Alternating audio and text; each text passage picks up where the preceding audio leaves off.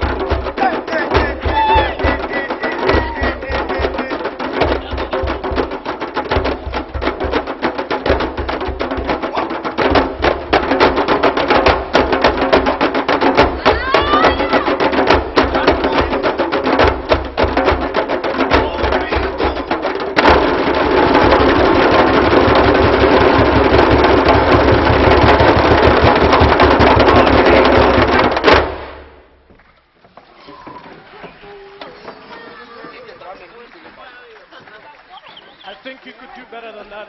That deserves a louder, louder round of applause. TUT Big Band. Okay, ladies and gentlemen, before we get going with today's festivities, I'm going to be like that teacher back in school. For those of you who remember, I'm certainly not pointing out anybody's age. Please, if you're sitting at the back and I'm too far, I look this small on your camera phone, then it means you need to come closer. So could I ask that you come closer so you can smell the beautiful cologne that my mother bought me?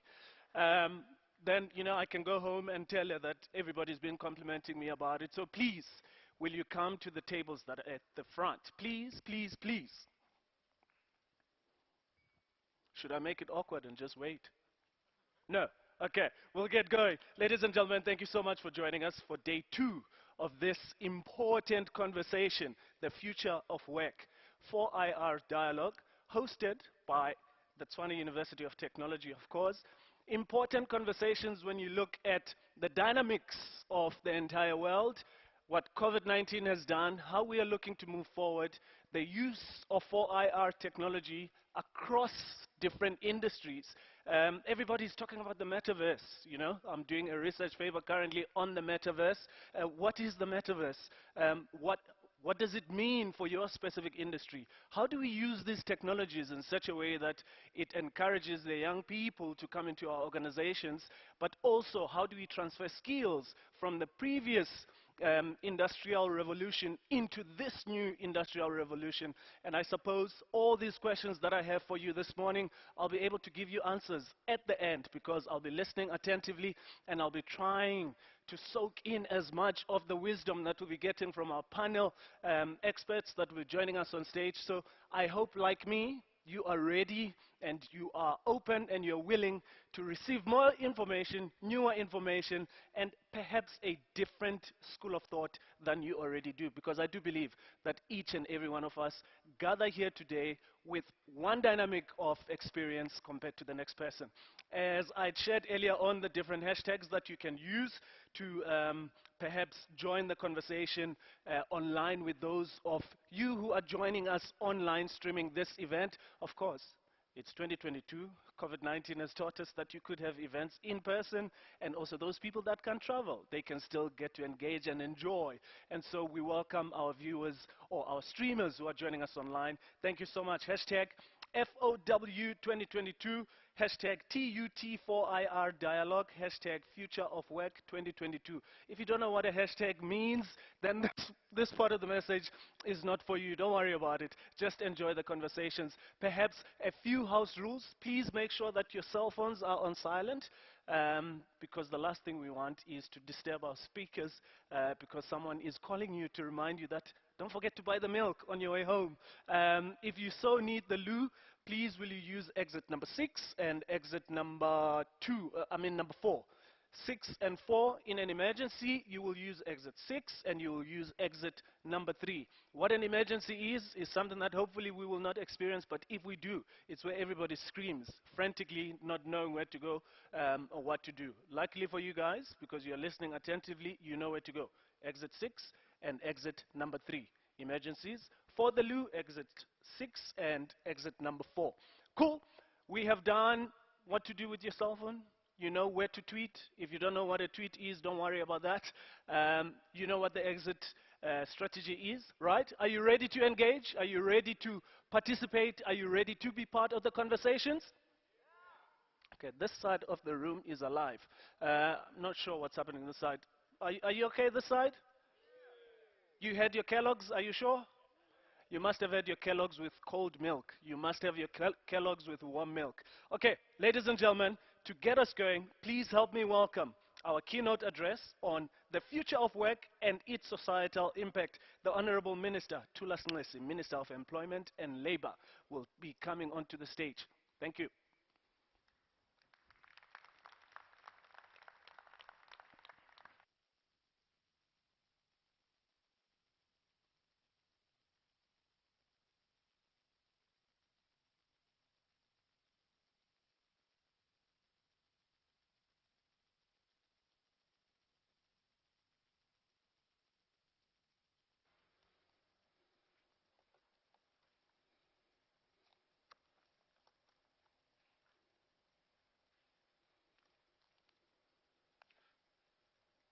Thanks to the program director.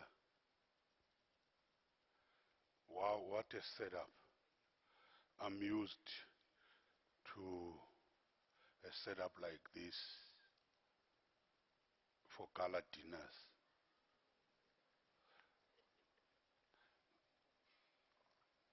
It's a very nice environment. It's not even a threatening environment. Thank you very much, Program Director. Let me recognize the chairperson of the council. Is it Mr. Manyoni? And the Vice Chancellor of the Tshwane University of Technology, Professor Dinyiko Maluleka. Let me also recognize the Speaker of the City of Tshwane. Let me also recognize the leadership and the staff of the Institute for the Future of Work, and all the council members of the university, the representatives of the industry, academia, and government, the embassies and international development agencies, and the speakers in the conference, the presenters, and the panelists, the invited guests, ladies and gentlemen. Thank you for inviting me to participate in this occasion.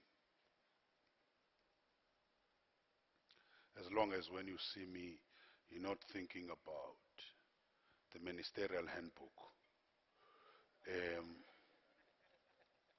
The President has given a line that he has withdrawn the ministerial handbook.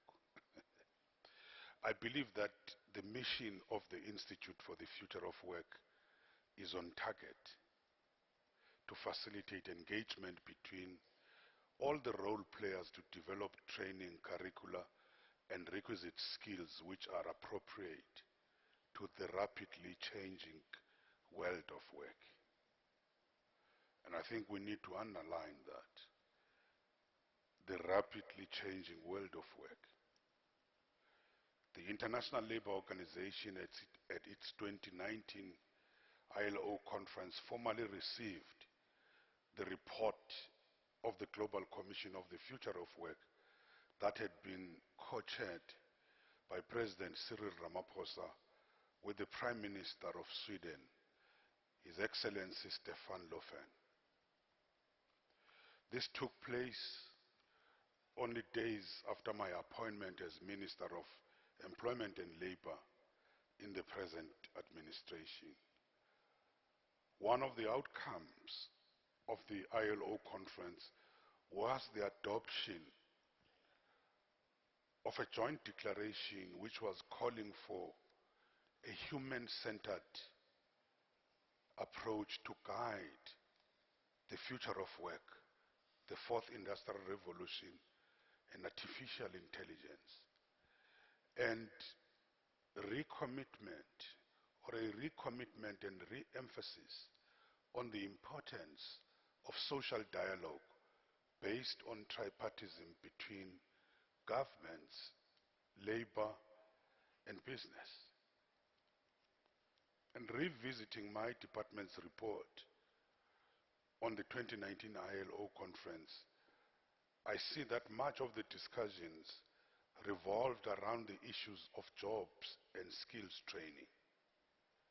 The discussions focused on the transformations sweeping through the world of work, including the technology, climate change, and demographic shifts, bringing new opportunities for creating employment and improving incomes, thus attaining Sustainable Development Goal 8 on the sustained, inclusive, and sustainable economic growth, full and productive employment, and decent work for all.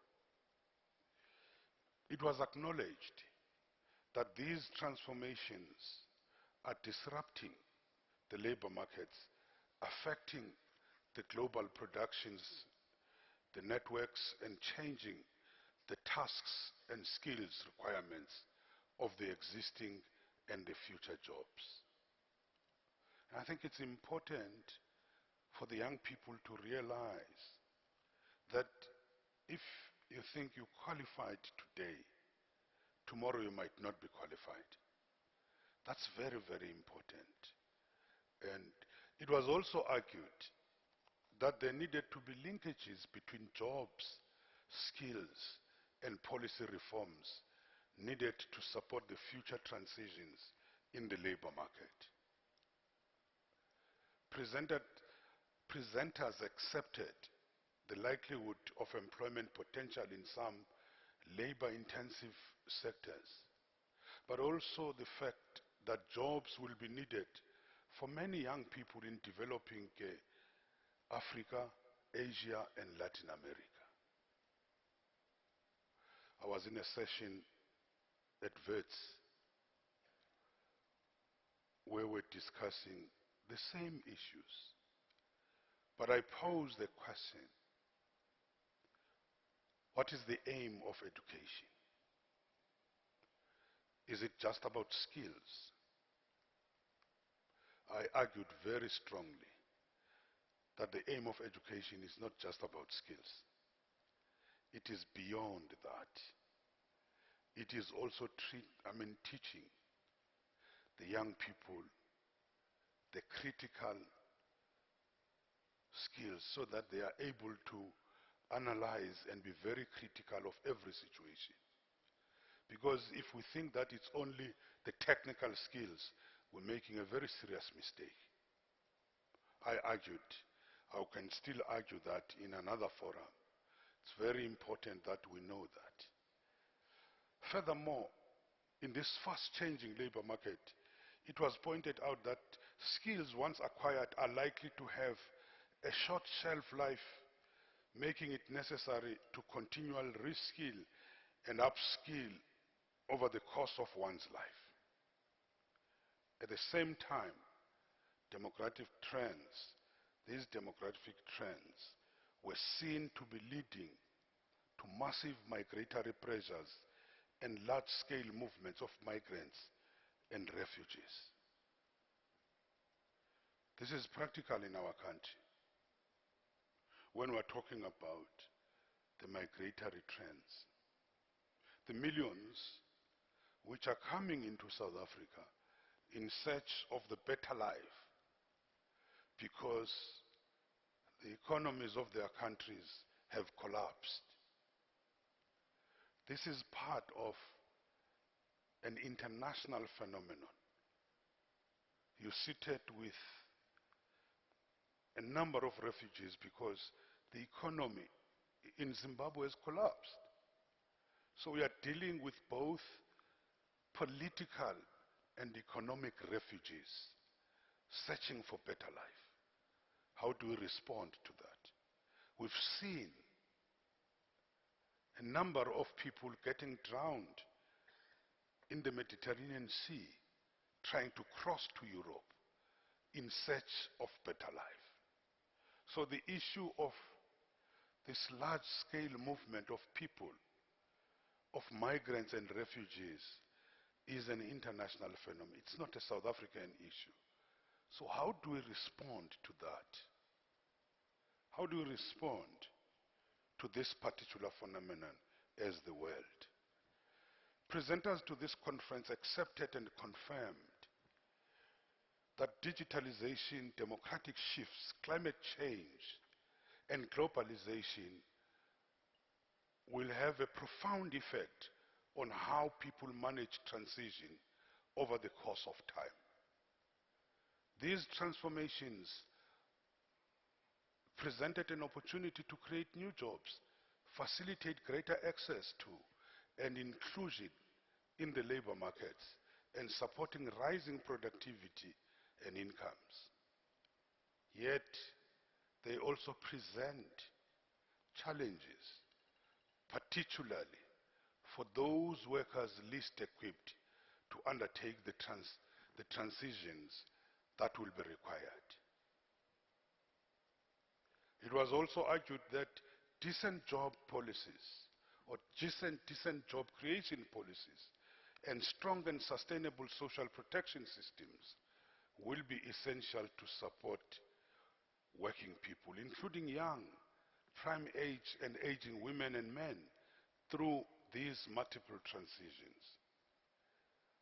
There was also a general acceptance that we live in the world where the global supply of workers connected by the internet can be hired in real time to perform tasks as varied as IT programming, graphic design, or school tutoring. And this raises a number of questions.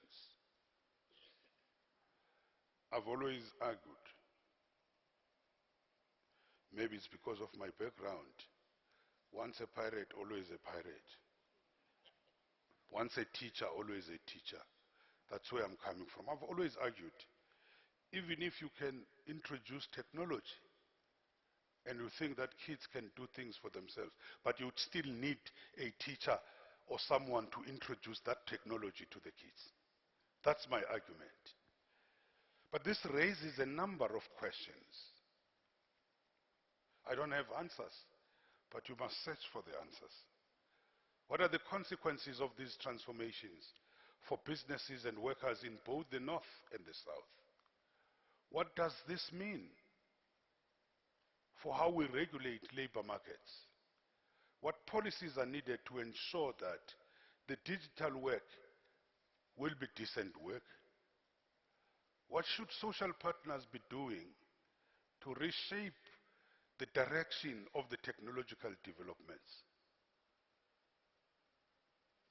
If you listen where I started, I said, as we deal with this, we need a human-centered approach.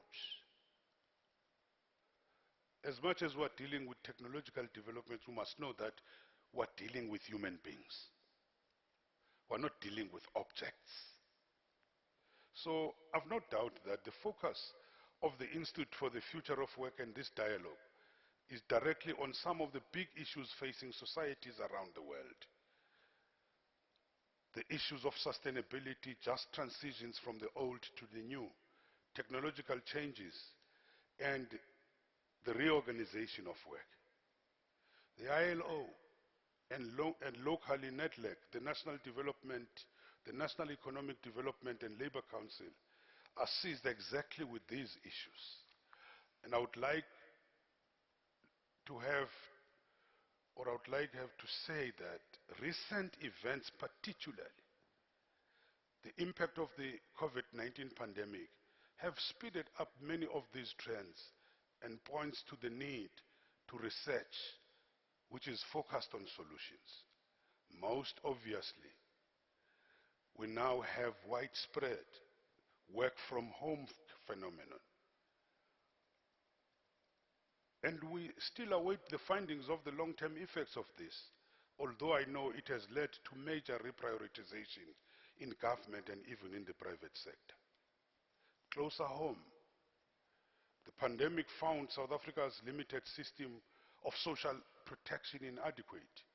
We did mobilize funding through the UIF, the Unemployment Insurance Fund, a COVID-19 Temporary Employee Relief Scheme, that program which supported 6 million workers and their families.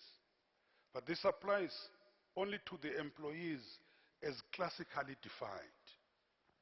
Classically, there's an employer and an employee, and there's a workplace. But today, that is changing. How do we deal with that? Left outside the net were the informal sector and the precarious workers in the gig economy, which would be currently and inadequately defined as self-employed. So you are employed if you are self-employed. It's no more the classical way of having an employer and the employee. The same goes with the compensation fund.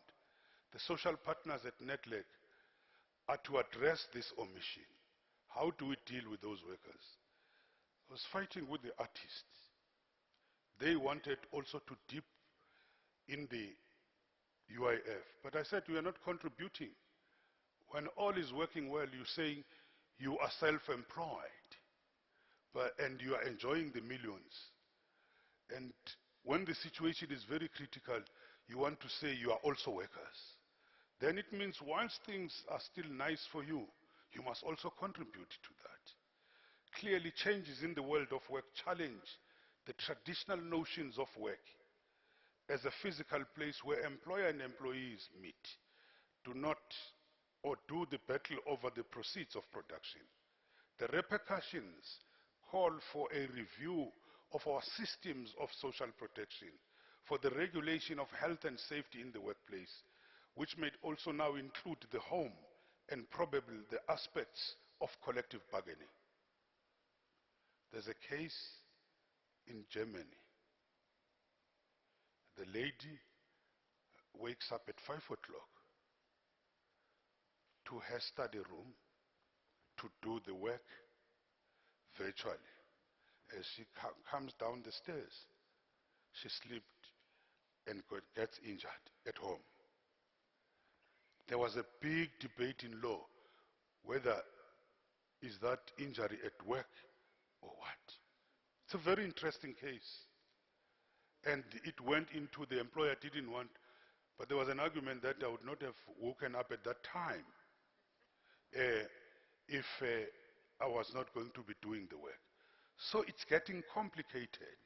How do we deal with that? And I'm saying this working from home phenomenon has become so complex now. Reinforcing the point, the ILO publication of this year said the next normal, the changing world, or the changing workplace in Africa finds the following trends emerging from the pandemic. Trend 1, remote work has grown dramatically but unevenly during the pandemic. 2, most future workplaces in Africa will be in person or hybrid, not fully remote. 3, remote work is changing how the enterprises hire. 4, health and safety measures were widely adopted and beneficial for workplaces. 5, flexibility and adaptability have helped enterprises navigate the pandemic. 6, digital communications, innovation and teamwork skills are now top priorities for enterprises. 7, productivity has improved and remained constant at most enterprises. 8, the pandemic has deepened gender inequalities at work. 9, social dialogue has been reinvigorated during the pandemic. And 10, labor laws have struggled to keep pace with these rapid workplace changes. So the ILO raises key questions, including the following.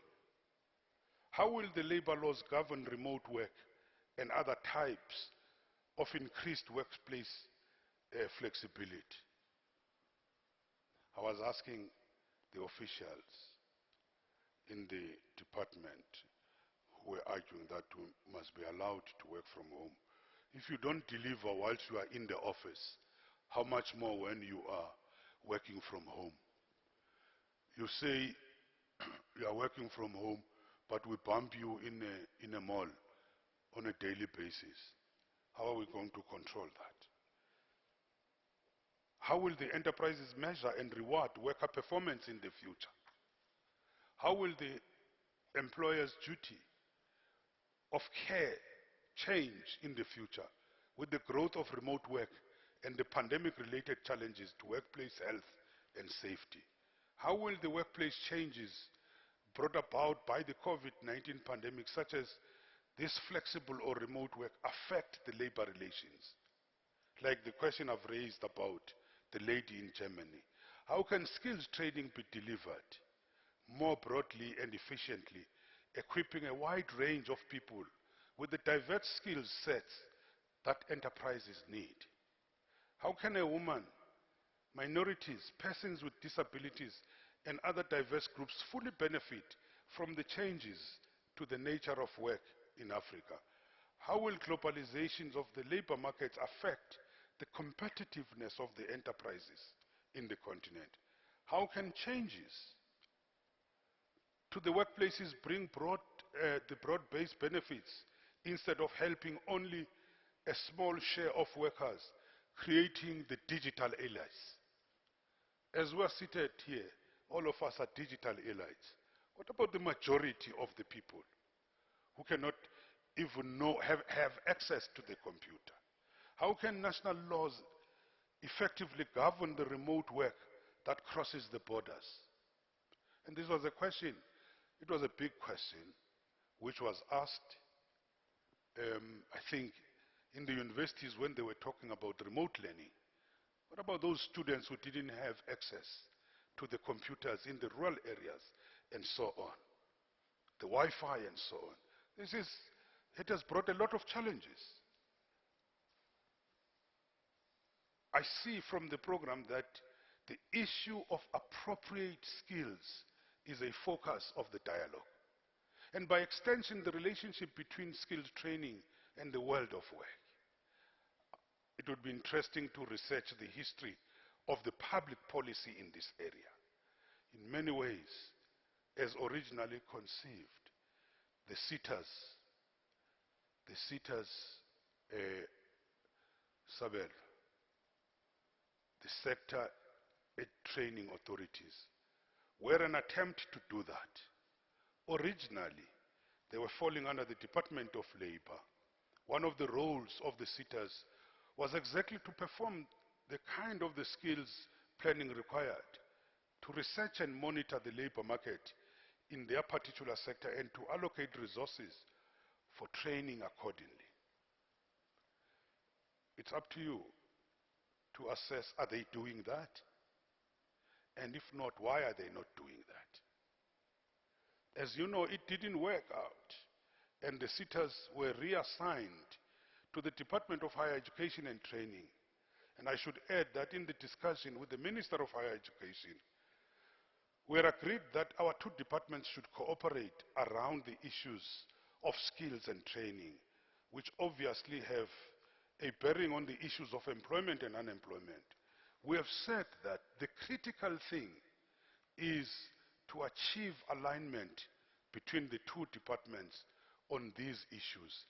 And it shouldn't matter where the SETAs sit, but how they perform.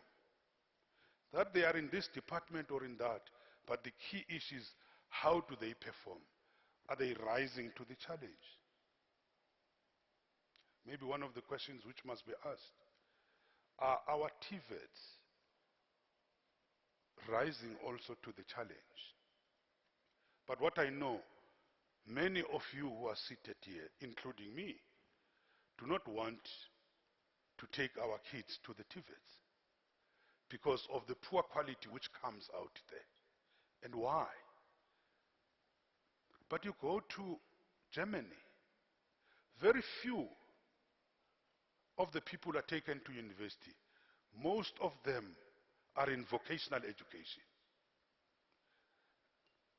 What is funny, if you are looking for a plumber or an electrician where I'm staying, you call for a plumber or an electrician. The person who's going to come, it's an old white man. It's an old white man. If he's black, it's either a Mozambican or a Zimbabwean. Why?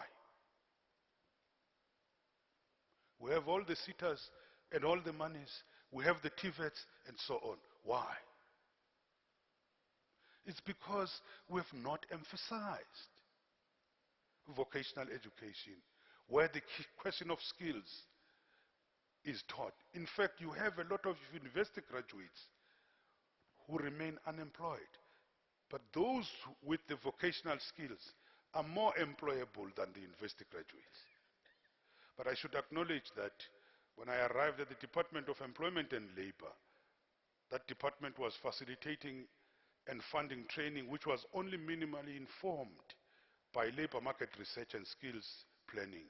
In some way, we had a bizarre supply-led training model with training institutions largely setting the agenda for skills training. I can see my time is over. But I must emphasize this. We cannot train for the sake of trading. We changed the model. We said, train and place them in employment. So if you want to suggest programs to the department, we want us to fund you through that labor lab. We are very clear that train the people in order to place them. Not train them after 6 months, they have nowhere to go. The person is gone with the millions. The very real downside of this was that the unemployed people received training, which was not aligned to the needs of the labor market. They simply remained unemployed. I wish I could say that as a department we now have the necessary capacity in this regard to the labor market analysis. But we are some way off that and need to rely on cooperation with other entities. However, we have to stop to this willy-nilly funding of training programs, obviously, to their employment outcomes. I mean, which are oblivious to their employment outcomes. We must make sure that those who are being trained are linked somewhere. Through the UIF Labor Activation Program, which we call LAP, the department contributes to training of the unemployed as part of the government initiatives to stimulate the creation of jobs in the labor market. Through the training of the unemployed program, the fund implements projects with implementing partners with the employment guarantees at the end of the term of the project. To this end, there's a program we always showcase. The KwaZulu-Natal Department of Education, for instance, has already absorbed 14,000 participants from one of the projects funded through the Labor Activation Program. The Temporary Employer-Employee Relief Scheme provides support to distressed companies that seek to retain their employees. Under the scheme, the UIF funds 75% of the employee's basic salary, up to a maximum of 17,000 per month for the maximum period of 12 months. Of importance is that the Labor Activation Program has taken strategic direction that training of the unemployed should be demand-led and lead to the employment at the end of the period. So the employers and partners who participate in the program commit to ensuring that the trainees will be absorbed. In the medium-term expenditure framework period, which we call the MTEF, the lab has planned for 75,000 participants in programs that enhance employability. Despite the cost of the COVID-19 benefits in the last 2 years, UIF has set aside a total of 2.4 billion rand for the Labor Activation Program, whose objective was to assist the unemployed workers re-entering the labor market and participating meaningfully in the economic activities by establishing and funding the small enterprises in the hospitality, in tourism, in agriculture, and ICT economic sectors. So you will understand what has happened here. With the focus on jobs, the department has homed in the training for guaranteed jobs, effectively substituting this for an in-depth labor market analysis. Now, this is all very well for boosting job numbers in the short term, but clearly, this does not begin to come into terms with the broader future trends in the demand for particular skills. And a further challenge with the approach to training is that setting of the required skills will have longer lead times in the training thereof.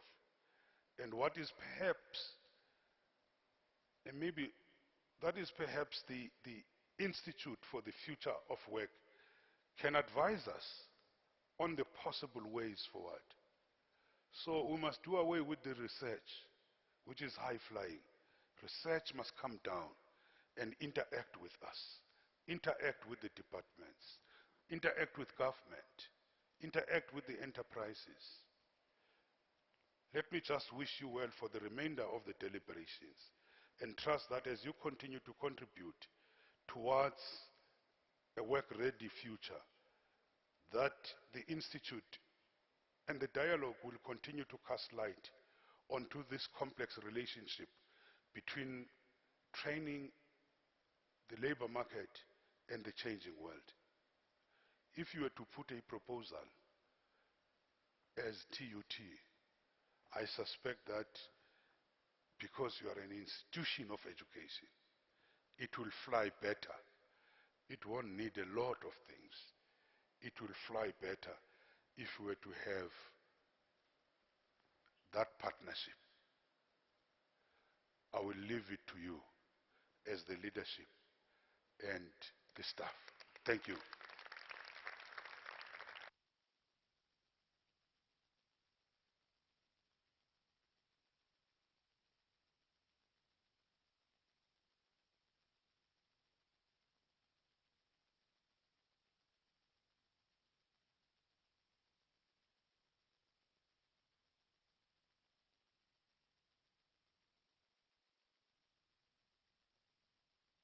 To the Honorable Minister, thank you so much for that keynote address, raising quite a number of issues, also raising quite a number of challenges, opportunities to address these challenges.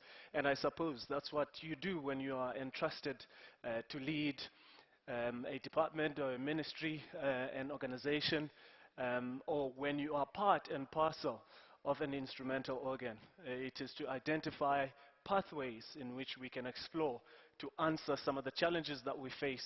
The Minister raises a number of points, such as the constant rise in the number of skilled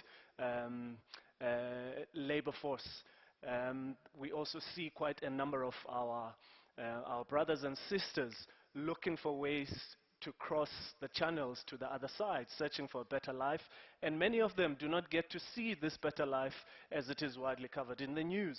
We are also facing a number of challenges across sectors, in that there is a change that is happening, and how do we then bleed through younger skilled or a younger skilled workforce that is going to be effective, that is going to be influential in their spaces, but also without disposing those who hold the IP within those spaces that they work. And so I suppose, Minister, some of these points that you raise, we begin to answer with our first panel session, which will be looking at the future of finance, a session that will be led by Warren Lafleur, who is the co-founder of Koya Capital.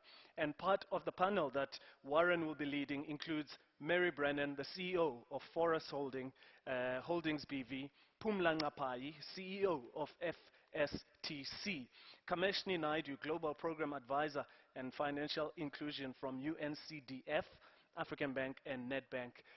I will ask that those members of the panel who are here, please, will you join us? I do believe that one or two are still on the way. We are in Joburg, and traffic is part and parcel of our daily life. So please, ladies and gentlemen, a warm round of applause to welcome our panel onto the stage.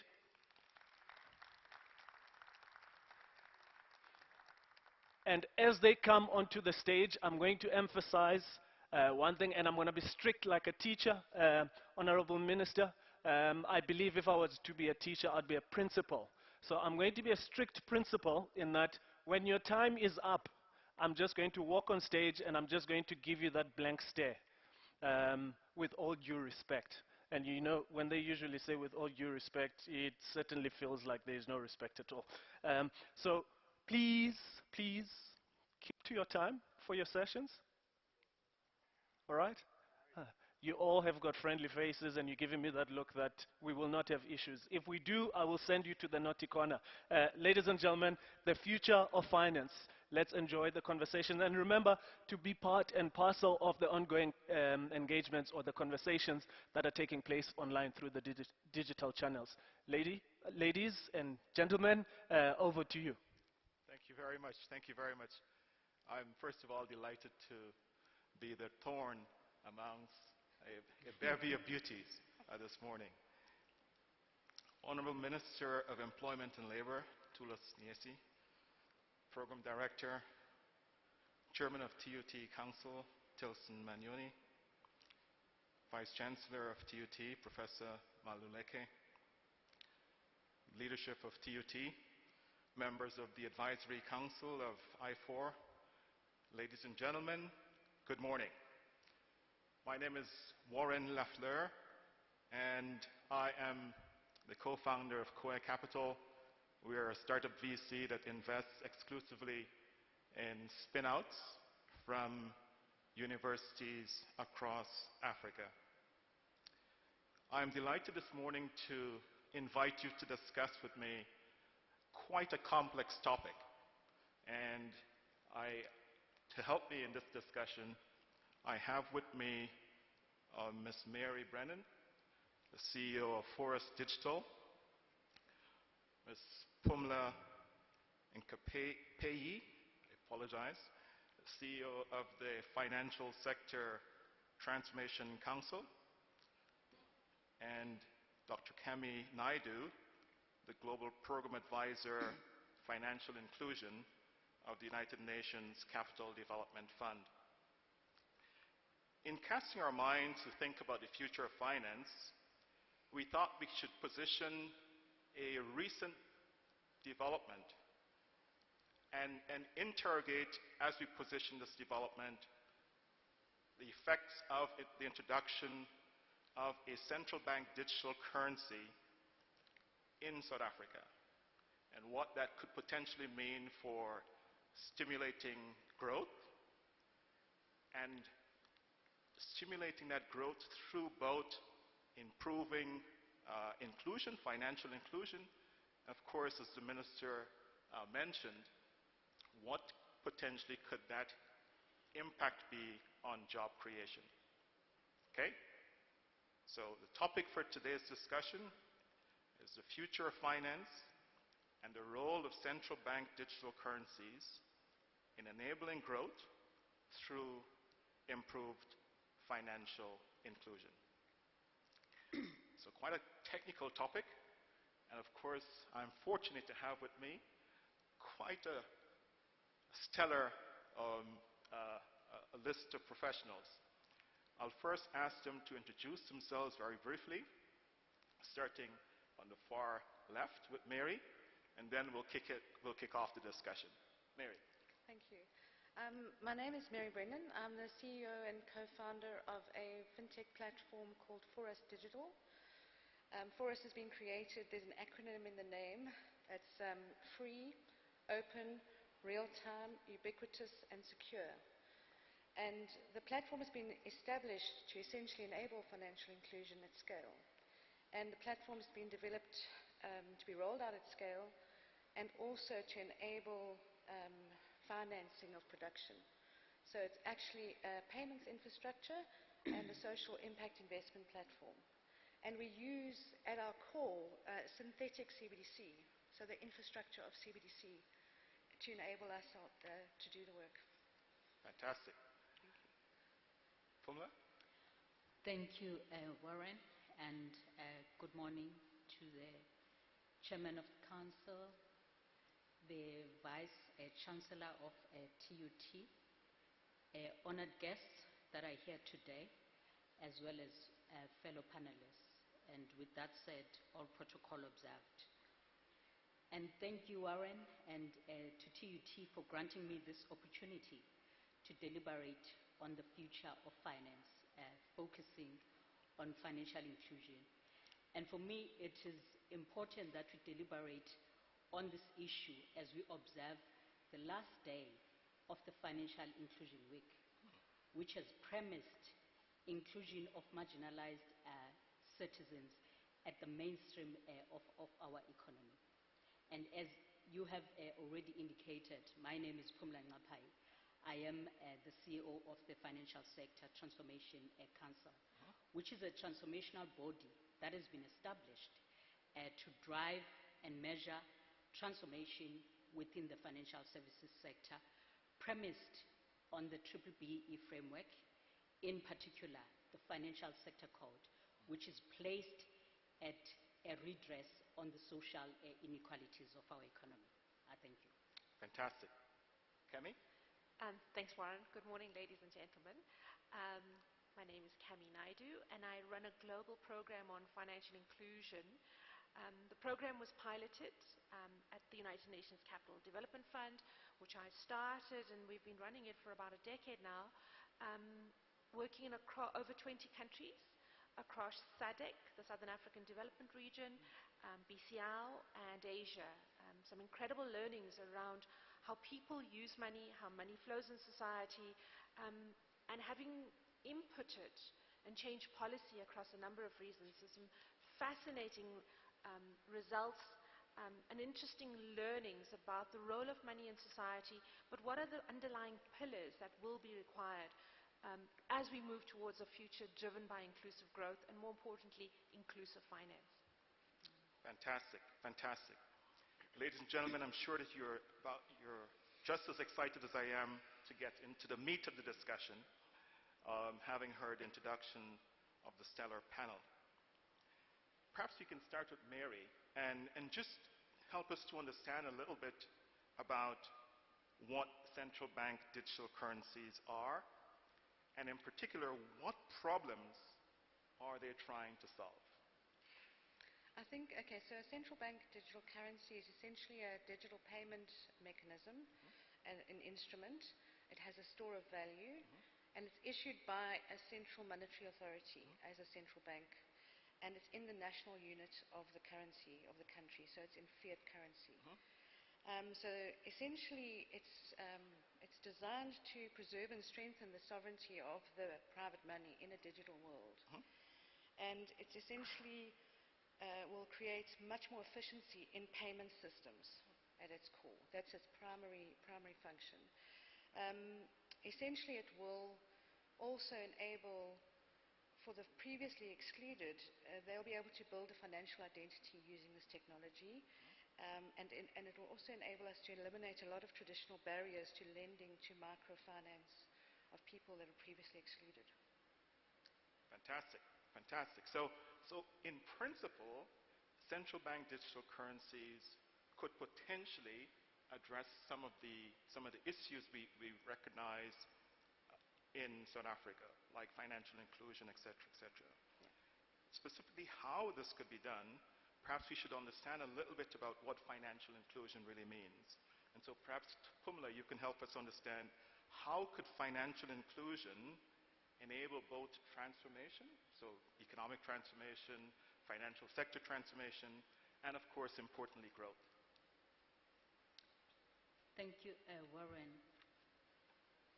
Financial inclusion as a global phenomenon plays a critical role in mediating social and economic empowerment towards the promotion of welfare of human rights through inclusivity and diversity in the mainstream economy, towards achieving a more equitable economy. To further unpack this, and I think Dr. Kemi would agree with me, financial inclusion finds its expression in the advancement of the Sustainable Developmental Goals, and it is considered as an enabler for other developmental goals towards achieving sustainability by 2030. And from a South African perspective, in addressing this phenomenon, a number of policy measures have been put in place, including the Financial Inclusion Framework Policy, which is aimed at addressing the reach of access to financial services and products, which is what my colleague was talking about, as well as yourself, on the digital currencies that are being developed worldwide. And also, a number of initiatives have also been encouraged amongst the institutions themselves in the promotion of financial inclusion. That involved tailor-made payment methods, certain transactional costs that will allow for the marginalized to be integrated into the mainstream economy. That also includes specific investment schemes, saving schemes, and those are critical as we are driving towards the recovery of our economy. how do we then ensure that the marginalized are not left out, they are included as the global economy is advancing. And also, whilst the government has considered this inclusion framework, there are also regulatory aspects that have been considered by our regulatory institutions that focus on broader issues. If you look at the demand issues, the supply side issues, which will ensure that an appropriate framework is in place, guiding the consumers as well as the service providers in terms of ensuring that financial inclusion is prioritized. And key amongst this, which I think is quite critical for TUT as an institution, is the promotion of financial inclusion through education. Yes. The minister earlier on alluded to training initiatives that should translate to job placements in the workplace. But the argument here is about ensuring that financial inclusion is at the center of the future of our work, not only for TUT as an institution, but for South Africa as well as the global economy. And also, in order to encourage the participants within the financial services sector, the code outlines and articulates measures that should be followed around socioeconomic development issues, around empowerment and financing, taking into account or advantage of existing initiatives within the market itself. And one can say, whilst those have been considered, more needs to be done.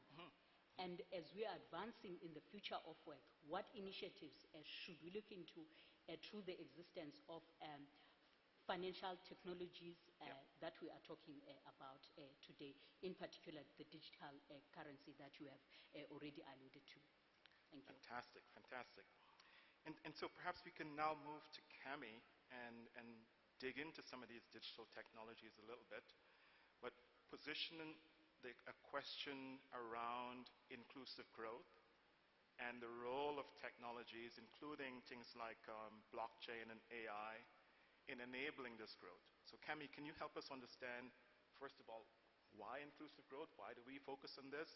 And then is there a role beyond education, as Pumla already mentioned, for digital technologies like AI, blockchain, in enabling this inclusive growth?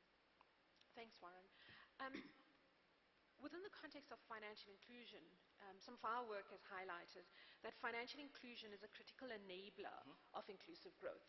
An enabler within the context of education, healthcare, employment, social protection. Our data and our work has mapped back, looking at communities and looking at societies, of the role of financial inclusion and its potentially power in leveraging growth and leveraging community and societally-led growth. I want to park that there a little bit for now. I think if I have to step back and consider money and the role of money in society, at the outset, the concept of money is woven into the fabric of society.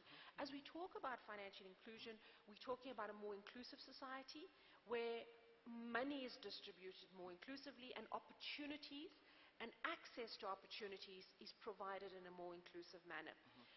So that understanding of money in markets and in personal lives means considering not only financial markets or currency on its own, but the ways in which men and women, whether banked or unbanked, across different cultures, manage and control money, negotiate commitment power and sharing in households and communities. So as we think about a currency, it's more than just a piece of paper, it's more than just a phone, it's about how money comes together in society. So linking back financial inclusion, its potential for inclusive growth, and the power of money in communities and societies, we now have to overlay that within the concept of technology. I am an internal optimist about technology, and it completely surprises me how quickly it has an uptake. But I'm also cognizant of the realities of South Africa.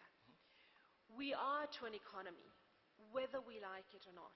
And the realities on the ground are very different from the highly privileged world we sit in right now. Understanding that commitment, the negotiating, and the power sharing of money in these two economies is what will change how and influence the impact of digital currency.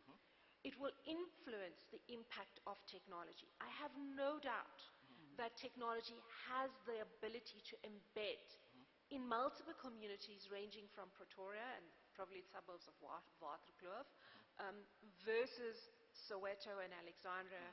And understanding that for me is the bigger thing. And I think what we have been remiss in doing is always testing technology in the privileged confines of the richer suburbs. That is not the world of the future. It is not the world of inclusive growth. Because those communities have survived during COVID. They have survived despite everything, and they will continue to survive. How do we engage with communities as a collective is the more interesting thing for me. And I perhaps is going to, for me, the interesting thing about when we think about digital currency is about sandboxing outside here into those communities and understanding how they work, because it's about the connectors that we make. And I think that's a fantastic extension of perhaps what Professor Wayne was saying yesterday, professor from Georgia Tech. You know, he was describing, you know, the stages of design that required going to the community. Absolutely. Right? And I guess in the South African context, we should not only go to the Sandton community or the Pretoria community, but rather to all of the communities, right? So the communities in Alexandria, et cetera, because arguably the technologies would probably deliver a disproportionate benefit, particularly in those settings. So thank you for that feedback. So ladies and gentlemen, now that we have a little bit of grounding around, you know, what the topic is about, a little bit about the role and value of digital currencies in enabling both growth and financial inclusion, I thought perhaps now we can understand a little bit about, you know, what does the landscape look like, potentially what implementation models exist, and then we'll become a little bit more practical. And of course, leave a little bit of time for you to pose questions to the esteemed panel. Mary, then perhaps we can ask you about implementation models, right? So this is very, very complex. It's typically led by, you know, central banks with the support of digital companies, et cetera, So what implementation models exist for CBDCs, and what are the implications for the existing market participants? You know, we have a massive financial services sector in South Africa. You know, how could they become a part of this? How could they potentially enable this in partnership with the central bank? So essentially, when the central bank is looking to roll out a CBDC, there's a number of methods they could use, and there's a discussion in each country around what the different role players will be across issuance of the currency, distribution at the wholesale level, you know, who will operate it at a payment system level, and then at the user level and the use of devices. So that's a detailed, you know, each country will look at its own solution and decide what the rules are around that. The other issues that they'll consider are the different consensus mechanisms and security of settling these transactions. They will use a combination of identity and objects.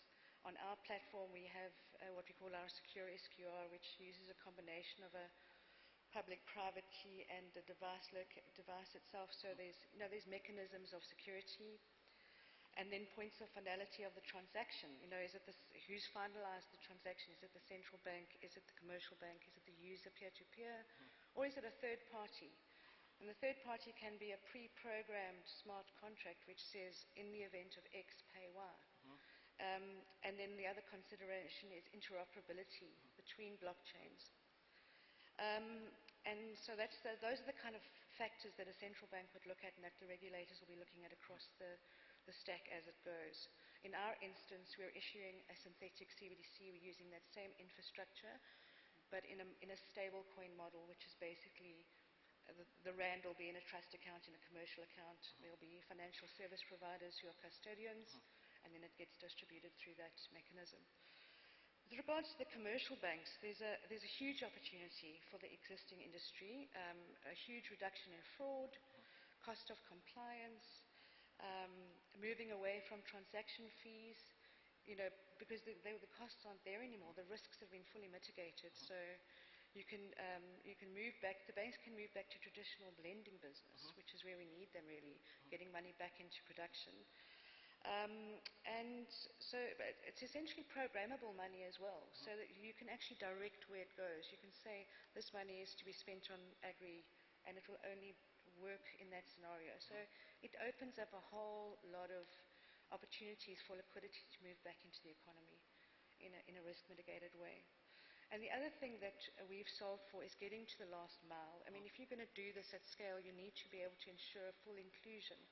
So it's about maybe able to move actually onto a card that you don't necessarily need to be online to use the infrastructure. And that's one of the key components, is actually how do we get to the last mile? How do we make sure that when you get off a taxi, you can buy your vegetables at the spaza and there's no interruption of that. So it must physically replace cash as such. Fantastic. And of course, I was quite encouraged when I heard about, I don't want to say digitization of the taxi industry, but certainly opportunities within the taxi industry to modernize their practices. And it sounds like what you're saying is that central bank digital currencies could actually play a potential role. I sort of also imagine that given that this is a digital currency and does not require as much physical cash, then the scourge of cash in transit heists could potentially be a thing of the past. Would you agree? Absolutely, and I think that essentially what it will enable is access. People who are excluded from the financial economy don't have access to finance. They pay more for everything. They pay more for data, for airtime, for electricity. Everything is harder. They're at risk as they move around. So it will just broaden access at a huge level. Fantastic. And I think one point I'd like to make is the cost of money transfer amongst the country. If you've got a real-time money transfer, and people could wake up in the morning and the social branch is on their phone, and that money can move around that community a couple of times before it gets spent in the corporate world. That's how we're going to create, that's how we're going to move out of poverty, is through the velocity of money.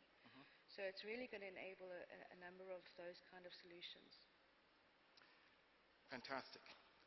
So can we now talk a little bit about collaboration? So we heard about the role of central banks potentially in enabling these things. How could leaders of the public and private sector best collaborate with institutes like I4 to both research, develop, create policies to enable, both the inclusive growth as well as using technologies like digital currencies to enable that growth? I know this conference is called the Future of Work, but I like to start from the real, from what's practical and what can be done, because I feel like you have to crawl before you walk, steps.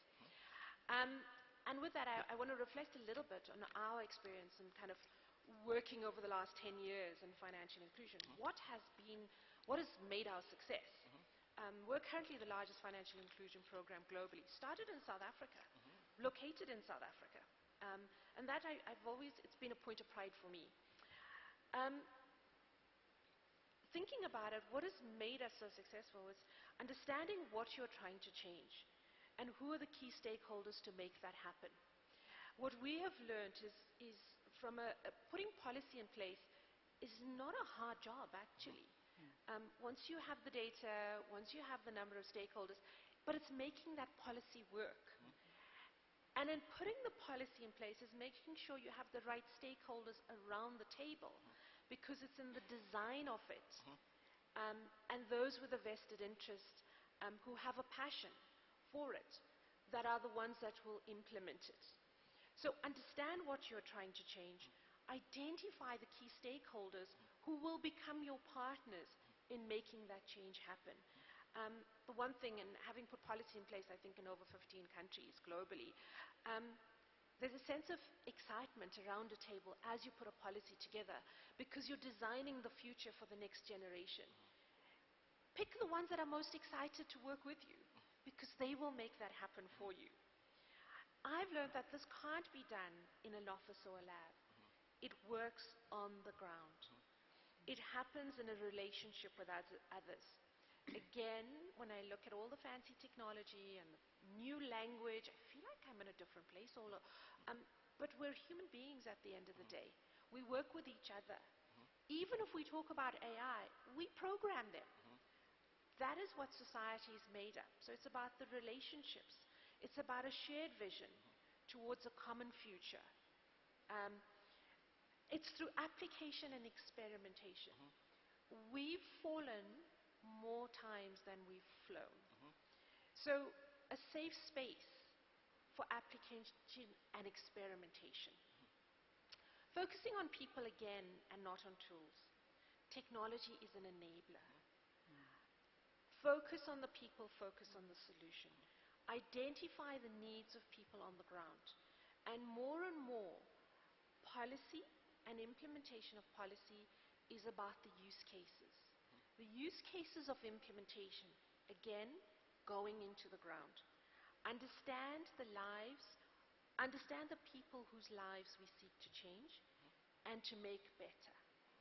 That involves understanding what empowering means, activating, mobilizing, in supporting change leaders in their lived environments. The change is going to come from multiple places.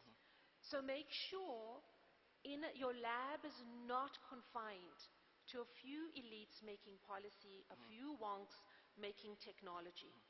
It's the people on the outside.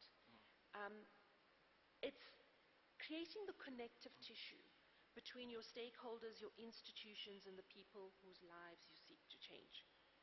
And make sure that your research is used to deliver tangible results.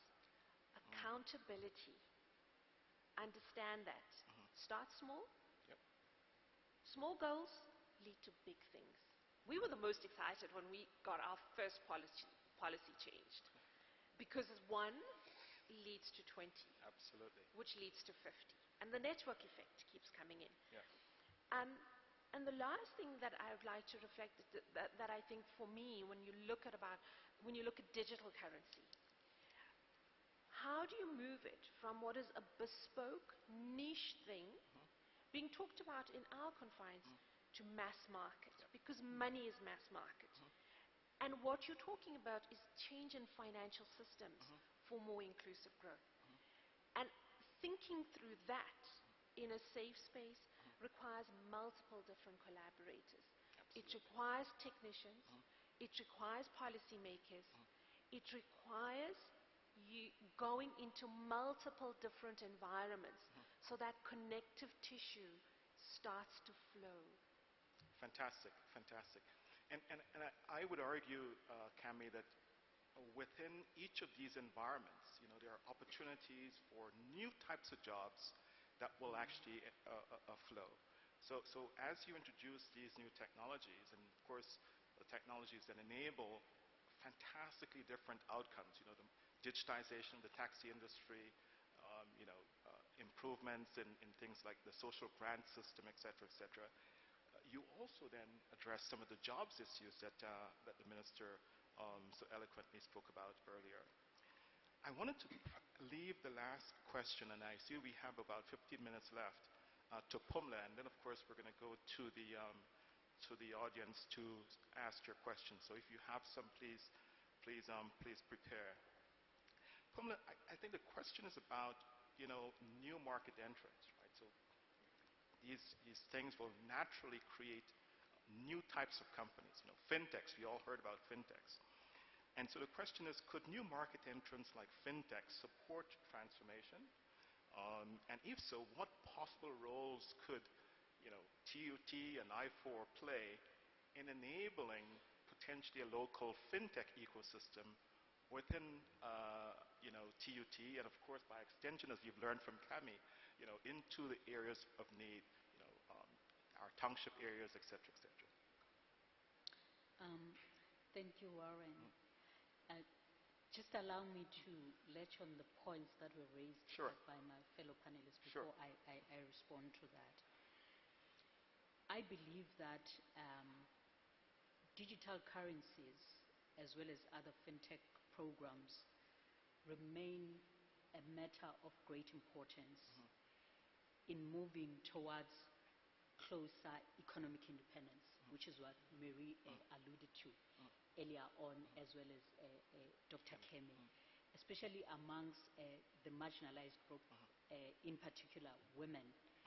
And I believe that for the journey that they envisaging or advancing, there's got to be these collaborative measures that Dr. Kemi is alluding to amongst the industry leaders and government.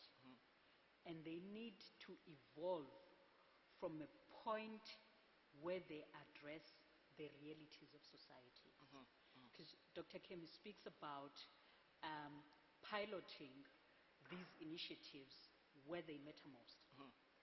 And I think some of us would attest to the successes of M-Pesa within the African continent, how it was started, and how other people didn't have like a belief in it. So those collaborative measures are a necessary tool towards addressing the realities of our societies. And I also think within that context, there's a role for institutions of higher learning, in particular TUT, which have the ability to devise specific financial models that can address financial literacy, more so in the post-pandemic era. What does it mean? Does it still hold the same meaning as it did prior to the pandemic? What does it mean? And it will also allow for an opportunity to broaden initiatives in addressing the social realities of our economy, including the African economy at large. Coming back then to your question, I believe that the new entrants like Fintech can be an appropriate tool for supporting transformation and combating poverty if the realized infrastructure is representative of the population and economic standing of the South African economy. Fantastic. So that is quite important because that has the capability to provide a promising platform for addressing the phenomenon of inclusivity through bridging the divide of fintech, understanding and facilitating access towards a digitalized global economy. Also, with technology on the rise, I believe that TUT can play an important role in further interrogating the usage of these technologies across the respective demographics in order to introduce and promote customized curriculum or courses that support the understanding of the respective fintech initiatives and contextualize those in the context of the fourth IR, because that is important. If we engage outside of that, then we'll be missing key opportunities in terms of ensuring that the marginalized are integrated into the mainstream economy. Okay. So I think I will leave it there. Fantastic. Thanks. Fantastic. Ladies and gentlemen, first of all, a round of applause to the panelists. I will now encourage you to ask them questions. I see a question on this table, and I see a gentleman right in the middle. So please, if there's a mic, we can start on the right with the lady on this table. And if you can pose the question perhaps to a specific person that you thought could add value. Go ahead. Thank you so much. My name is Catherine Lepoto from VX Technologies. Thank you to the panel. Perhaps my question is directed to Mary. So I think in South Africa, we've always regarded ourselves as being the most advanced economy on this continent. But it is my view that in this particular space of digital finance, we are lagging behind. The example of M-Pesa in Kenya was mentioned, and I think, Mary, in your submission, you spoke about the fact that, with digital currencies, we should be able to see people, buying fruit and vegetables from street vendors. This has been going on in Kenya for years already. And when it comes to central bank digital currencies, I would like to also point out that Nigeria issued the digital naira earlier this year already, despite the challenges they had with that. But the point is, they will always go down in history as the first sub-Saharan African country to have gone this CBDC route. So the question I have is, what is the role of policymakers, and how do we get policymakers to really step it up a gear to get our economy, our region, and remember, South Africa is effectively guiding the rest of Southern Africa region in this space. How do you guys bring the policymakers to step it up a notch? Because this is important. And another aspect that none of the panelists spoke about, which is a reality in our communities, is that cryptocurrencies are real. They are happening in the very communities that we are concerned about that are not represented in this room. And I'm not hearing much from government about what their plan is for that particular space. In fact, if I'm not correct, if I'm not wrong, only yesterday did the Reserve Bank come out to say that they will start considering crypto assets as financial products. So this idea, and I'm talking also to the policymakers at that table, the issue with this country when it comes to digital finance, I think, is the fact that policy is way behind. And we are not seeing decision makers connecting with industry, with private sector, to help us pick up the pace. When we're talking about the central bank digital currency in South Africa, for example, some of us in the blockchain space, we don't even know how the people at the Reserve Banks are selecting the blockchain protocol that they are going to use. Is it because of who I know? Is it how these kind of decisions are being made? So I would like to make that please. Thank you very much. And maybe, we want to try to get as many questions in, so if you can keep yours, as short as possible. Mary, do you want to go for that? Yeah. Can I just respond to that one? Sure, That's great. sure. Thank you, Catherine. So first of all, just to say that South Africa is actually quite advanced in this sector. We have what we call the Intergovernmental Fintech Working Group, which is representative of all the financial conduct authority and regulatory bodies, about 7 institutions. And they've actually done 2 projects to establish viability of blockchain-based wholesale settlement and retail settlement, I think the retail bit. But they've actually come quite far, and they've actually done a lot of work at looking at how they will regulate what they call CASPs, Crypto Asset Service Providers. So they've done a lot, but they haven't regulated yet. So the first step was yesterday when they said, right, crypto assets will be a financial services product. That was step 1. But they have a raft of regulation, I think, which is coming quite quickly around how we regulate crypto assets, which is, in our world, is actually digital assets. It's actually financial service instruments, proper regulated instruments that can be used to do financing. So that's where we're going. It is coming. They are a little bit behind. With regards to us moving, we're actually getting ready to move within weeks to actually start rolling out our technology within the regulatory framework. So our technology, we've sort of gone on a build, operate, transfer kind of model. We understand the technology is proven, it's tested in other spaces, it's robust, and it's interoperable. So I think that I don't think the South African government is too far behind us. Okay. Yeah. And Pumla, you wanted to add? Thanks, Warren. I think what we should take from what Kathleen is raising is the fact that not everyone is integrated Yeah. into this particular discussion.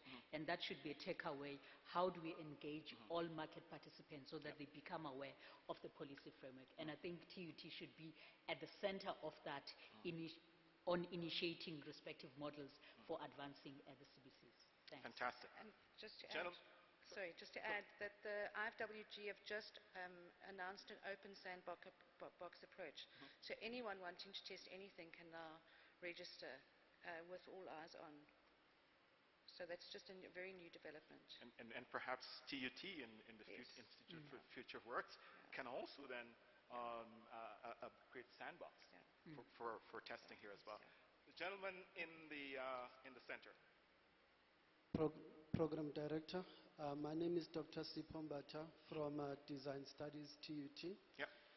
I run a side hustle of breeding bulls. We sell internationally these dogs. We cannot grow because banks don't want to fund us, because typically coming from black communities, we don't have collateral. You can run a business with a revenue of over R1 million each year, but we are still failing to get funding. So I just want to check, how is the issue of collateral going to be addressed if we are to unlock township economies and if we are to have an inclusive financial sector where a black person has the same opportunity to succeed as a white person that depends on their forefathers for collateral. Thank you. Doc, I will grab you for lunch and we can have a sidebar on the specific subject around, collateral-less financing. It's one of the gaps we know exists within the startup ecosystem. We don't have startup banks here. And so let's grab a sidebar specifically on that topic and we can actually exchange about that. The gentleman with the lovely hat. Good morning, everybody. I'm Professor Letlole, former student of TUT and former HOD at TUT. Welcome. I'm the founder and the president of educational institutions. I founded a TVET, and aiding on my learned friend said, our education model is based to empower students in historically disadvantaged areas, townships and villages. Our campuses at the moment are in villages because we are taking education to villages. But the challenge that we have is that even though we have been accredited by QCTO, registered with the department, writing the same exam with other public government institutions, our students cannot be funded by NEFSAS, for an example. Right. Number two, we are currently offering students free education, even though we don't have funding. Because these students are they are staying with they are orphans, staying with unemployed parents, but their performance in matric, they are so good. But we are struggling to get funding to educate these students. Right. So I'm asking if there is a possibility of us being assisted. Because we have been speaking to kings and chiefs. They even offered us facilities because they've learned of our model. Finally, we have the international recognition already, accreditation with USA, UK, and even African universities. We are saying we've got international standard of education, but we are struggling. So we are pleading with people to partner with us so that we can empower a black child to get education and just walk to the institution. That's another sidebar conversation. Ladies and gentlemen, I regret that we're out of time, and I want to be respectful to the program director. But if you'll allow me to very, very briefly sum up, I think we recognize the potential of central bank digital currencies. As you've heard from the panelists, this is a new way to bring efficiency, inclusion, inclusion, and more importantly, stimulate the development of an entirely new industry around central bank digital currencies. We know as an example that, as Pumla mentioned, the success of M-Pesa in Kenya. We heard about the e-Naira in Nigeria. All of these starts are showing substantial potential which South Africa given the size of your financial sector, could derive an oversized benefit. And perhaps in the efficiencies that CDBCs and fintechs and these other things can provide, there lies potentially the answers that both the professor is asking. Could we then imagine a situation where we transfer savings from the management of let's say, a legacy financial services sector to fund some of the things that the prof was talking about? This is what the potential, this is where the fantastic upside from a solution like this could reside. We're constrained right now because of fiscal measures and response to COVID, et cetera, but could these new technologies that are rich in innovation and augmented by fantastic research that universities like TUT could supplement? I love the expression of the minister. Don't bring, and Cami, I think you also mentioned this, don't do that highfalutin research. Let's do research that has practical application, right? And let's go to the areas where the needs are greatest, right? As the prof said, you know, in the township economies where need for financial support is greatest. And I would like to posit perhaps a grand summary of our discussion saying, perhaps it might be worthwhile. We know that there are some experiments happening and pilots at the Reserve Bank. Given where South Africa is, and given the need to build back better, perhaps it might be worthwhile leaning in a little bit more in these experiments and ensuring that we build back better, a lot more inclusive, benefiting from the potential efficiencies that things like this could enable, and more importantly, helping to address some of the socioeconomic challenges the country continues to face. So ladies and gentlemen, thank you very, very much. We know that this has been a technical conversation. I am delighted to have had a fantastic team of professionals guiding me, and we look forward to your continued engagement in the corridors and over coffee during the breaks. Thank you all very much. Panelists, thank you all very much. Thank you.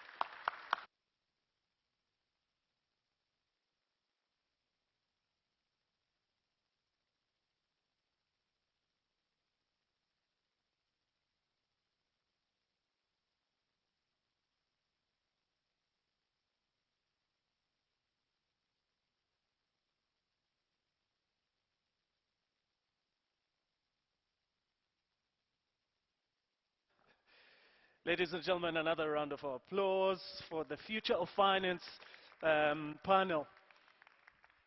And as Warren has noted, none of them need to go to the naughty corner because they've been so good with time, even though we ate a little bit into their session.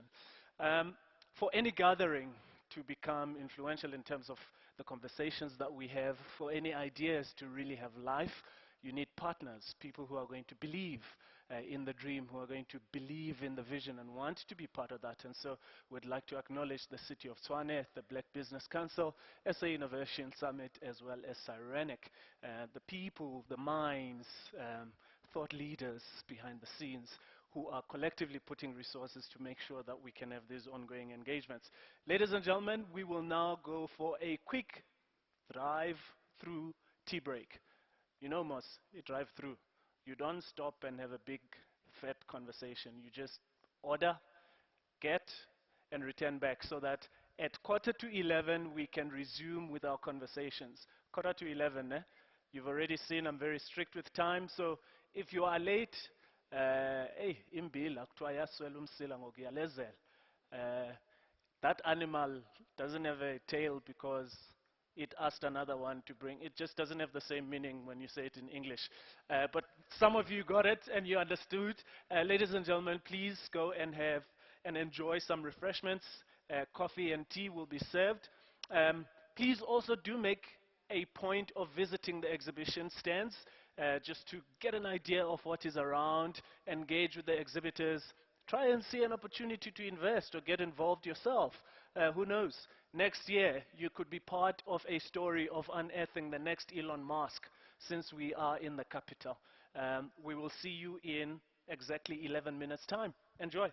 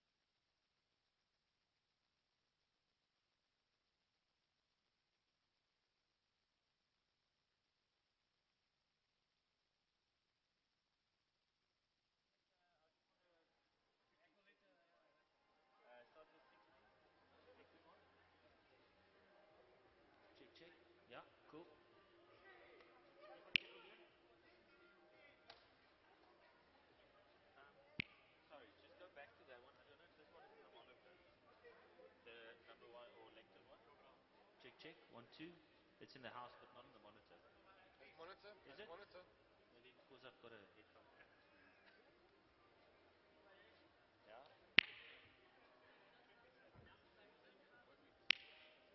And then moderator. Cool. Thank you.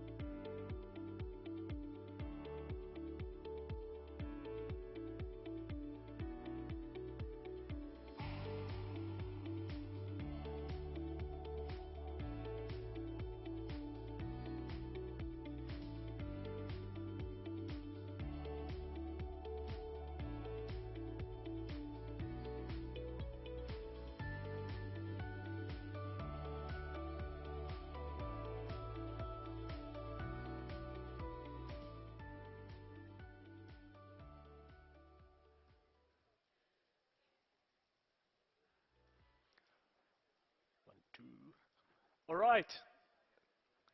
We should be making our way back onto the main auditorium. So if you can hear my voice and you are still on the outside, please would you make your way into the auditorium.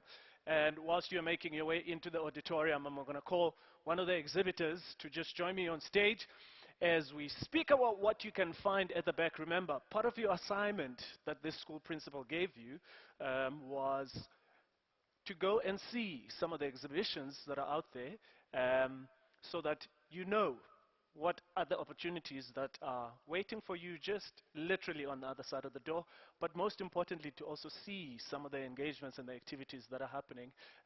You know what I forgot is to ask for a mic. So I'm going to ask for a mic. Whilst we were asking for a mic, I'm going to ask you to rehearse because you only have 20 seconds to sell yourself. So you know that elevator pitch that they speak about.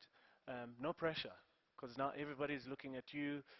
Thousands of people are streaming from home, you know, and they're waiting to. And you've got glasses, so you can't let me down, you know, because this is the Glasses Alliance. Thank you, man. This is a Glasses Alliance.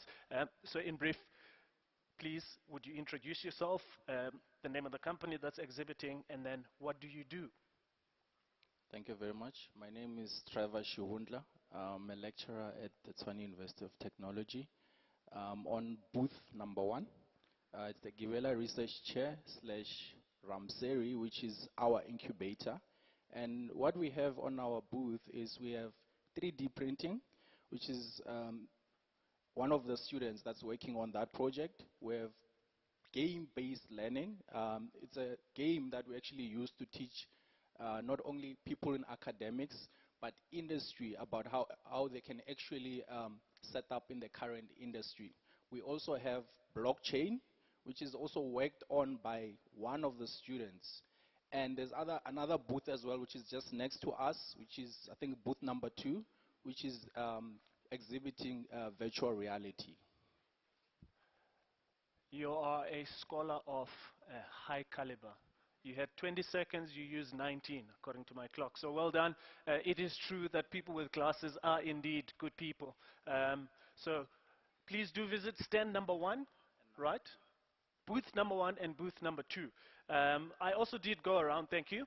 I also did go around and I found they are called X-Reality Lab. I did invite them to come onto stage, but I suppose it is a bit intimidating, so the opportunity to come and tell you perhaps will present itself again around lunchtime. There's also My Energy, which they say innovation is me energy, and I find that to be interesting. I'm not sure if any of those two are around. Yes? There we go. Thank you for finding the courage to join me. Please, tell us, what are you exhibiting? We are exhibiting energy solution. My name is Dr. Adenuga. My energy is owned by one of my students. Augelo Modise is the CEO, and I think she's taking her PhD work to commercialization. She's under an incubator under Ramseri, and the aim is energy is life. Conserving it is smart. So it's about energy auditing, energy minimization, and we sell auditing, we audit, and we provide solution towards energy efficiency and carbon efficiency. So when we conserve the energy we generated, I think we can reduce the load shedding effect in our homes. Ish. That is what we do. Thank you. Thank you so much, sir. When you say conserve energy, smart energy consumption and audit, I immediately thought, hey, those guys, they next to the N1, just on the right-hand side in Woodmead, they could do with your services. Also, I'll come and pay you a visit to see if you can help me avoid load shedding.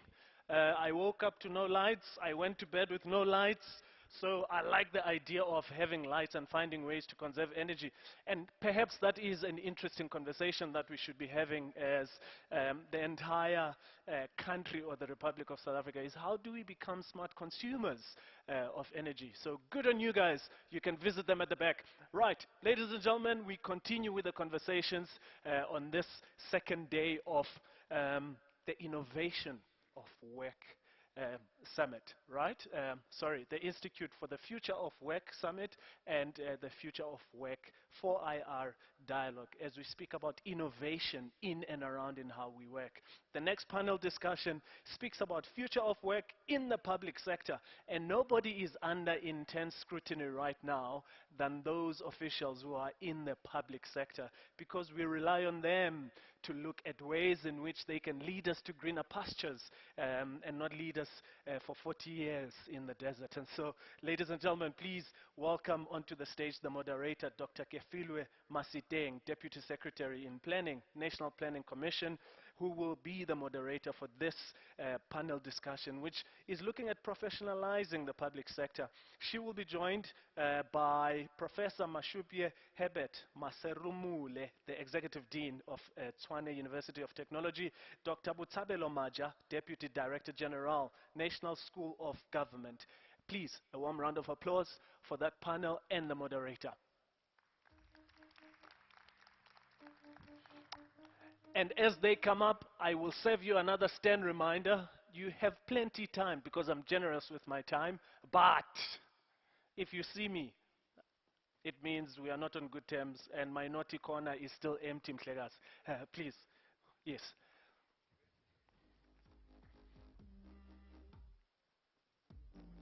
Morning, morning. I'm good, thank you. How are you?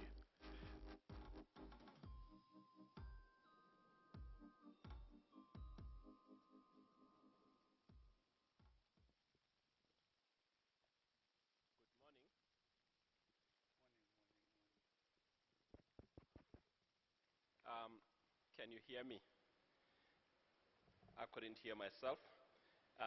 I am not Dr. Kefilwe Masiteng. She is more beautiful.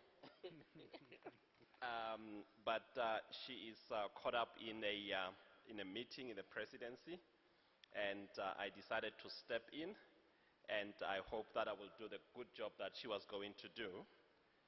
My name is Tsidiso Mohlomi, and I am the Senior Director for the Institute for Future of Work.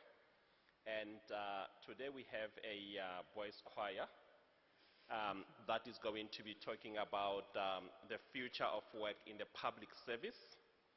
And the panelists that I have here are the experts. And before we could delve into the discussion, I am going to ask them to introduce themselves, starting with Dr. Maserumule here. Thank you so much, Sidiso. Mashupye Maserumule. As indicated, I'm the Executive Dean for the Faculty of Humanities at Tshwane University of Technology. I happen to chair the ministerial panel on the professionalization of the public service, and that is perhaps the reason why I am on the panel. Thank you. Thank you. That. Thank you. Good morning. I think it still is morning. My name is Botshabelo Maja. I'm coming from the National School of Government. As some of you might be aware, for the last 2 years or so, we've been coordinating, leading a conversation on the need to professionalize the public sector.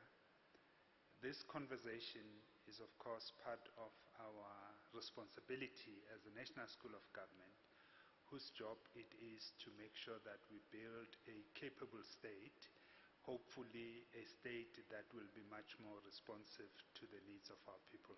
Thank you. Thank you so much. Dr. Maserumule, when we were busy working and trying to refine the topic, one of the discussions that we were having around it was building a capable state. And since yesterday, we have been talking about technology. And now, the first question that I would want to throw to the panelists is that, one, in 45 seconds, they need to give me their opening remarks. And two, to then tell us about the emerging trends within the public service. Thank you very much, Tsidi. So indeed, I think it's critically important that we should, as well, as part of this conversation, to talk about the future of work in the context of the public sector as well. You would know that the public sector also is one of the biggest part of the economy. When we talk about the public sector, we talk about your administration of the state, we talk about your teachers, we talk about your nurses, we talk about your police. And this necessarily means that the public sector, it is as well the biggest employer, right? And therefore, this emerging technology will obviously have a huge implication on employment patterns, and also it will have a huge implication in terms of what government, the public sector ought to do to consolidate their readiness and make sure that they leverage on the emerging technology to optimize, the state itself. And remember that the state, the public sector exists for the public good compared to the private sector. In other words, it is in the space of providing services. How can we leverage on the emerging technology to optimize the public good? What is emerging, the emerging trend in the public sector as we speak now is that of really asserting, right, the dispositional foundation of the public sector, which, like as I indicated before, is the public code. Remember, we come from a context where at some point everybody used to say that for the public sector to be efficient, we need to embrace business principles, and also we need to bring on board some people who will obviously have better ideas into the public space. But guess what happened? Maybe I'll talk more about it, but guess what happened? The McCains of this world happened, the Bains of this world happened. So what does that mean? It means that the public sector must come back to itself and develop internal capacity. In any case, this is the commitment that we made 12 years ago in the National Development Plan. Chapter 13 talks about building a capable and a developmental state. So the point that I'm trying to emphasize is that technology ought to be used to optimize the institutional capability in the public sector in its pursuit of the public good. Thank you so much. Well, for me, it's quite simple. It is about going back to the future. It's quite unique that in South Africa we still think the future can be built without the state. That myth has now been debunked in 2022. The role of the state has never been central to development and to the future as it is today. The days of thinking and hoping that a country's development can depend on the private sector are gone. If you look at the world economies of today, all of them are state-driven. China today is number 2 biggest economy in the world because of the role that the state in that economy has been playing. So it's about time as South Africans that we begin to recognize, appreciate, and more importantly, participate in the building of state capability if we are going to see the future that we are talking about. There's no 4IR in South Africa. We talk about 4IR, we've never seen it. We've never even seen 3IR. If we are going to transition from the first industrial revolution as South Africa, because many of us are still in the first industrial revolution, we are going to require the state working closely with society to catapult us through the second industrial revolution, the third industrial revolution, before we can even start dreaming about the fourth industrial revolution.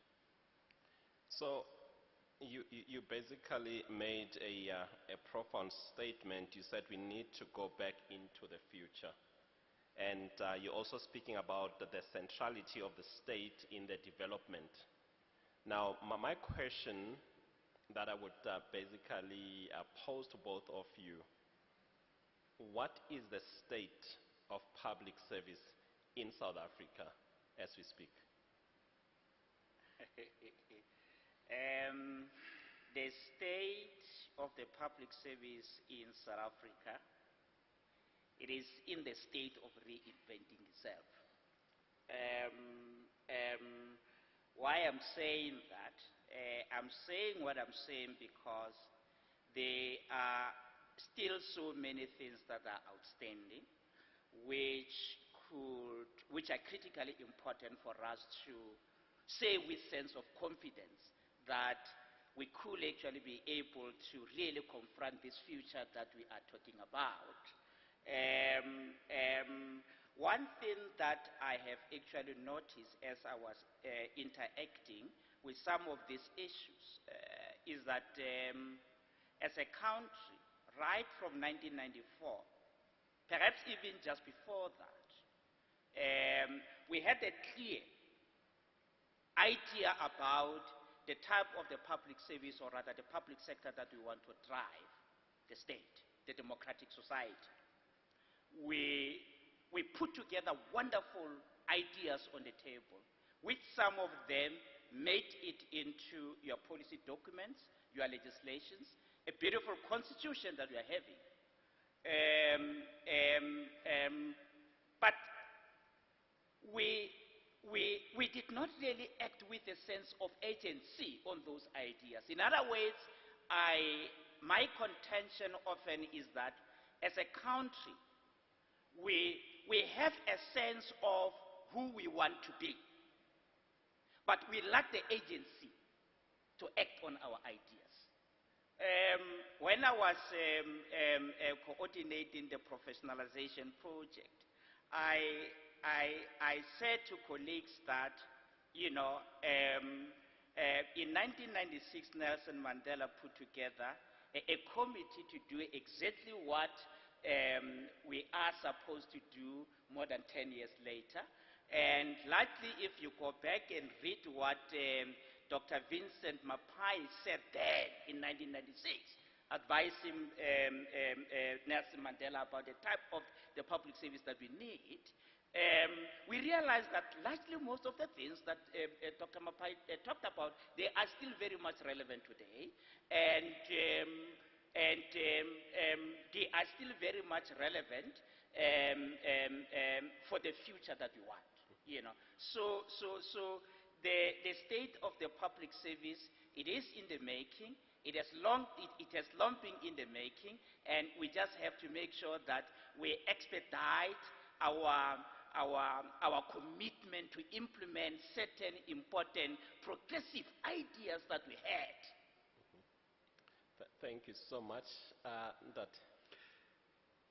The state of the public service in South Africa is a reflection of the state of our South African society. We like to think about others, them, as if others, them, are different from us. The ANC is a reflection of South African society. The public sector is a reflection of South African society. When you wake up in the morning and you talk about ESCOM, you must know you are talking about yourself. What we have not been able to do as society is to define who are we as South Africans. What does it mean to be a South African? So that when you leave your home, the things that you are doing with your wife, your husband, and your children are the things they must do at school. You must do at ESCOM.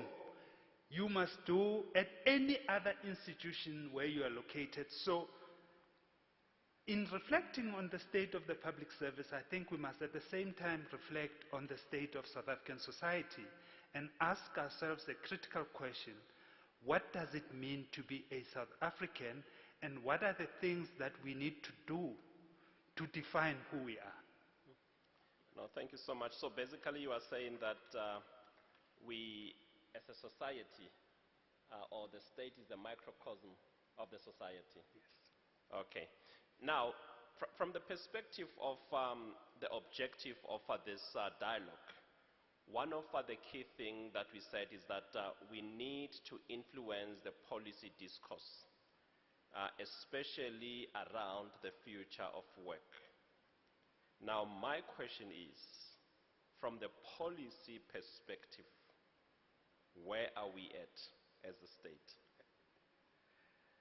Maybe even before we get to the policy point, perhaps we should also start by asking the question about the state of the ideas in the country, the state of ideation, which will obviously talk more to the state of our universities as the fulcrum of ideation. Where are we? Because ideas shape policy. But at the same time also we need to begin to look at the origin of the idea itself. I was reading a very interesting article which came to a shocking conclusion that half of the ideas that are contained in the articles that are published in journal articles do not get read. The only people that read the articles that are in your scientific journals are the authors themselves, the editors, and the reviewers. Right? So, you go to Poor Maja to say that I am a professor, this is what I'm saying. You don't give a damn about our ideas. But there is one fundamental challenge which we don't talk about, is that the very origin of ideas do not interact with the very same ideas. In other words, only half of the people will actually read a journal article. Yet we expect public servants to read what we are actually writing. And that also perhaps talks to how do we communicate our research? How do we communicate our ideas? And obviously it will be unfair to expect Maja as a Director General to read an article put together with strong academic jargons. It ought to be simplified, right? But at the same time also, we need to rethink the medium of communicating the research output of the university. And I'm not promoting them, I'm just giving an example. There is this initiative in South Africa called The Conversation, which is at the intersection of scholarship and journalism. They encourage scholars to really moderate their language without taking out the essence of their scholarship, and facilitate that such get published in easily accessible media, which can always be reproduced by the mainstream media. And that, for me, I found it quite interesting and progressive, because there isn't any minister, even the president who in this country, who doesn't read the newspaper. And if your idea is in the newspaper, it is for sure that it's going to really get into the space where it will stand a good chance of shaping public policy. So when we talk about shaping public policy, we must also talk about the ideas that shape public policy in terms of how do we communicate them. Correct. That is quite profound. Dr. Botshabelo. Yeah, so maybe let me start by saying we don't have a policy problem in South Africa. As we all know, everybody says we have the best policies in the world, so we don't have a policy problem. The problem we have is a doing problem. We are a talk nation. We even talk about doing instead of doing things. So we were having a conversation with the professor here, and I was saying to him, one of my biggest disappointments is with higher education itself. Because you can't make policy proposals about something you know nothing about. And you can't know anything about something you've never done.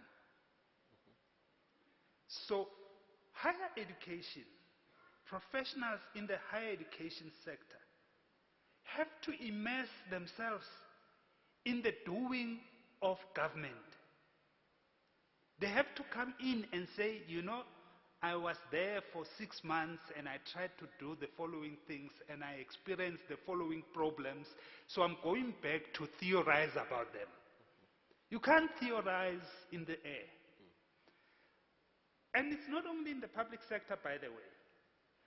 One of the reasons we have a big graduate unemployment problem in South Africa is because universities are producing graduates who the sectors to which they belong are doing something else. We are training people to do things that the world of work is no longer doing. And then we say, you know, the problem with South African youth is that they are too proud. They don't want to drive Uber. Who would go to university for 5 years and come back and drive Uber? So our young people are right by rejecting that. I wouldn't agree to drive Uber when I have a 6-year degree. We must do what we are supposed to do. Immerse ourselves in the world of work so that the things we teach in universities, the things our young people emerge with, are things industry is looking for. Correct. So we can't teach motor mechanics today in our universities about the combustion engine. The combustion engine has got 5 years to live. The future of cars is batteries. So the future motor mechanics must know how to maintain batteries, not combustion engine. But you go to any university today in this country, in motor mechanics, they're teaching the combustion engine. Correct. And that's our problem. So, you know,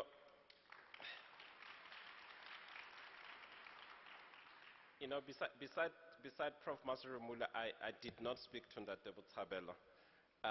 But what we have been saying is that Institute for Future of Work exists to close the gap between academia and the industry. And what the two distinguished guests have said is that there is a gap between government and the academia.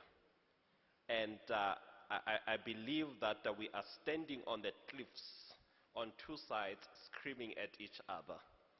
And so the university is producing graduates who, when they get to government, one, they couldn't even understand the very ideas that they are coming up with, and we expect them to implement those ideas in government. Is that the problem that we are having with the current workforce in the public sector, and what are the implications? Yeah. Just before I come to that, I think the point that you are raising of existing in our different ways, we picked it up, and it's something that we talk strongly about it in our professionalization framework.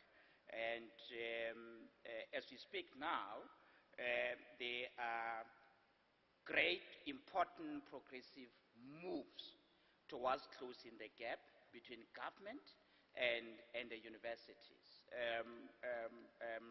We need to engage the University of South Africa, because if you go through the professionalization document, it makes an argument that professionalization of the public sector to succeed does not only depend on government, it depends on other critically important stakeholders, Correct. your universities, your professional association. And last week or a week before last, we had another huge conference hosted by the South African Association of Public Administration and Management. It does have a huge convening power. We had the DG, we had the premiers, and a commitment was made that is a high time that we need to begin to come closer and work together. As I speak now, an overarching memorandum of understanding is actually being developed to institutionalize that relationship between government and other strategic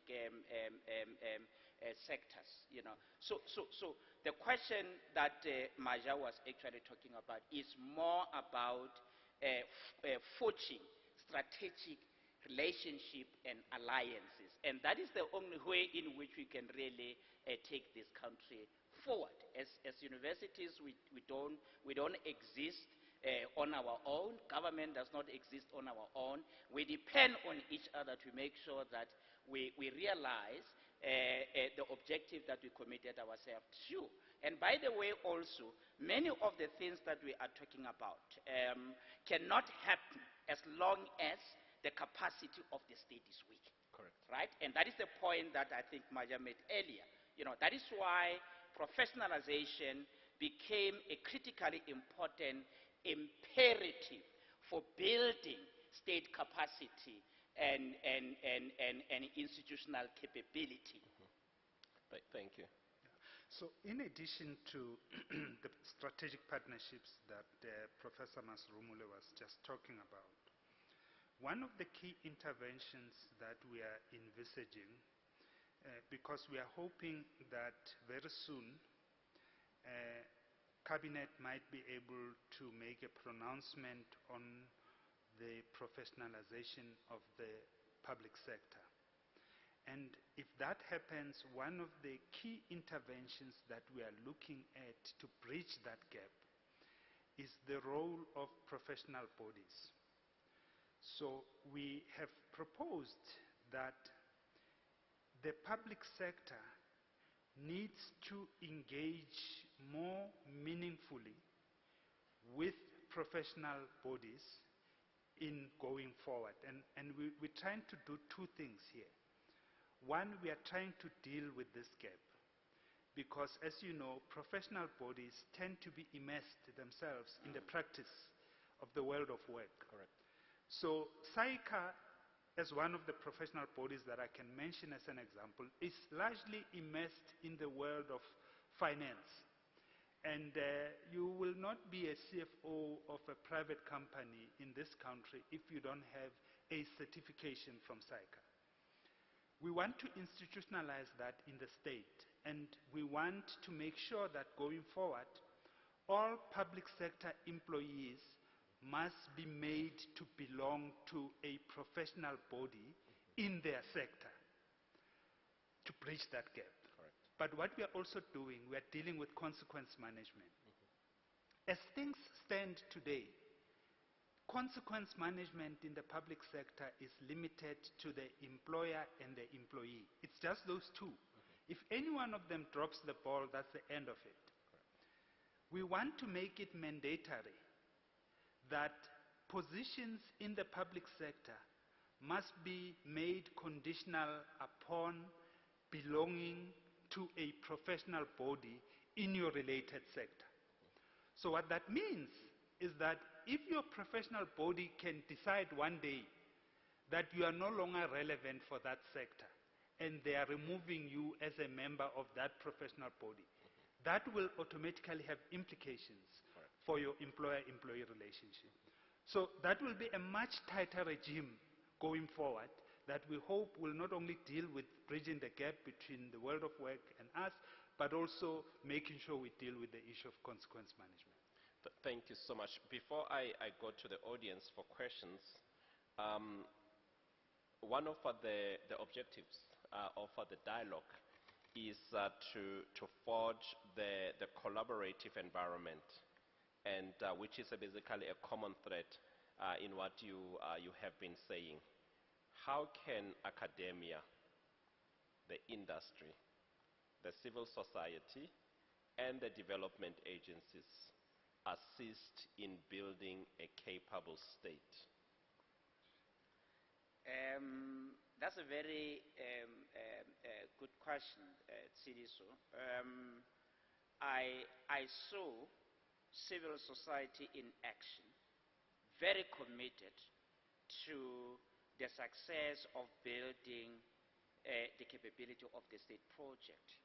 I saw that as we were busy with the professionalization project. We interacted with, we had more than 700 submissions from the civil society organization. And you get a sense that it is within the civil society that commitment to make South Africa succeed is there. With universities also, we interacted with them. We interacted with almost everybody, right? So the sense that I'm getting is that those strategic partners that we're talking about, they are possibly even more committed to the success of the country than the leaders of the countries themselves. Because I think people are aware that if the country fails, we are all doomed. And we cannot afford to have that type of a situation. So already that spirit is there. All what we need to do is to consolidate the positive spirit which is emerging from the civil society and try to make sure that we work together. Like as Maja indicated, hopefully very soon a decision will be made about the professionalization document. The civil society out there is waiting. They've been asking the question, when is the document coming out? You know, so already people are ready to monitor this thing that they participated in. So we do have a very progressive spirit which is emerging from civil society, and I am quite hopeful that with the spirit which is emerging from civil society, we might get things right in this country. So, I mean, that's an important question that you are asking. And I really wish that someday all of us as South Africans every day can ask ourselves that question, so that it doesn't just become a talk shop question. In 2008, Cabinet approved a document that was called a revolving door policy in 2008. The intention of that policy was to allow movement between the private and the public sector, so that there are easy transitions between the public and private sector. And I'm not talking about applying for a job, getting a job. I'm talking about transfer of skills, coming into the public sector for a few months, doing a few things, going back to your original job in the private sector, me going into the private sector for a few months and coming back to my original job in the public sector. There were less than 5 people who've taken advantage of that revolving door policy in 2008. Because you see, this South African exceptionalism problem that we have makes us believe that being in government, you must have failed somewhere. And you know, when we work around, I mean, some of us, we walk around very proud to be government officials. People think there's something wrong with us, you know. So we have to wake up to the importance of the state in our own personal lives and then ask ourselves that question. So in this professionalization framework, we've revived that concept. So if it is approved, we will have a mechanism immediately that allows for that transference of skills. So all of us sitting here on Monday, we must ask ourselves, yes, I'm in the private sector, but what can I be able to do in the state? And if there is something you can do, start that process, start that engagement. There's no need to apply. There's no need to change your conditions of employment. It's 4 months here that I can give. It's a week here that I can give. It's 6 months here, and then you go back. Because then there is cross-pollination. And then there is a feeding of ideas between the public and the private. And I strongly believe that's the only way we can build our country. Thank you so much. We're going to go into the audience to ask the difficult questions. I see one hand here, and that it should, there is an avalanche of hands. I'll need somebody to assist me because I think I can't see this corner this better. So, but we start here with Ndate Chilwani, and then we will go there. There's 2 hands there. So we start here, Ndate Chilwani.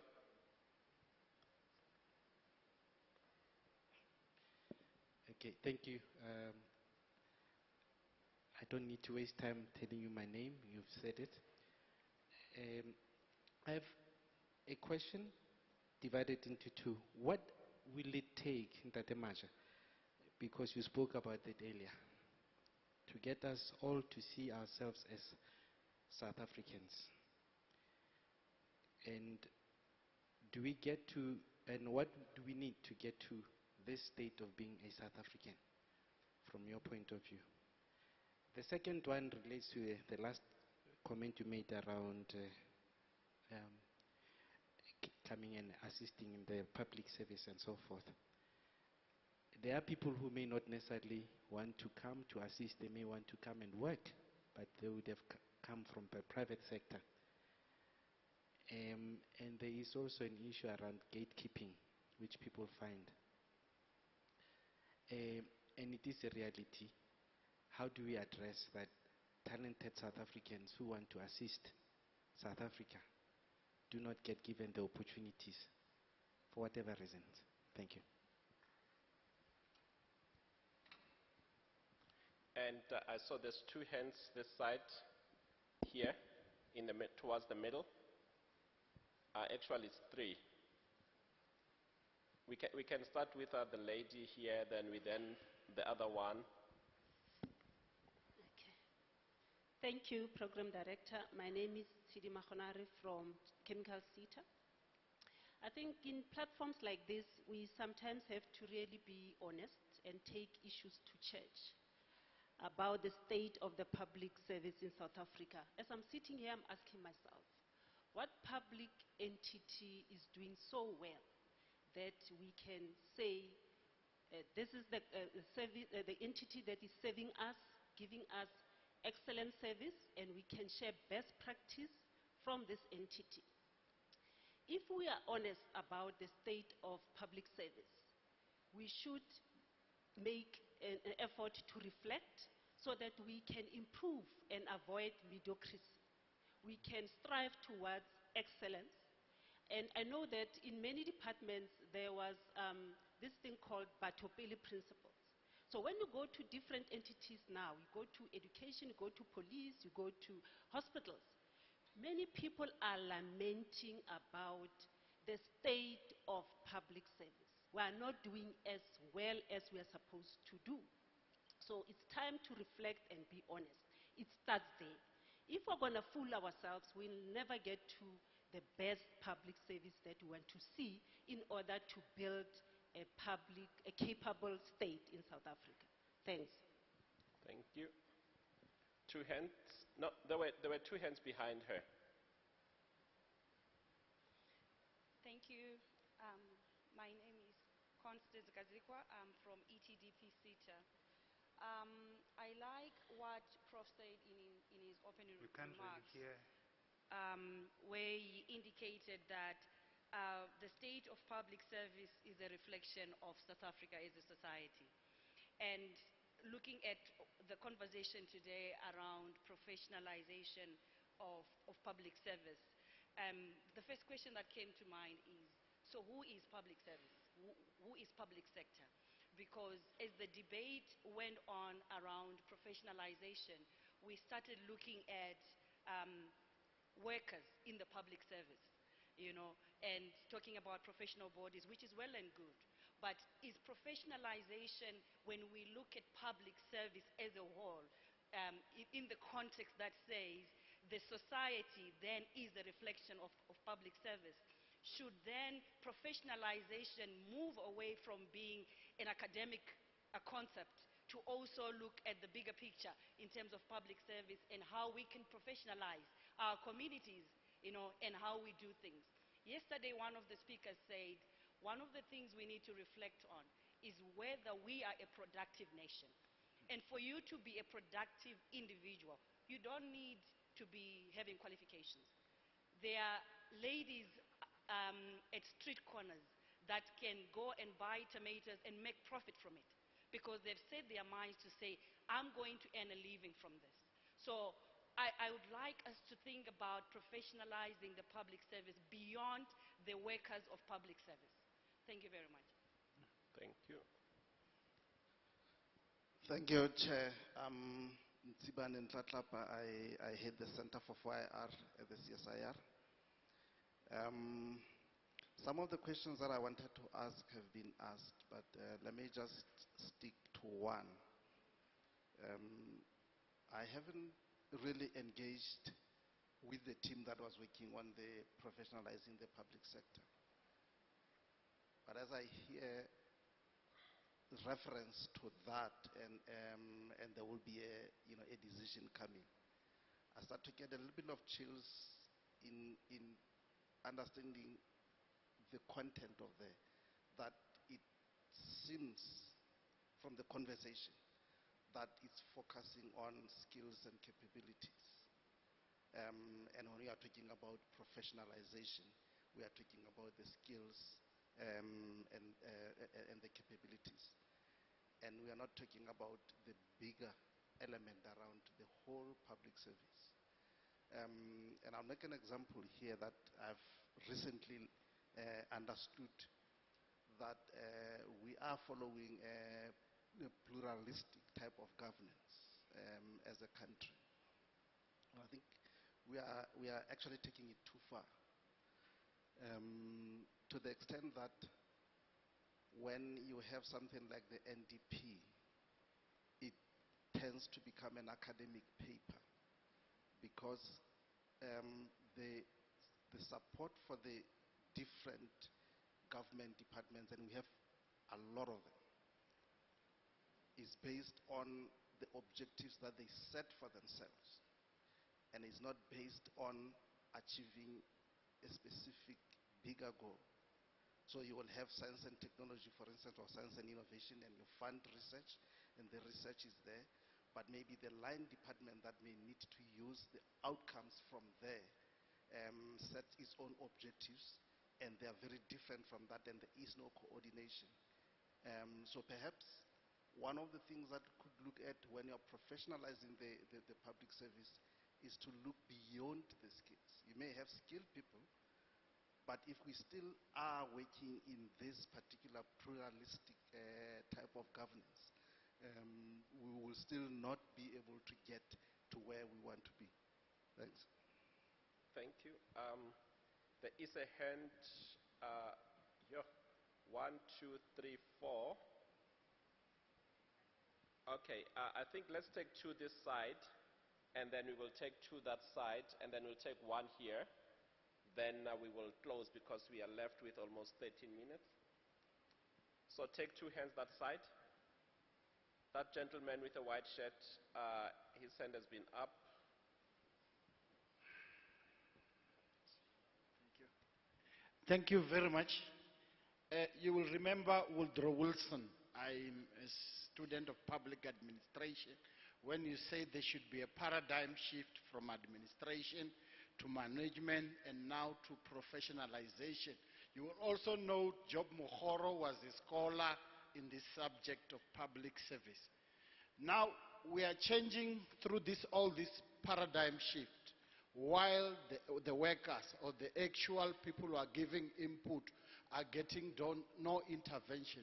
Everybody is complaining when you go to the hospital, you have to open a manual file, which there's a need to technologize one public service. You issue one card or my ID number in health, in post office, in labor, everywhere, they should have my detail.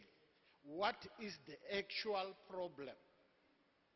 Not to develop one system where when I'm sick in a hospital with my ID, they already know where I stay. When you go to Department of Small Business Arts applying for a grant, you need another proof of residence in government that is saving you. So we need to develop. The biggest challenge also with government is you are competing with the private sector. In hospital, there's government hospital and a private hospital. All of us here, let's agree, we don't go to government hospital because we have, it's true, right? Let's also look. If it's not police, it's private security.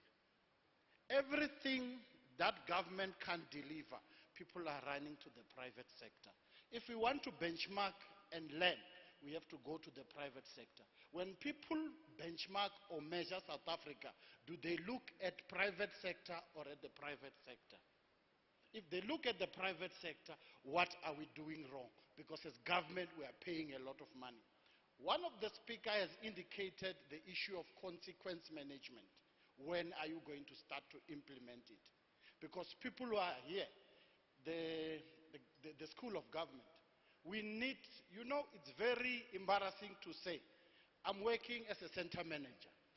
CETA, there's a CETA here, ETDP CETA, they funded me, thank you, with a 4IR lab. When they are bringing students to do experiential learning, they know nothing.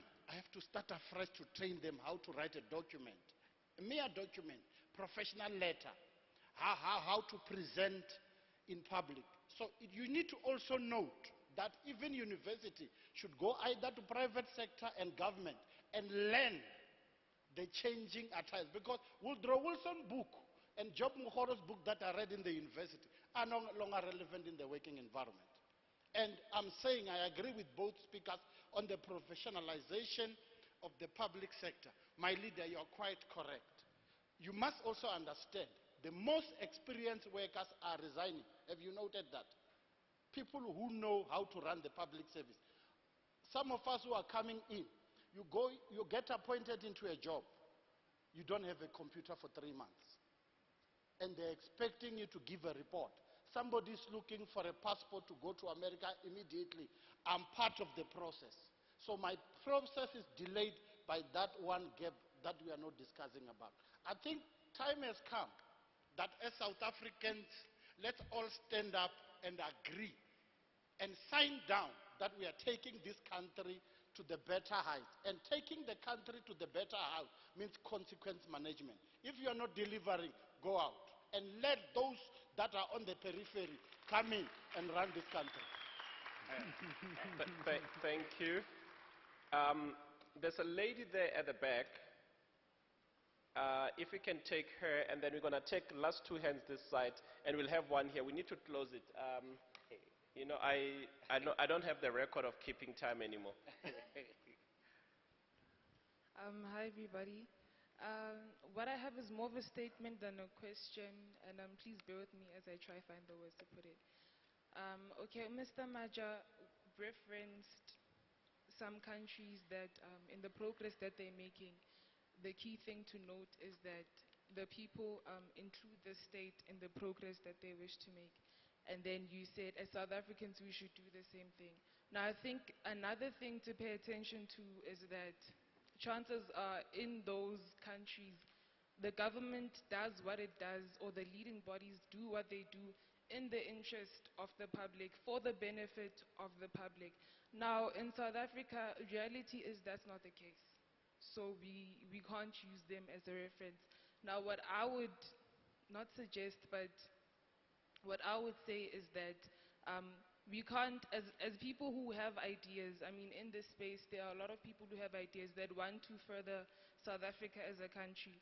Now, it would not be realistic to wait for government to, to see the light, that actually we should be doing things in the interest of the public. I don't think that's realistic, because that's wasting time. Now, what I would suggest, or what I would say, is that we shouldn't wait for government to, it's a jungle in South Africa. It's every man for himself. It's a dog-eat-dog world. So, yeah, I think that's what I want to say. Thank you. Yeah. That oh, sorry. Can I just add this, that, okay, we are South Africans. Keep it Yes, just nice a and last, nippy.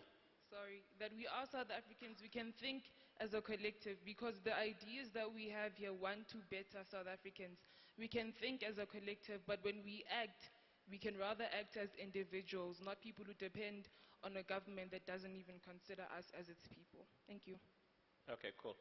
There was a hand at the back, and then I was going to come here. This side, yeah. Let's do that, and then we come this side, and we are closing it. I think my panelists are also starting to get worried and are sweating. Thank you. Thank you, Sidiso. And thank you to your panel members for the conversation. Forgive the pun, Professor Masimurule. I'm sitting here and listening to the inputs by many people. I'm a public servant. And I'm hearing you talk about professionalization of the public service. And what I'm hearing, and I don't mean for this to come across as defensive, but what I'm hearing is this idea, over and over again, as I hear in the public service, is this idea when consultants come in and assume that it's all broken.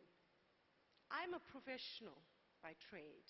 I'm a change manager, I'm qualified, I'm undertaking my PhD, and I'm almost done.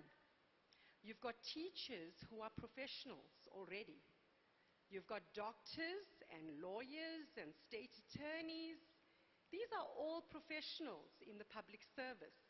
You've got the police force who have to be trained in security. These are professionals who undergo professional training. So when we talk about professionalizing the public service, we seem to assume that nobody is a professional. We seem to paint the entire public service with one paintbrush of not being skilled, not being intelligent, not being able to hold a robust conversation of what is going on in the public service. I'm very well aware of the faults and the weaknesses of the public service. One of it is that we haven't built resilience of government, and we saw that under COVID-19. But we also saw that internationally. The most advanced economies couldn't cope with something like that, couldn't cope with a pandemic. And I think what we need to start doing is shifting the conversation from professionalization of the public service to what are the things that are missing in the public service. I'll give you one example, which is technology, which is what we should be talking about here, and the 4IR. The technology doesn't exist to support the public service to do the work that they need. We have engineers employed in the public service. If you can keep it a bit shorter. Yeah. So that's what I'm saying. Perhaps we need to shift the conversation to modernization and technology. And what are the support systems required? And how do we together partner? Government needs partners. They need academia. Part of my work was actually to bring academia on board in the province. We need academia. We need business. And one of the biggest issues I'll tell you is that when you look at academia and when you look at business, they look at government and ask, how much are you going to pay us for this? They don't act as true partners in society. They act as businessmen who need to get money out of government, and they're not ready to reform society as a whole. Thank you. Thank you so much. Let's take at least one hand, or if you make a question this side, let it be short. So we'll take two hands, and then I'm closing it and I'm giving it to the panelists. Yes, my name is Professor Kumbulani Mpofu. I'm at the Tshwane University of Technology, and I think I'm responding to the public servant who said that we need to modernize the public sector. So we've got a gamified approach that we're utilizing to help people understand the 4IR, and maybe as a step towards modernization. And we've been engaging people in the private sector with the platform, and they've been saying to us, why don't you go and speak to government? And I think somewhere there's a gap, because we've been trying to engage, I think even the School of Governance, but somehow we don't seem to find each other. So my hope is that maybe we can find each other today, now that the conversations have been brought to the fore. Thank you. Thank you. And then the last one, and then we are closing it. It's not me, sir. My hand has been up. 2 seconds. Hi, my name is Alf. I'm speaking in my private capacity here. I'd just like to mention there are two different kinds of public services. There are the professionals, like the lady over there, and I was once one myself, and there are the elected public servants. Now, if you switch on Parliament TV, you'll see the elected public servants all sleeping, or some of them doing things, but some of them sleeping, and many, many empty seats. Those are the elected public servants.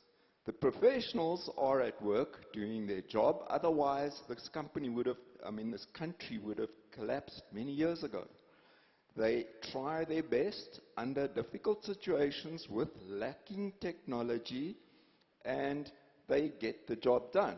I tried to submit a death in the family to the High Court at the time that they were getting a 250 million rand computer upgrade, which took more than 7 days. I used to work in the IT industry. You can do what they did in 24 hours, working 24/7. So, you know, there's a different way of looking at things. Are you talking about elected public servants or professional public servants? And as the lady said, they're already professionals. What do you want to professionalize? Thank you. Thanks, Prof. My name is Bernard Schovela. I'm from the Republic Logistics and Projects, an real estate company. So I wanted to ask Prof. Maserumola to say, as a progressive academic, maybe you can answer my question in twofold. As an academic and as a part of the professionalization of public sector. So I want to understand what are you doing as part of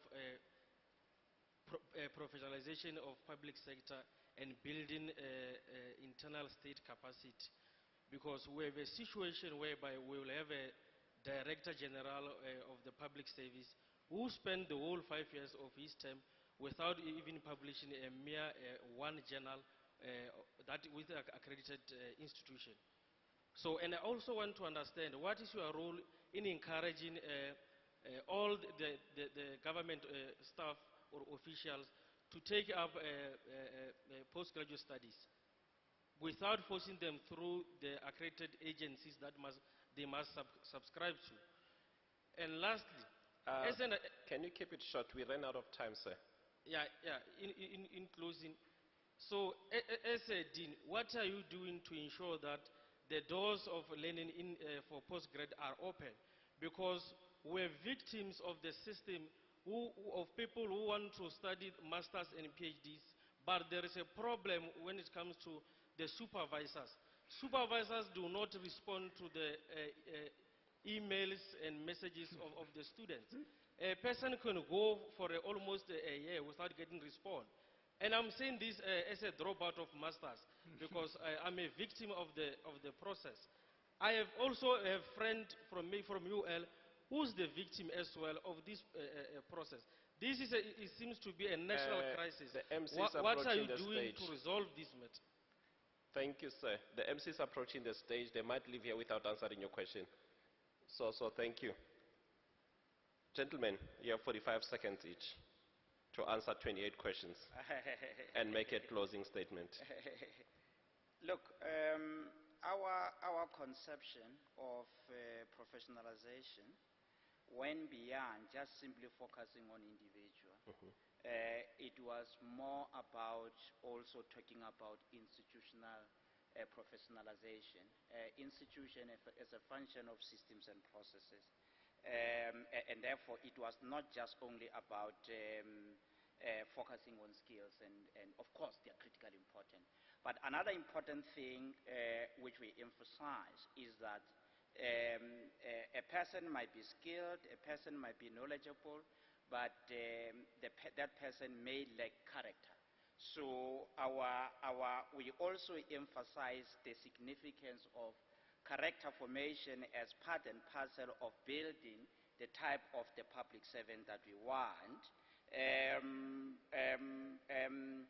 I guess all what colleagues were also trying to emphasize, yes, as part of the things that we also recommended is that our processes of getting the best in the public service ought to be cleaned, so that we can avoid that gatekeeping that we talk about, because currently the system is arranged in a way that an excellent CEO of a particular company may not actually be able to become a DG of a department because of how the system is currently arranged. And that also we recommended that it ought to be changed. We should be able to go and pick up the best brains in society and deploy him or her within the state. And obviously, you would not really expect me to answer all the questions within such a limited time. Yeah, and also just to go back, because I think there was an issue that we need to move away. We need to shift the discourse from professionalization to technology. Like as I indicated earlier, our approach was also more on institutional professionalization. Technology is part of that. Thank you. So I will just deal with one issue because it's not going to be possible to respond to all the questions raised in 45 seconds. The issue I'm going to deal with will really have ramifications for all the other questions.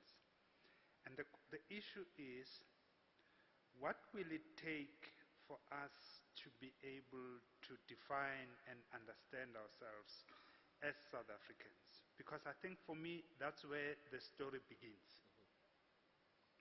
It will take us being parents. In South Africa, many of us in this room have abdicated our responsibility to parent.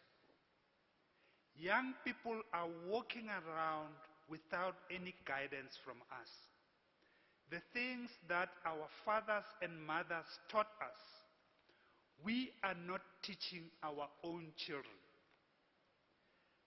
South Africa has the highest population of youth than any other country. We are number 3 in the world in terms of our youth population. Yet, unemployment poverty affects young people the most. You talk to any young children, any young teenagers around, and you ask them, what conversations, what storytelling are they getting from home? Zero. So until we start that in our homes, building our own teenagers in our homes, we will never have a society that we are looking for. Thank you so much.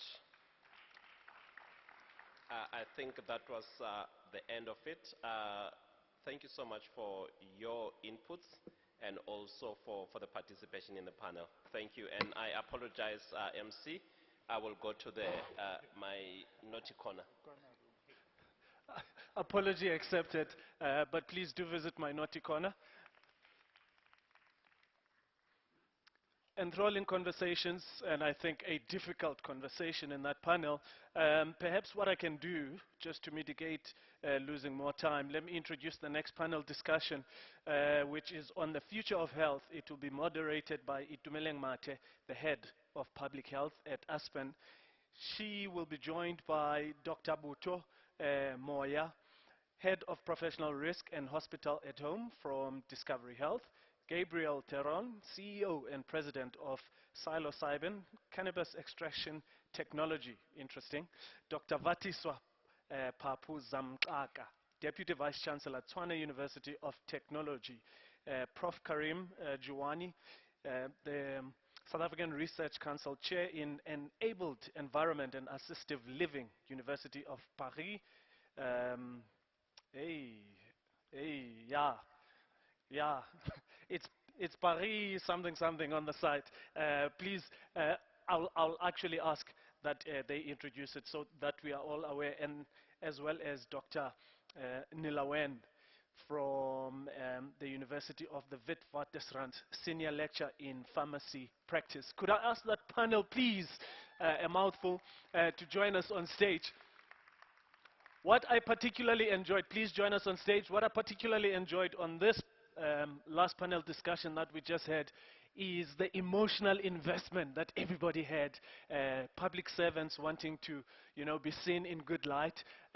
Citizens are frustrated and they're looking for solutions and they're looking to be represented well. And I love that that rift, that exists. For those of us who grew up farming, you will know when you cross a river, they say, do not go where the current is the strongest. And I think this is the perfect platform to engage and try and find how to best use the current. Ladies and gentlemen, I like the balance of this panel. I'm very strict with time, okay? So please use your time wisely.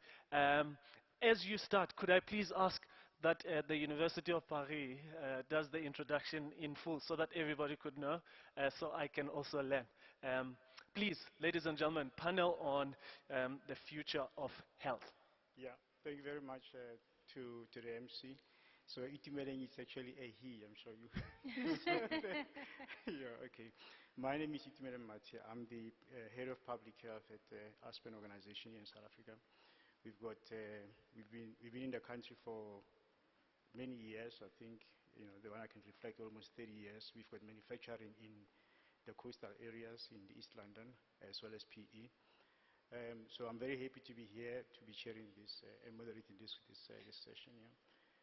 With me, you can see, because it's the future of health, there's quite a number of the people sitting here, and there's a reason for it. It's because health is a fundamental right. It's enshrined in the constitution of the country. So I will, without wasting any further time, allow the panelists to introduce themselves. I'll start with Dr. Padiachi on the side. Hi everybody, I'm Dr. Neelavani Padiachi from the Department of Pharmacy and Pharmacology at the University of Witwatersrand. I'm a senior lecturer there. I have over a decade of experience in academia and in research. And medicine access, patient safety is my focus in research. Thank you. Yeah. So Dr. Curry. Thank you, Chair. My name is Karim Juwani. I'm professor at TUT. I'm Sashi Chair in Enabled Environment and Assistive Living. I'm also professor at the University of Paris Est, which is Paris East, in France, in Paris region. My main research fields is in artificial intelligence with application in e-health. Thank you. Thank you. Yeah, Gabriel. Good afternoon, everybody. My name is Gabriel Teron. I head up the leading cannabis company in South Africa currently today. We have a cultivation license as well as a further processing license under GMP. My interest is a little bit broader than just cannabis, and we'll be speaking hopefully a bit about psychedelics as well today and the world of biohacking. That's our interest. We're also in the process of doing a public offering, so IPO, to become a listed company on the JSE. So we're currently open for that. Thank you. Very interesting. Dr. Vati? Thank you so much, Itumeleng. Good afternoon, colleagues. My name is Vati Papuza Mgaga. I am the Deputy Vice Chancellor for Research, Innovation and Engagement at Tshwane University of Technology. I've been an MD/Country Director for a multinational clinical research company for a couple of years. Yes, I think that should be enough. I'm an epidemiologist by training. Yeah, and she'll be the, I would say, a general subject anchor for us. And you can understand, because in healthcare, things can go very deep. That's why it's always like doctors and professors. So it's not wide, but depth. So you're trying to bring it together. Dr. Butu? Hi, everyone. I'm Dr. Butu Mohozia. I work at Discovery Health as the head of health professional risk and hospital at home. I've been a clinician for just over 15 years now. I'm 21 by age, but I've been a doctor for 15 years. Yeah, okay. Thanks a million. I believe that as well. I can see it. Okay. The subject of health really touches many lives in general. And I think we can very much relate. You know, in South Africa, we've got a public sector and we've got a state sector. And it's been like this for many years. It became very apparent in the 90s, the public sector, private sector. But in the 90s, some of us, when we were in training, there was a very gray area. So the state sector was very strong, you know, in terms of public health and the mandate. The population was relatively even smaller. We had a lot of supplier base on the supplier side in medical commodities and pharmaceuticals. And the private sector was not necessarily that strong, but it started growing very strongly to the point where today, private sector is almost like a reference point. So just to set the stage a bit for us, because we want to address the issue of are we having a problem with skilled people to be absorbed in the industries and services? And probably the answer is, strictly speaking, not really. The problem is money. We cannot absorb it properly.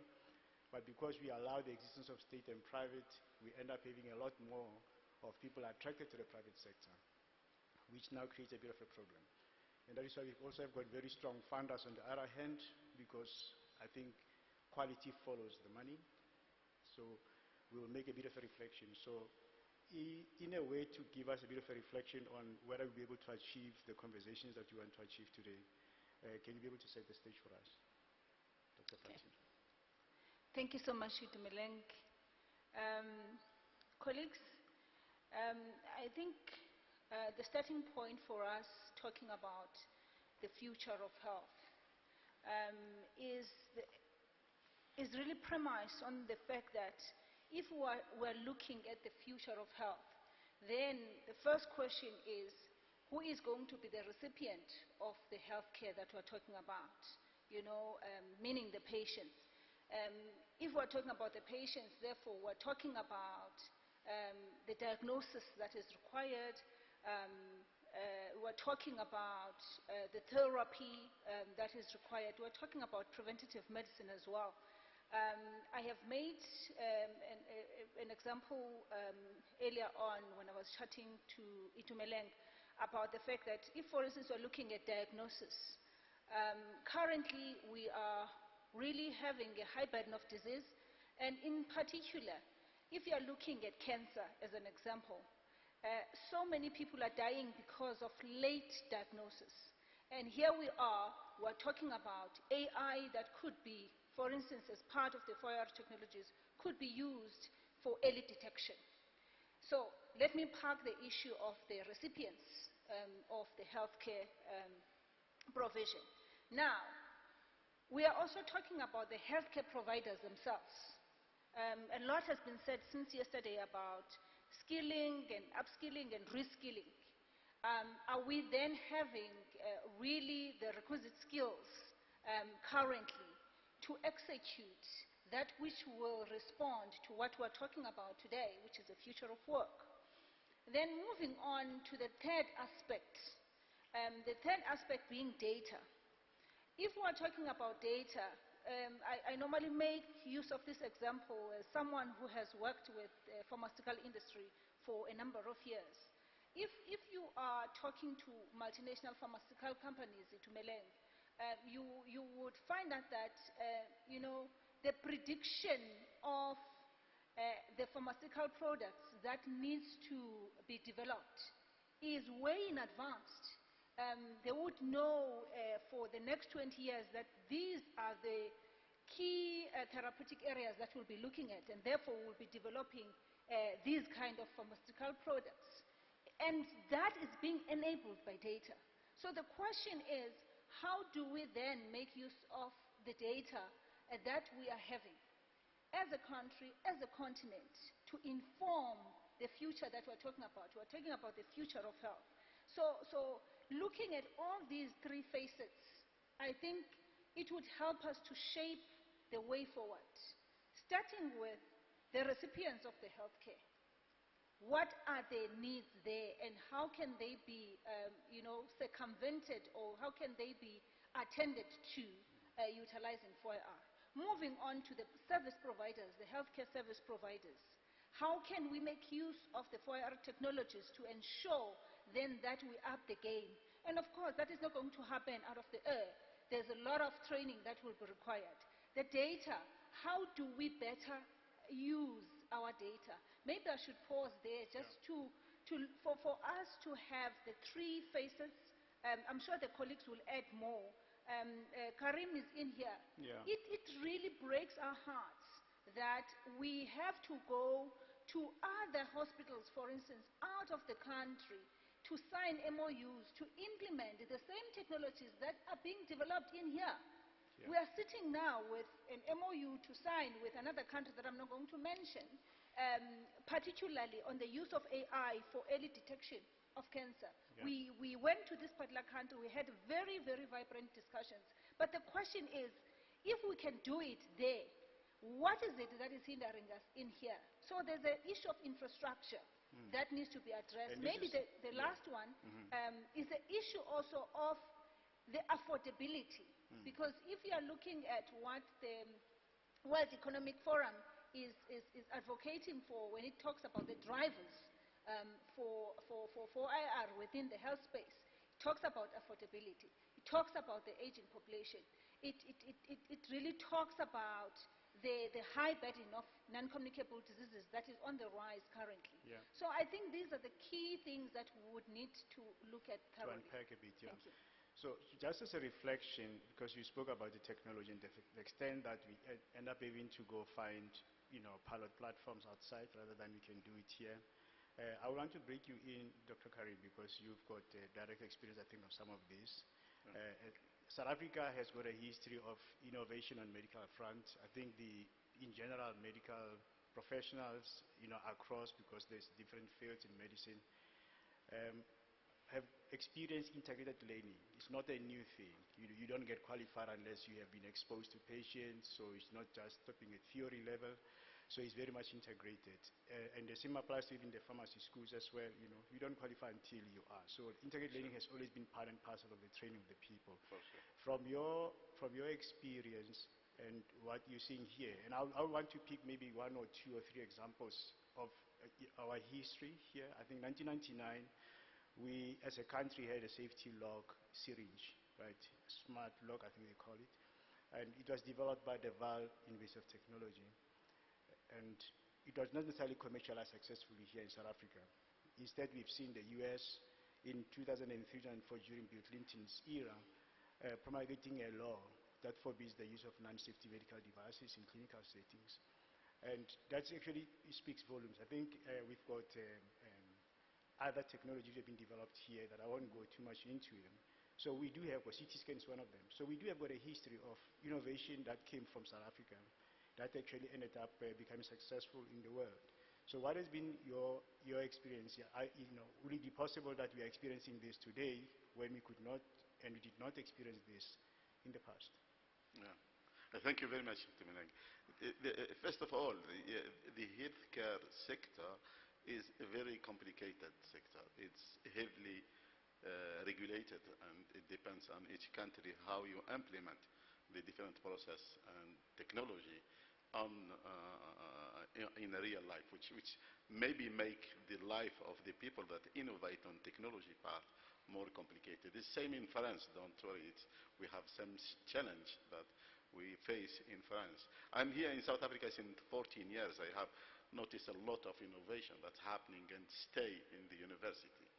It's not because of a lack of financial resources, it's lack of connecting the academia to industry and to stakeholder in different fields. Healthcare is one of the fields. If you look to it as a business-oriented model, and you see the model as the regulator needs to create the dot, to create the links between the different parts that are linked to that business model, from innovation, from healthcare sector, including hospitals, including insurance company or whatever. How can we collaborate together to get the technology to the next level to be used in real life? If you don't have the tools that link all those people or those contributors in the same project, that they work together to get that technology to be used in real life, you cannot make it happen. It's more complicated because the innovator will be like identification of where to talk to get his or her own technology to be used or to be validated in a heavily regulated process, which is healthcare, which is normal. When it comes to cancer, for instance, we are working with TUT, with the French universities and hospitals, because this kind of problem have been already regulated. You see, you are looking to cancer therapy or pre-diagnosis or therapeutic path or protocol that needs to be implemented, and the regulation process is already there that define the implication of the different part within a research project. When it comes to data related to patient, this is a very complicated problem. You need to solve the problem. How can you access personal data which is related to physical person, and you have to solve that problem by regulation. It's the state role to regulate how you manipulate data, how the data is accessed, and how the data is used to improve technology. You cannot improve technology if you don't have real life data. You cannot access data if you don't have regulation. So this is a problem. You will keep in the loop. You will never get out of that loop because you cannot find the solution to that problem. So you need a regulation side that gives the rules and the method to access data, and then how you use data in your developing new technology. So maybe in our audience there could actually be people who are I would say, who observe regulations closely, like in the legal system, who might maybe have an answer for us while we're still here, just to aid the conversation. I do know that access to information is called a directorate now, which means that people cannot have certain advantages because they've got access to information. Just moving around actually studying information becomes obsolete into the future. And hopefully there'll be answers to it. Yeah, somebody's raising their hand here, probably will have an answer there. Yeah. So when we get to the question and answer, we'll definitely want to invite your conversation then. Dr. Parayaki, you in the main are responsible to produce the professionals. Obviously we could not have the different faculties across medicine. So you come from the School of Pharmacy Advanced, and you are responsible for the training and the production of these graduates. So what in your observation has been, because we can pride ourselves that our training is quite integrated, but there's two parts to healthcare. There is the service provider side, and there is the technology side. In other words, the supply side. Hospitals need equipment, they need pharmaceutical products, etc. to run. So what you produce from the university, which part of these two segments is it able to meet to your satisfaction, and which part you believe is not, and what could be the driving forces? Thanks, Ismail. So currently in the academic program, the curriculum, we've diversified quite a bit. pharmacy is such a diverse profession in terms of where pharmacy students could get into in terms of the profession. So they could work in retail, they could work in hospital, they could go into industry. So pharmacy, I mean, over the years, we've had this experiential program where students during their undergraduate program, they would attend facilities and gain exposure. But what we found was lacking was the incorporation of 4IR within our curriculum. And what we've done is we've introduced a farm apprentice program where we're actually developing future farmer entrepreneurs. So we've got our third-year pharmacy students to come up with ideas of innovation where they think beyond just opening a pharmacy as a potential business opportunity. So what they do is they come up with ideas. For example, we had recently a patent on dispensing tablets in a pharmacy automatically without actually counting a tablet. So it's an automatic system, and that was a patented idea that came from one of our students.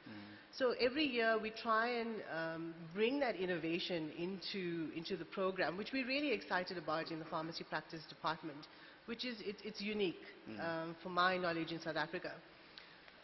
So the idea is to push more entrepreneurship amongst pharmacy students and move away from the conventional thinking of I need to work behind the counter. So when they get into that level where they are ready now to go into the industry, is the orientation more on the production side, supply side, or the orientation is more on the service side? Like you say, there's more going into retail than we should. I mean, we've got huge warehouses. Somebody was talking yesterday. We are a net importer in general because we've got huge warehouses. We pride ourselves with the technologies we have in there. But that is at the expense of desindustrialization in general. Yeah? Correct, yes. So previously the curriculum was very service-based.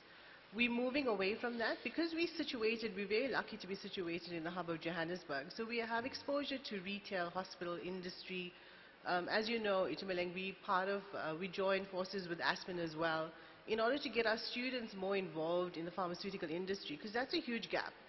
So we find that regulatory pharmacists involved in more the production and development and research development within pharmacy in terms of medicine production is lacking.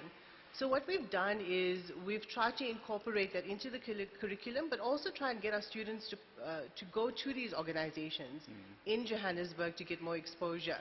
But the problem is because of resources, because of the lack of, for example, something as simple as getting our students to the site is a huge problem. Finding mentors as well. So we have lots of mentors in retail and hospital, but we don't have enough mentors coming from the pharmaceutical industry. And that's where we'd like to drive that partnership and collaboration and bringing in private sector to the university space. There's quite a bit of literature that you know, because the problems of deindustrialization, it runs deep in many years. Just reflection back in the 90s, as a population in the country, we were barely over 35 million, I think. And we had a lot of pharmaceutical companies. Isando was full of them, you know, all the way to the airport. There were a lot of industrial activities, productions of pharmaceuticals and API, active pharmaceutical ingredients. The sector contributes very little today. There's been massive deindustrialization. So I take my hat to somebody like Gabriel. You are moving into, or you are into that space. Obviously, the cannabis is a new emerging industry within the pharmaceutical sector, I would imagine. And it's going through the regulatory hurdles like everybody else. Hopefully, it does not restrict growth. The last thing we want, I mean, that comes back a little bit to you, Dr. Pariak. The last thing we want is in the mining sector, we produce precious minerals in general, but we don't process them here. There's no downstream industries coming out of it. Yeah. So, Yeah, and we pride ourselves that, you know, the number one producer of platinum, gold, and we celebrate when the prices are increasing, and maybe the dollar suffering, maybe with our BRICS blessings, that things can happen there. But downstream industries are not there, right? So we have not developed those, so as a result, we cannot absorb skilled labor in the way we should. So Gabriel, that's another challenge, right? The professor on the other side, Dr. Gabriel, cannot supply you with the skilled labor you require to be able to not just cultivate and produce cannabis, but to also develop extraction technology and downstream value chain. Yeah? Yes. So you're not going to be exporting raw material. You will process it here. Yeah. Okay. So what's your challenge? What's your observation given circumstances? What are we experiencing now, given that you even want to list at some point? Yeah. So let me start off with adding in with some of the other panel members here. So I made a short list here. First biggest problem that I've experienced is the regulatory environment. The regulatory environment is we're over-regulating ourselves, so it hinders the process, it hinders the expansion of, I wouldn't just say cannabis, I would say the whole medical industry, from devices right through. And I think the biggest challenge is the regulator does not always understand or have the capacity to understand the problems or the new products coming to market. And I'll use cannabis as an example. When we applied for our license, we did our GMP inspection. They came, they did the inspection, and after a while we followed up and we said, where's our license? And they said, well, we're looking at how to word this, a cannabis GMP manufacturing facility. And we said, but are you telling me for every scheduled product that Aspen produces, they have a GMP license? Because the GMP is for the facility. For one facility. It's not for the product line. So it just shows you the problem that we are facing in terms of when cannabis came into the healthcare sector, we didn't know how to regulate this. And the same is going to happen with psychedelics. And it brings me, so the first point that we're having, is the biggest problem is the regulatory environment and the lack of understanding on how do we bring these new technologies. There's a whole new world opening up with devices and wearables and all of this coming in. How are we going to handle those? So that's the first point. The second point is, I think where the medical sector is failing us is we look at a single molecule as a medicine. We look at a shotgun approach rather than an individualized approach, and that is something that we are looking at to say, if we want to treat a person, you need to look at that person. Then a clinical trials become a very different animal to look at, because if I'm treating a single person, why am I looking at other people? Because it might have a different effect on them. And I think that's where the medical world is moving towards, is preventative, definitely, but also targeted more on the individual. And the challenge for us as pharmaceutical companies is going to be, how do you make that profitable if you're going down to single or per patient and not a shotgun approach? So that is going to be the challenges there. Then the other topic that was mentioned was data. We're going to be bombarded by all of this technology, all of this data that suddenly you're going to get from a ring to a watch to all of these technologies reporting into you, and you're not going to know or understand how to make sense of all this data. So it's great to get all these technologies out there, but how do you interlink these data? And I think that is going to be one of the next challenges. And then lastly, skills. So skill is a major, major problem. And if you look at, for example, on the cannabis side, you're looking at, there's different methodologies in terms of how to extract the product and then how to get it to are you doing a recreational product? Are you doing a medical product? Is a single molecule better than a full plant extract? And those are the questions that we need to answer. But first we need the skill to extract that at the right formulations, if I can call it, or the best way to extraction. When we look at psychedelics, and I want to just touch on one thing.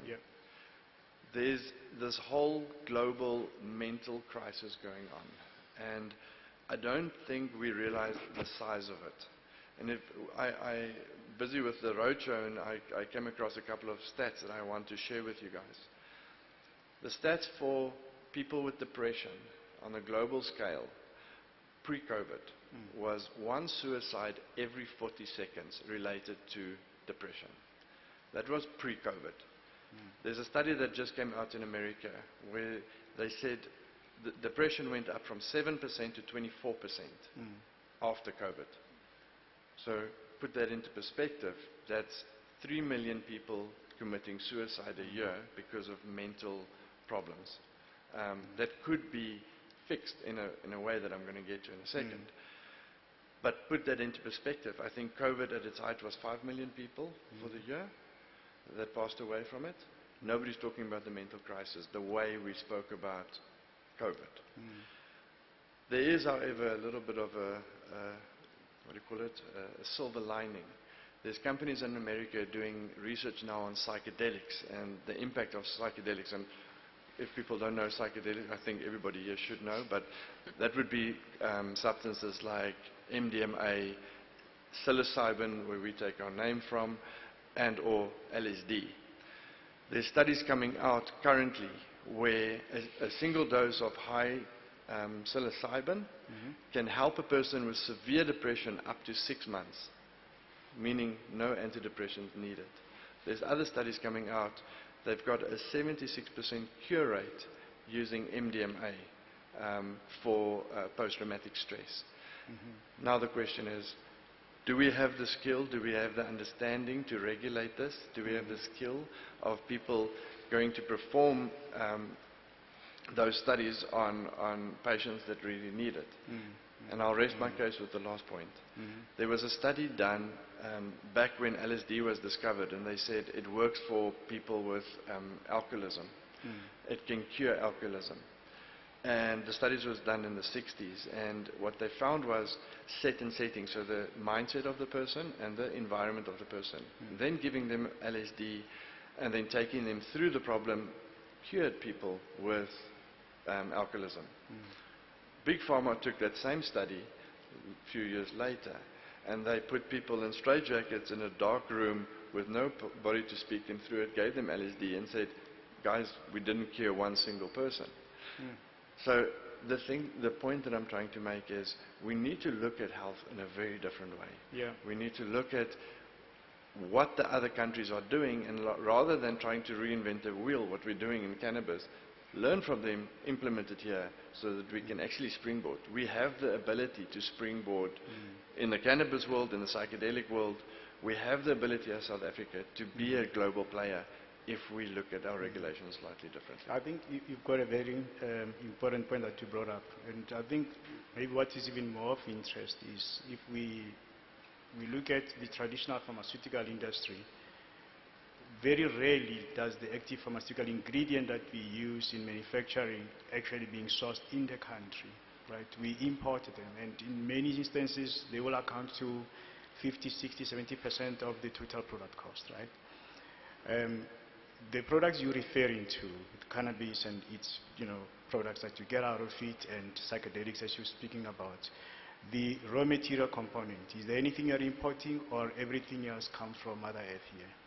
So currently in South Africa, there's over 80 licenses that's allowed to grow medical cannabis. So from that perspective, if you think cannabis, everybody always runs into, we want to grow cannabis, we want to see the plant. So there's actually going to be an oversupply. If you look at the local market, there will be an oversupply already. As far as I know, there's over 200 additional licenses in the pipeline at the regulator for growing cannabis. Where we position ourselves is on the manufacturing side, so buying from the cultivators, extract it into what you call an API, your active pharmaceutical ingredient, but then the last step is getting it into a final product ready for consumer use. Absolutely, yeah. And so that is where we need to find ourselves. And I think the moral of the story, just I capture your point, is that the entire value chain is here, right? It's here. That's the key part to the whole thing, right?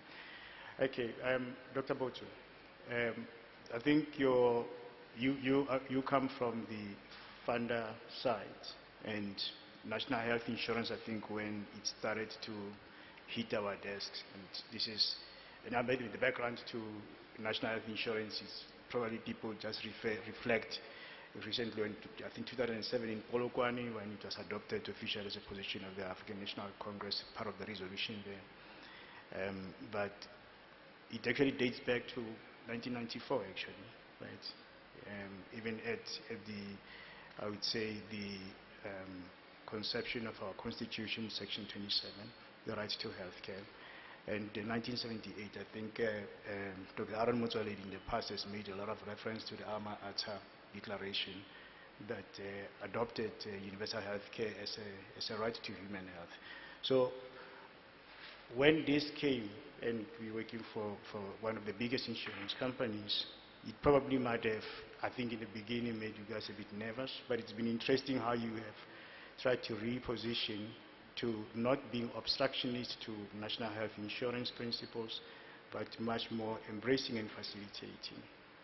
What has been your experience? Because we look at the NHI as probably the biggest shift that we will ever experience in terms of stimulating constructive economic activities in healthcare, much more equitably.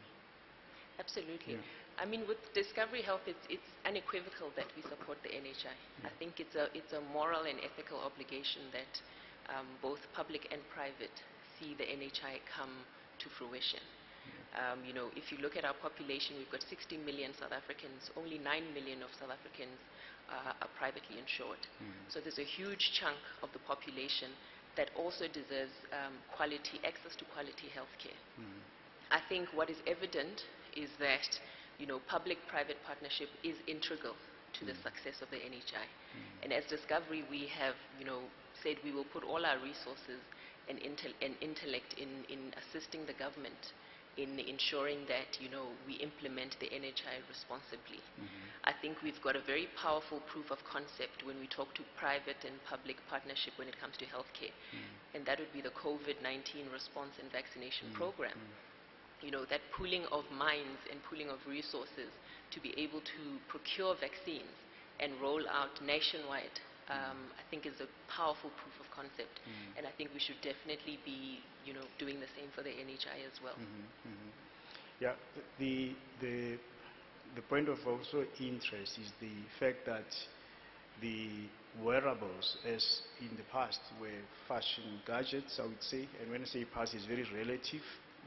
I've got a question for you, Dr. Karim, as well, because the technology adoption and how quick technology evolves, you know, in the diffusion of technology or innovation, and how the life cycles of technology in general has become a very tricky problem for medical professionals because they become competent in doing things using technology. We've seen how Discovery has deployed these wearables in a way to magnify or amplify the impact of preventative medicine. So what have you guys been doing so special in there that has drawn the attention? I think the Americans actually envy the position that you've achieved, and with national health insurance, you know, coming in, it's probably become a much easier angle and much more obvious angle. Absolutely. Yeah. I think innovation is part of Discovery's DNA. And ensuring, you know, expanded access to quality healthcare is our business imperative.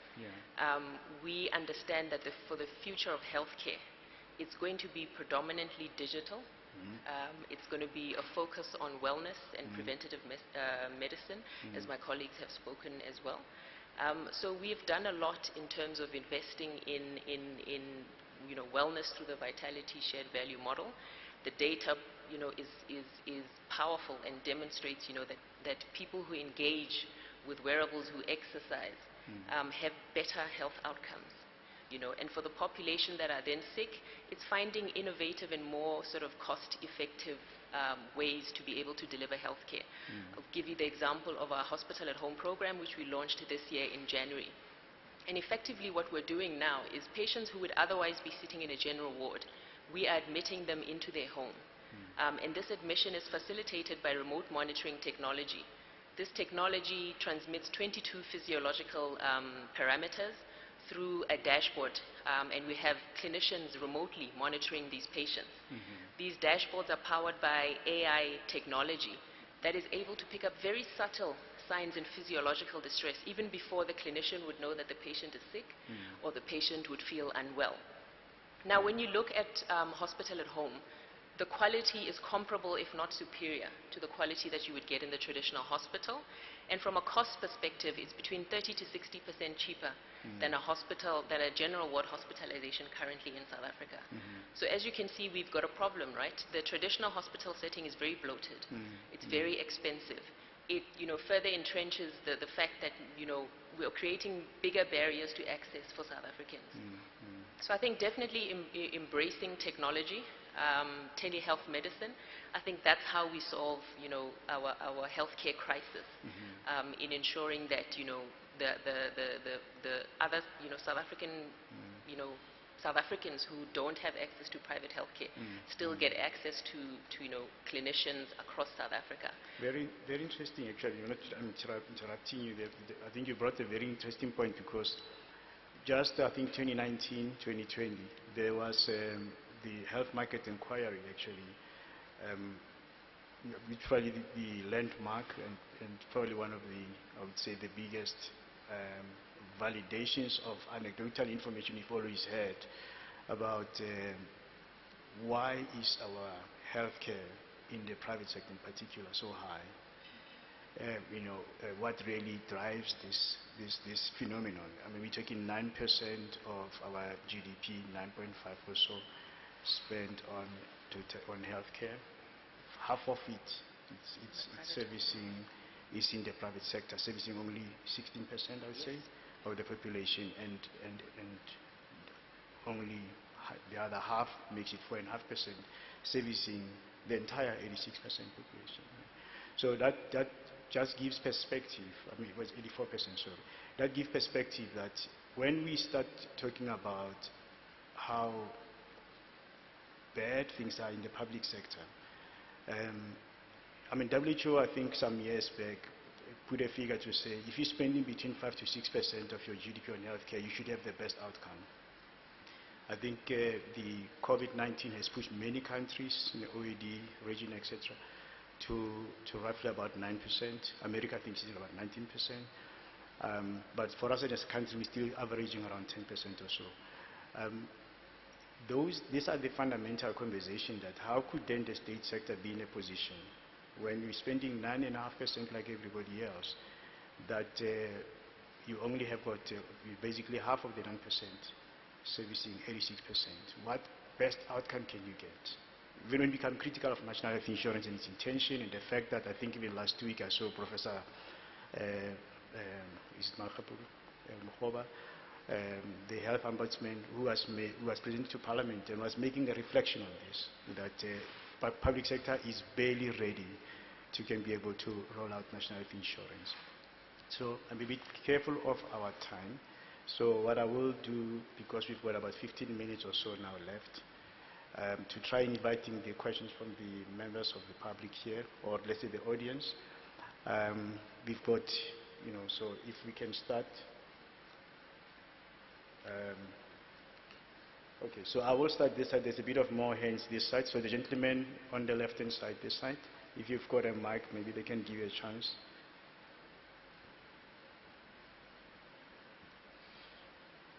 Yeah, so there's yeah, that's right, yeah. Hi, good afternoon, or good morning. My name is Jason Mazaham. I come here as a representative of the National Correct. Now, what was said by the cannabis owner, sorry, I've forgotten your name now. Yeah, Gabriel. Yeah. Gabriel Turan. What was said by Gabriel Turan is that the over-legislation is causing problems. Now, in South Africa, we have the Constitution. These are the things that affect disability and access in South Africa. Constitution, the Bill of Rights, the SANS 10 400 parties, the White Paper on Persons with Disabilities, which was set up in 2016, and I believe is still a white paper. Okay? The Promotion for Persons with Equality, Promotions for Equality and Prevention of Discrimination Act, something along those lines. Yeah. Then there's also 6 or 7 other documents of legislation, of regulations for buildings. For instance, there's a regulation written by the Parks Board about how parks should be.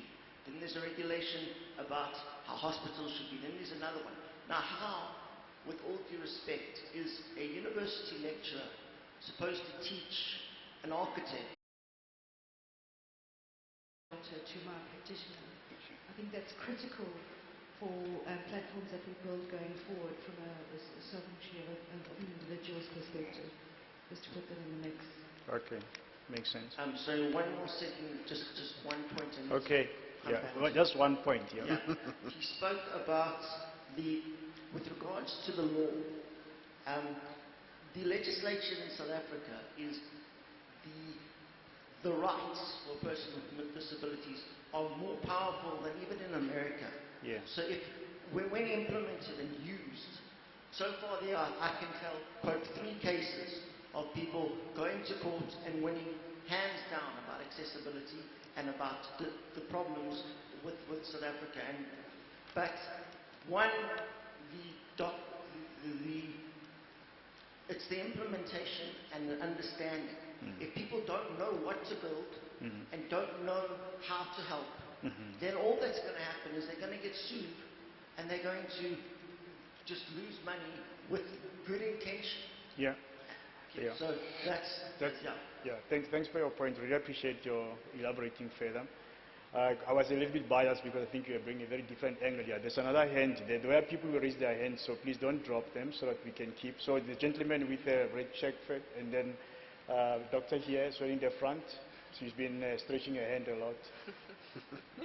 Yeah. So the gentleman you can go first. You can go Hello. first. Can you hear me? Yes. Yeah. Clear, very clear. Vincent Hazlers from Tshwane University of Technology. Yeah. First and foremost, I think we need to bring this home. I think the problem is we don't have enough doctors. They don't have time to diagnose. In terms of the use of technology, should we not then focus on careers where they use technology to aid in diagnosis? I think we want it to be more accurate, faster, things like that. I think maybe that's where the focus should be. Yeah. In those professions where we can assist the doctors, because they're the only ones that can diagnose. Yeah. And then just briefly for the record, my students ask me where to go and do their work integrated learning. I always say go to public. I think we must acknowledge the opportunities they have there. The service might not be the best, but they get very good opportunities. They get to work with professors and they do really complex cases. Thank you. I think a very good point here, and Dr. Karim might be able to reflect onto it. So just to see what you pick the questions, I would like Dr. Karim for you to follow on to that part, because it is one thing to have a very good idea, and maybe Dr. Vati as well, but it's another thing to make sure that it can be brought to fruition. Yes. Yeah. Go ahead. Thank you very much. I'm Dr. Ziki Shaina Mashia. I'm the CEO and founder of the Holistic Healing and Health Renewal Clinics. They are lifestyle clinics. And when we talk about health, I sometimes get the sense that health professionals themselves, they talk about, without that empathy, we're talking lives of the ordinary South Africans when we're talking health. And I'm saying this with a very disturbing experience that I had myself when I had a serious car accident and I fractured pelvis, all the femur and all of that. And then I took time. I was in the high care and then finally out. When I was going back to the orthopedic surgeon, for removal of the pain, and of course looking at the pelvis that was broken 8 times. Thank God I'm like this. I'm equal, I can walk, everything is fine. The very orthopedic session, health professional said to me, you know what, to straighten this waist, you have to break again. You would have to break you again, and then you heal straight. Now I'm saying this is the attitude out there that we talk to, I'm a doctor myself, and we talk to our people and treat them and plan for them as if they are just entities, not human beings. Professor Lee yesterday shared a model. How I wish, I know some of the professors, like I hope all of us were here yesterday, to see that that model actually is applicable across all sectors. It was a design model, but it talks about empathy as you plan for the people and understanding their needs. My point is, how does Discovery partner with people like us who take holistic approach to healing? But if you actually prescribe for patients that medicine, Discovery won't pay. They pay for you for medicines that are coded, chemical drugs that do actually even more harm to the bodies of our people. And this is the conversation that we need to start, And Prof, you said it so nicely. What in the training of the medical students, what is inculcated that helps them to make the ordinary citizens to be aware of their bodies? Health is a lifestyle issue. So we got it. Thanks a million. So Dr. Zamklagan also said, people are diagnosed late. So true. How will they know if they're not made to know? Yeah, got it. So you've got a question, Dr. Botura. There's a gentleman in a white shirt. Yes, yeah, you can go ahead. And there's somebody this side. I think the people this side are more hungry. Okay, all right. So I see 2 more hands. So we'll take about 3 more hands and we'll be done. Oh, thank you. Yeah. My name is Walter Maswangani. I'm from TUT. I have a disturbing experience in the public health sector, where I've been to the public health sector more than 3 or 4 times. Every time when I was there, someone died in the queue. Because of the administration that people need to go through before they can actually be treated. You find that we have old people that need to wake up around 3 a.m. And when they get to the hospital, they all start operating at 7 to 8, somewhere between there. And then they need to open files, they need to queue in order for them to see the doctors. When we are here, we are sitting, our discussion should be also in a form of advancing also the administration of people. Whenever they get to the hospital, like my brother in the white shirt in the previous topic, he mentioned something about the ID having having detail. Automatically my information is there in the hospital. So sometimes I get there, I'm sick, and I can't do anything, I can't move. They cannot move me to the emergency ward. I need to leave the hospital without being treated. That is why most of our middle-class South Africans are moving to the private hospitals, because they have noticed that the public hospitals are not really there to advance them. The empathy for our people, for the people that we delegated to treat the people, is no longer there. They treat people like they are objects. I think your point is well taken here. So one from the members will take it here. So any other question? There were 2 hands this side, and then there's a hand right at the back there. So we'll just take these last 3 and then allow the audience to... I'm on an overdraft in terms of time now. Good morning to everybody in this summit. I'm very much happy for TUT to have come with this kind of dialogue. The only thing that I'm not satisfied about is that we're talking inclusion here. And many people are not included in this dialogue. And then, as far as that is concerned, it means the outcome of this dialogue will not be fulfilled progressively as we want as South Africans. And I'm very much sorry to hear that our government is now making licenses to people who previously disregarded our cannabis. If you can make it into a question, that would be very useful.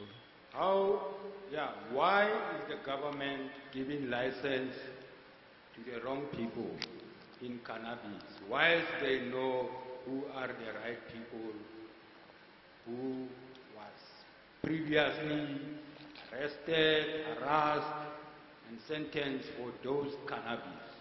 Okay, so thank you very much for your question. Okay, so what I will do is, in the interest of time, because I don't want us to encroach too much, to allow maybe summations, and if you can be able to wrap up, that would be appreciated. We'll give at least about 2 minutes. So can I take 2 minutes overdraft? Yes? No? Yes? Okay. Yeah. So please, I can't recall the questions, but you heard them. So any wrapping, any summations or wrapping marks, so maybe Dr. Padiaki on your side, then you can just come through. Keep it short if you can, please. Thanks, Itumeleng. You put me on the spot. Yeah, apologies, sorry. I think for me, what resonated was the empathy aspect. Yeah. And that was really, I think we lack that. And we need to develop that in our undergraduate students and encourage more empathy and understanding of our students towards our patients. I think that would make a world of difference in the way and the outcomes of our patients. Yeah. It's not just about medicine, it goes deeper than that. And empathy plays such a huge role. Important part, yeah. Okay. Thank you. Thanks. And Dr. Karim? Thank you. There is a lot of point. I don't know from where we can catch all the aspects that have been. I will try to wrap up. Yes. There is this regulation aspect. I don't think that we can impact that too much because regulation to protect the health care of a person is very important. You cannot. You can improve on the regulation. You can integrate more technology, like for IR, in the regulation process itself. So it makes it easier for industry to go through smoothly process to get their product accepted by the regulator, which is normal to have a heavy regulation process when it comes to healthcare. It's normal. When it comes to data, I agree, data is our own data, and we allow third party to get access. We need to innovate on how to protect the data, to get it centric to the person and protect it really, not only get it public on the cloud, but find other ways like blockchain-based technology that will create a new model of data protection that is centric to the individual. That is very important. And then when it comes to hospital at home or hospitalization that reduce cost, it's very important. And TUT are keen to work with all the stakeholders that to build what we think will be the next pre-diagnosis or pre-hospitalization phase where you are doing preventive medicine and you are following on the health of the people so you can reduce cost on the healthcare system itself. When it comes to empathy, it's very, very important. When it's not only drug-based medicine, it's only on emotional-based. What is your impact of your medicine on the emotional base of the... So we are not looking to diagnosis or prognosis or like a doctor. No, we are providing technology that assists the medical doctors to do the right diagnosis because the data is huge and we have scarce of skills. And doctors, technology which must be enabler to reduce cost. When it comes to cost, what you hired, that's 9% of GDP was spent on the healthcare. But when you look to data, on the 9% of GDP, it's the 16% of people that have more with them than spending it, not the other people. If you want to do more large quality healthcare system, we need to look to very high the cost globally. Who is paying for the healthcare system? And how can we improve that model to provide very high quality to everyone, to every citizen, everywhere? That's the idea. Technology must be enabler in that sense when it provides healthcare to the people everywhere at very low cost and to equally to all the people in the country. That is the main thing, I think. Yeah, got a point. Got a point. Yes, Gabriel? Maybe to add to that, so I saw a study where they said 84% of doctor diagnosis is wrong. And the reason for that, in my view, is one, they ask the patient what is wrong. So you rely on the patient to tell you what is wrong with them. Two, they are so specialized that they try and fit your problem into their speciality. And three, data. They don't have enough information to make a proper diagnosis. And I think, again, if you're going to the data side, it's going to come down to how are we going to regulate that? Are you going to have to go FDA-approved unit and, or is that data that you're getting from the device enough to, it doesn't need to be a FDA clinical trial device, because if you're using multiple devices and they all point you in a direction, surely that is enough. Rather than saying, it's not giving you a diagnosis, it's just pointing the doctor. But also, last point, just to touch on the cannabis side, and I fully agree with the gentleman, the problem that we are having now is the licensing in terms of cannabis is giving to companies that can afford to spend the money to get into a medical production of cannabis, and that's a very high cost. It comes down to regulation, and if you look at cannabis specifically, we regulate the plant. It doesn't make that doesn't make any sense. And I'll use a very stupid example quickly. In America, well, even here, the cannabis plant and a hemp plant is the same plant. The only difference is the amount of THC, which is your psychoactive ingredient. That defines what the plant is, whether it's the hemp or pharmaceutical product. Now, that does not make any sense. You need to regulate the end product. And by regulating the intent of the product, so if you're saying it's a medical product, you regulate it under SAPRA, under the medical. If you regulate it as a recreational product, it's got its own department. Then it's part of syntax, and you regulate it together with alcohol and tobacco and those things. But if you regulate it as hemp, where you're going to be making clothes out of it, you can't tell me that the shirt I'm wearing is a Schedule 6 narcotic drug just because it had more than 0.01 or 0.03 THC in it when they harvested it. Doesn't make any sense. So it comes down to regulation, and we are finding ourselves in this predicament where if you talk cannabis, the only place where they can put you currently is in the medical space. So, and to get in there, it's highly regulated. So I think that is where we need to start addressing the problems, is regulatory side. Thanks, Gabriel. Dr. Vati? Thank you so much, 30 Milan. seconds. Let me try to Sorry. be quick. I can see the MC is drawing closer and closer. One, I think, Milan, we all agree in here that for our technologies are in a position to advance healthcare provision in our country and in our continent. That is a given. But what is also very much clear is that there is a bottleneck in terms of the regulations that are being put before us. So the key point in here is that the decision makers, everyone who's a decision maker in respective spaces as far as this is concerned, they need, or we need, to ensure that we take our position. The worst thing that one can do as a leader is not to take a decision. Rather, we take the decision and then we see if it's helping us or not. Because as it is now, we are stuck. And I'm telling you practically so. The reason why we are taking too long is because there is one meeting after one meeting, one meeting after one meeting.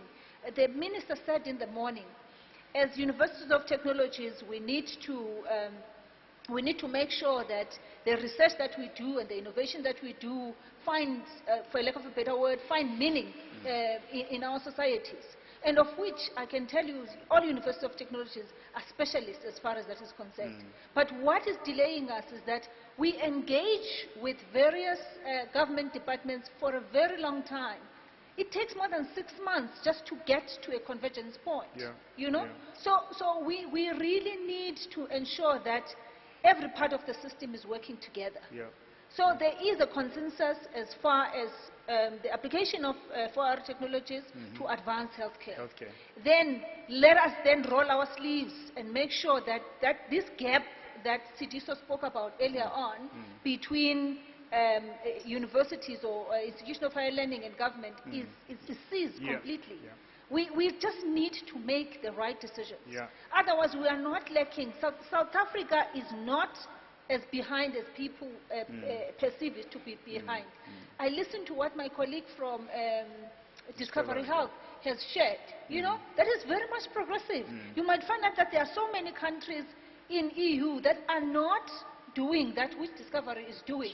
But how do we then tap into that if we are not bold enough to take decisions? If you are appointed in a position of taking a decision on matters, don't sit on top of them. Let's take decisions, colleagues. Let's move on. Got it. Thank you very much. Dr. Botu, wrap it up. I'll try and be quick as well. I think, first of all, I think for us to be able to solve the crisis in healthcare and to narrow the disparities that exist in healthcare, we're going to require strong leadership and governance. I think what is also evident is that public and private partnership will be integral to the success of solving this crisis. The second is about embracing innovative ways of delivering care. We understand that worldwide, care is moving away from hospitals into the home. I think this is important because it changes the narrative. There's a power shift, right? Because you're now coming into patients' home and you're in their territory. It forces you to bring the empathy that we were talking about earlier, about actually understanding what matters most to patients, what outcomes are they seeking. The next one is about changing the funding mechanism of healthcare. We need to move away from fee-for-service because it funds quantity. We need to anchor it around value-based care, which funds for quality and outcomes, so that patients are no longer commoditized but seen as people, and that outcomes truly do matter. I think, and then the next piece is about strengthening our primary healthcare system. I think part of the reason why our hospitals are overwhelmed is because we are overutilizing hospital services. I think if we can strengthen the communities in the private and the primary care and focus more on preventative medicine, focus more on early detection, I think we will make big strides in terms of solving the crisis of healthcare. And technology is there to help that. Absolutely. And I think the future of medicine will be anchored around precision medicine. A lot of the spend on healthcare right now is wasteful. Wasteful from a fraud perspective, but wasteful from delays in diagnosing patients.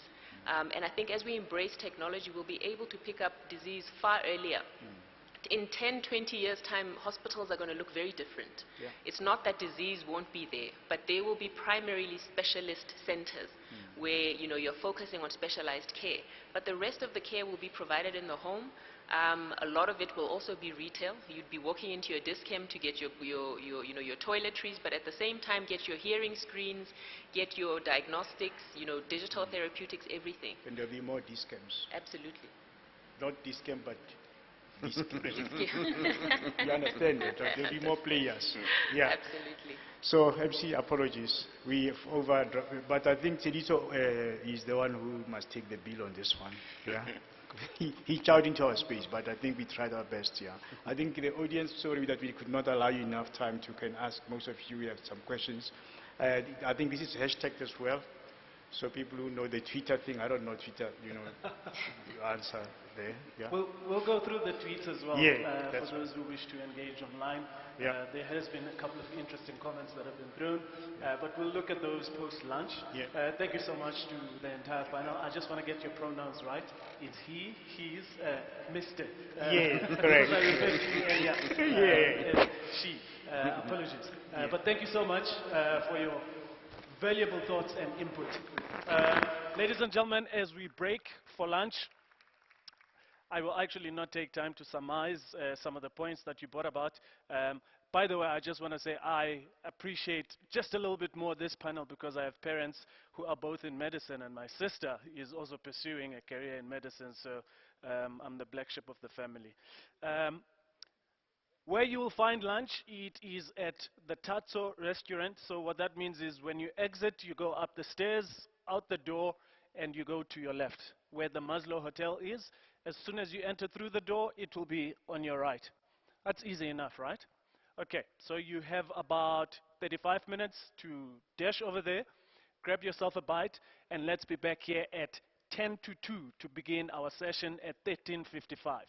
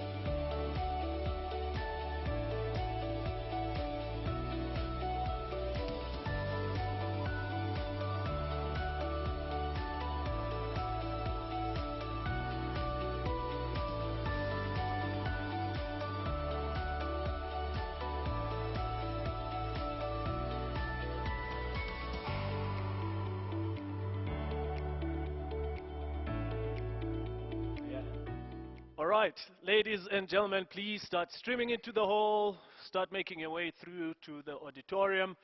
Let's keep the conversations going. We've got an exciting presentation, spotlight address, future work, or future of work and societal socio-economic impact. Professor Nelson Ijumba, International Research and Innovation Program Manager at the Coventry University. It should be an insightful presentation, one that really places emphasis on trying to understand the true meaning of all the research that is going into what the future ID or identity of the working place looks like. How do we blend what was with what will be? How do we find synergies between, I guess, what a new culture will look like post a change versus what informed the change. And so we really look forward to that insightful conversation that we'll be having with Prof. Ijumba. And perhaps just to give a bit of a shout out, you know, if you're in broadcasting, we always say paying your dues. And what that means is you acknowledge some of your sponsors, the people who buy into a vision, the people who really want to see the activities that you dream and you put plans to come to life. And so maybe acknowledging some of the sponsors, RAIN South Africa, the International Committee of the Red Cross, Huawei, UNDP. My mother would be so proud with the way I said Huawei, by the way. The Department of Planning, Monitoring and Evaluation of the Republic of South Africa, the Central Energy Fund, MTN, Forest Digital Group, and so many others that truly you could give a round of applause to. And you know, post the conference, you always want to find a resource portal where you can, you know, go back and reflect, because there's been a lot that's been said throughout the day. And so you can go to digital.ifow.ac.za.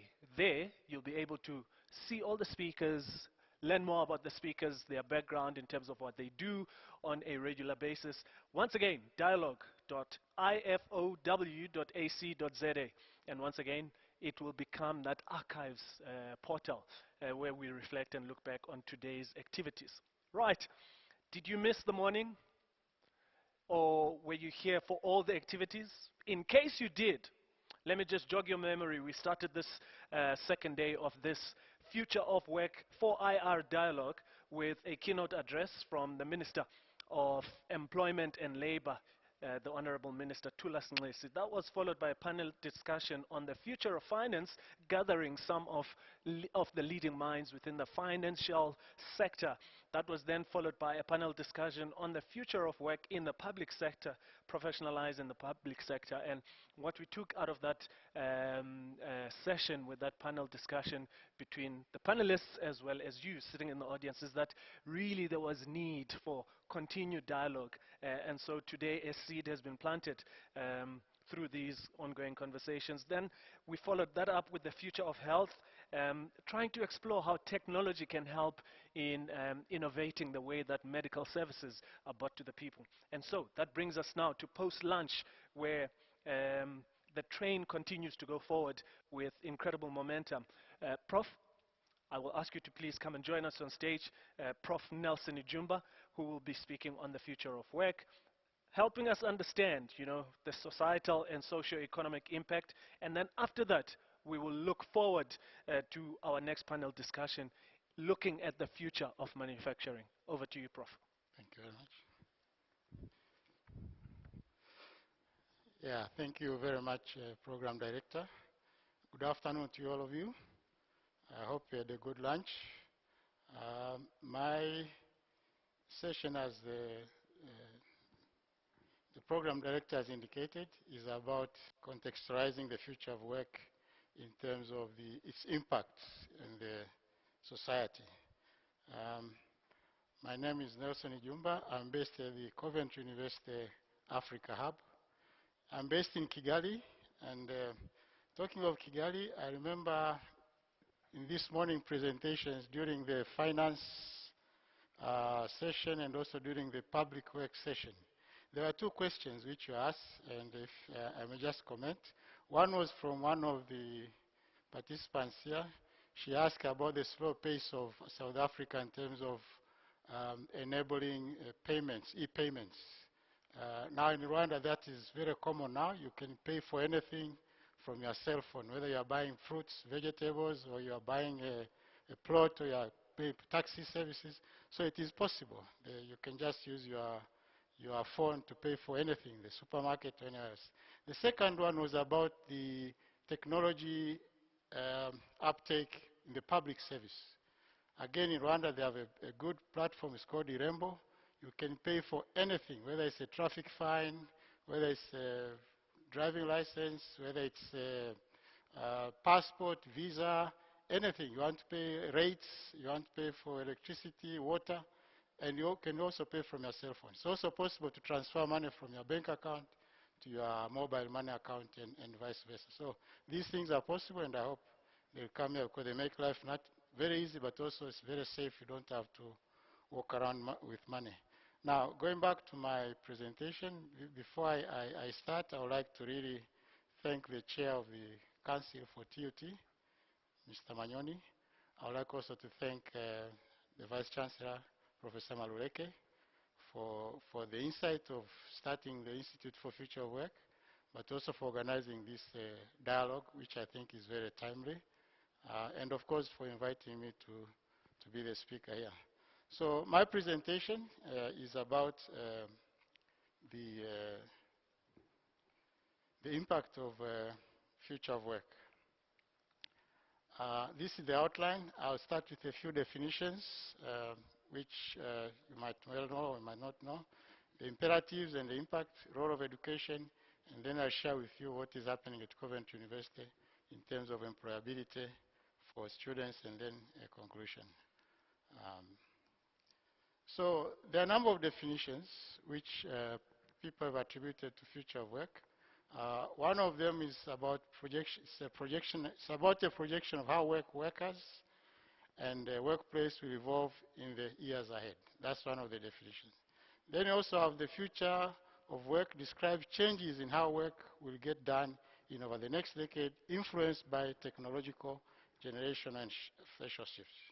Now, this diagram, which I got from one of the references, which I'll give at the end, really captures what the essence of future of work in terms of how it affects the work itself that is done, the workplace, and the workforce. If you look at the history over time, the concept of work has evolved. In the very, very ancient days, even during the Egyptian civilization, Greek and Roman civilizations, work actually was considered to be something very low. It was meant for like slaves, so people were advantaged, they had no work. But if you had work, you are actually somebody who was very low in society, which is different now. Now if you are working, you are an advantaged person in the society. Things changed. We moved to, if you look at production, a craftsman. These people are making everything on their own, whether it was a shoe or it was a chair. The product was based on one person's work. Then Industrial Revolution came in. You had the issue of assembly lines. So you had one product consisting of different components made by different people and then put together. Then as we moved on, we came to, of course, the automations, and so now we are talking about fourth industrial revolutions where robots are doing the work. If you go to the office scenario, work was a place where you went to from home, you sat down with colleagues in a specific room, whether it was initially each one had an office, then people had the idea of an open office. So you shared a space, you shared a building, and you went there from morning until 5 or 4, and then you drove home.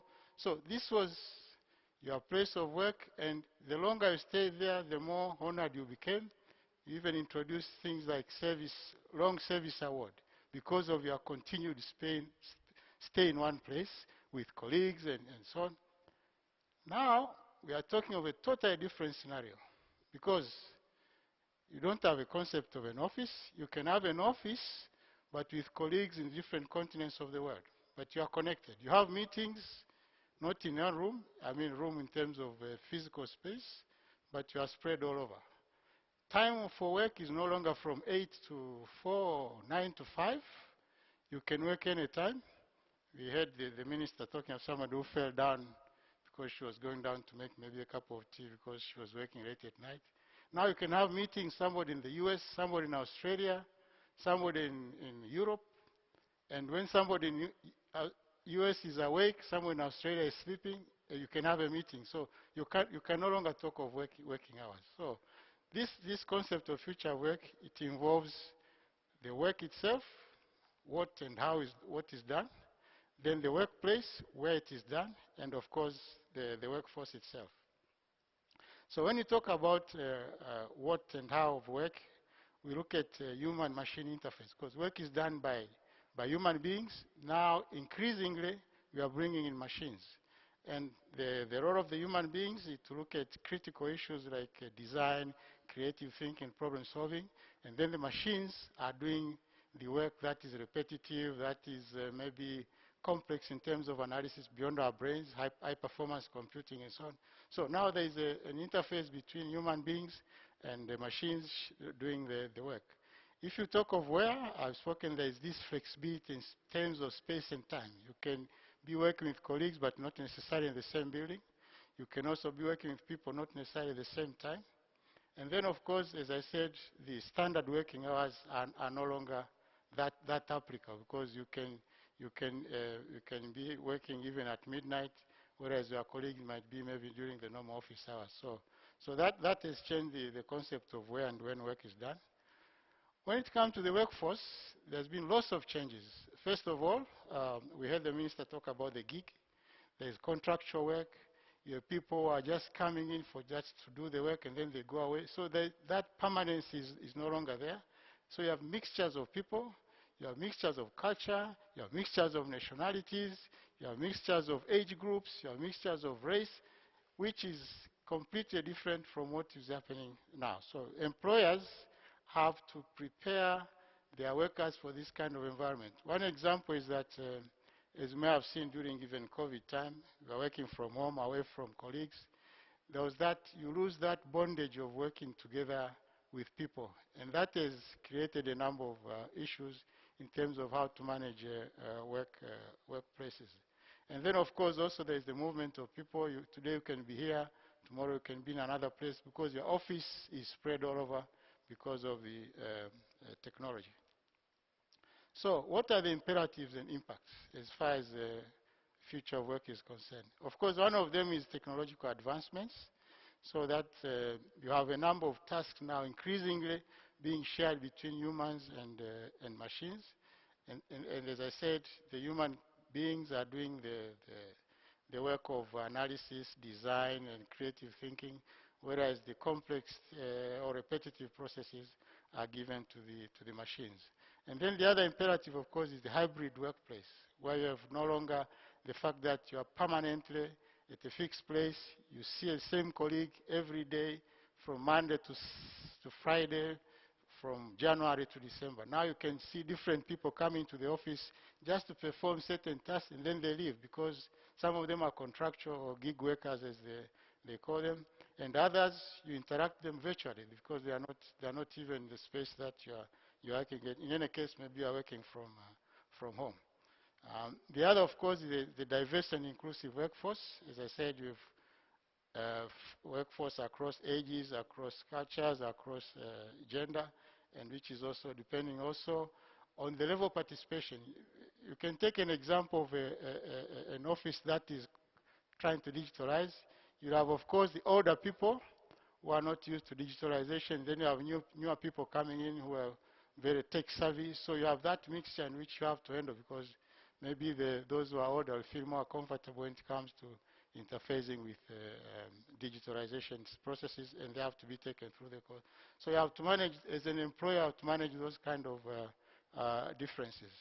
And then, as I said, multi-generation workforce, because of the different abilities and new people coming in with more information about digital technologies rather than the old people.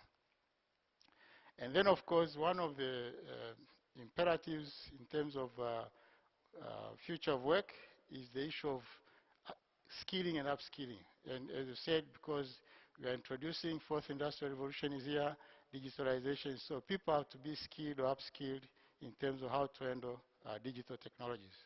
And then, of course, as I said, the issue of employer engagement and workplace wellness is very important because the environment has changed. People are working together, but they are not together in the same office. So there's that distance, but at the same time, you have to maintain this team spirit of cohesiveness. So as an employer, you need to look for creative ways of how to create bondage among your staff who are not necessarily physically based in the same place. So if you look at a study carried out by Forbes, it says that in cases where the teams are highly engaged, you have about 21% greater profitability because people are happier because they are working together and contributing together as a team. But this has to be managed in the context of not being in the same room. And then there are a number of studies which have been carried out by people like Manpower Group, World Economic Forum, around this issue of future of work. For example, it is estimated that by 2025, about 43% of the businesses surveyed indicated that they are set to reduce their their workforce due to technology integration. That is, 43%. And then 41% plan to expand their use of contractors to take specialized work, and 34% plan to expand their workforce due to the technology integration. So there is a shedding off of jobs, but there is a gaining of jobs as technology changes and companies, organizations need to keep up the pace. So they have to employ people who are more knowledgeable. And then it is estimated that about the time spent on tasks by machines and humans, a significant share is they're making changes in the allocations for value chains. And it is estimated that because of this uptake of new technologies, there is a demand for skills. And according to this Manpower Group report, that demand for skills or talent, that shortage is the highest in the 26 years. And that has been also accelerated because of the COVID pandemic, where there was a need to use digital technologies. And then also, if you look at the redundancies which are created by digitalization, these will decline by about 15.4%. But on the other hand, the emerging professions as a result of new technologies coming up are going to grow by 7.8% to almost 13.5%. Also, in terms of sometimes people say, oh, you are introducing technologies, you are putting people out of jobs. But you can see that according to the report by the World Economic Forum, they've done a study on the job report for 2020. Although we are going to displace 85 million jobs, but 97 million jobs are going to be created because of adoption of the new technology. So there is a net gain in terms of jobs. So it's a question of how to deal with those people who are going to be made redundant by the technologies. Of course, you can say there's an overall gain in the sector, but for the person who is losing a job, that is critical, and you need to do something to be able to assist them. And there are ways to do that. Also, it is, in terms of future of work, there's been a need for people to upskill. And about 39% of the employees surveyed, this is a global figure, 39% of them were concerned that they are not given sufficient technology trained by the employers to be able to cope with the demand for the new technologies. And then the top skills that have been found to be very, very, very important in this future of work, there's critical thinking, problem solving, and also skills in self-management, active learning, resilience, stress tolerance, and flexibility. And these are the sort of skills that one needs to be able to cope with the changing environment as a result of the future of work, rather than, as the minister said in the morning, that you train people for jobs, but when they go to those jobs, they find either the jobs are not there, but if you are equipped with these kind of skills, you'll be able to adapt to the new environment. So in terms of the number of people requiring upskilling, employers estimated that 40% will require skilling of 6 months, and less than 94% of the businesses reported that they expected employers to pick up those skills. This is a sharp increase from 2018. And remember, as I said, during COVID, some of these requirements were accelerated. And then 84% of the employers are set to rapidly digitalize their workplaces, and that means expanding even this issue of people working remotely because of the digitalization. And then, of course, now in terms of digitalization and also the issues of increased productivity, about a third of the employers will take steps to create a sense of community, connection, and belonging among the employers through the digital tools. And this, as I said, is very important when it comes to maintaining cohesion with your staff who are not necessarily working from the same venue. So now, in terms of the economic downturn, which is being exacerbated by the COVID pandemic, now we are talking about Ukraine and so on, but many employers are recognizing that there is a need to develop human capital. So to invest in human capital is very important, and 66% of the employers surveyed expected to get a return on investment. Only a small percentage, about 17, didn't believe that there was a return on investment in terms of investing in human capital development. And also the average, on the average, the expected number of employers who are willing to offer upskilling skills about 70%. The problem is some of the employees are not very eager to be upskilled. As I said, some of them because they are scared of new technologies, and only 42% of them were quite eager. Now, in terms of looking at the issue of upskilling, we find that the hunger for or the integration of wanting upskilling is, or uptake of digital technology is different from those people employed compared to those who are not employed. So in terms of those who are employed, there's almost a fourfold increase in the number of individuals seeking out opportunities of learning online through their own initiative. And then a fivefold increase in the employer provision of online learning opportunities to the workers who are working. Then, of course, there's a ninefold enrollment increase for learners accessing online learning through government programs. And those who are employed are putting more emphasis on personal development courses. And of course, those who are not employed, they are placing greater emphasis on learning digital skills, believing that they enable them to get jobs. Okay, thank you very much. Okay, then of course there is the issue of digital divide. There are certain people in the society who are disadvantaged in terms of this uptake of new technology.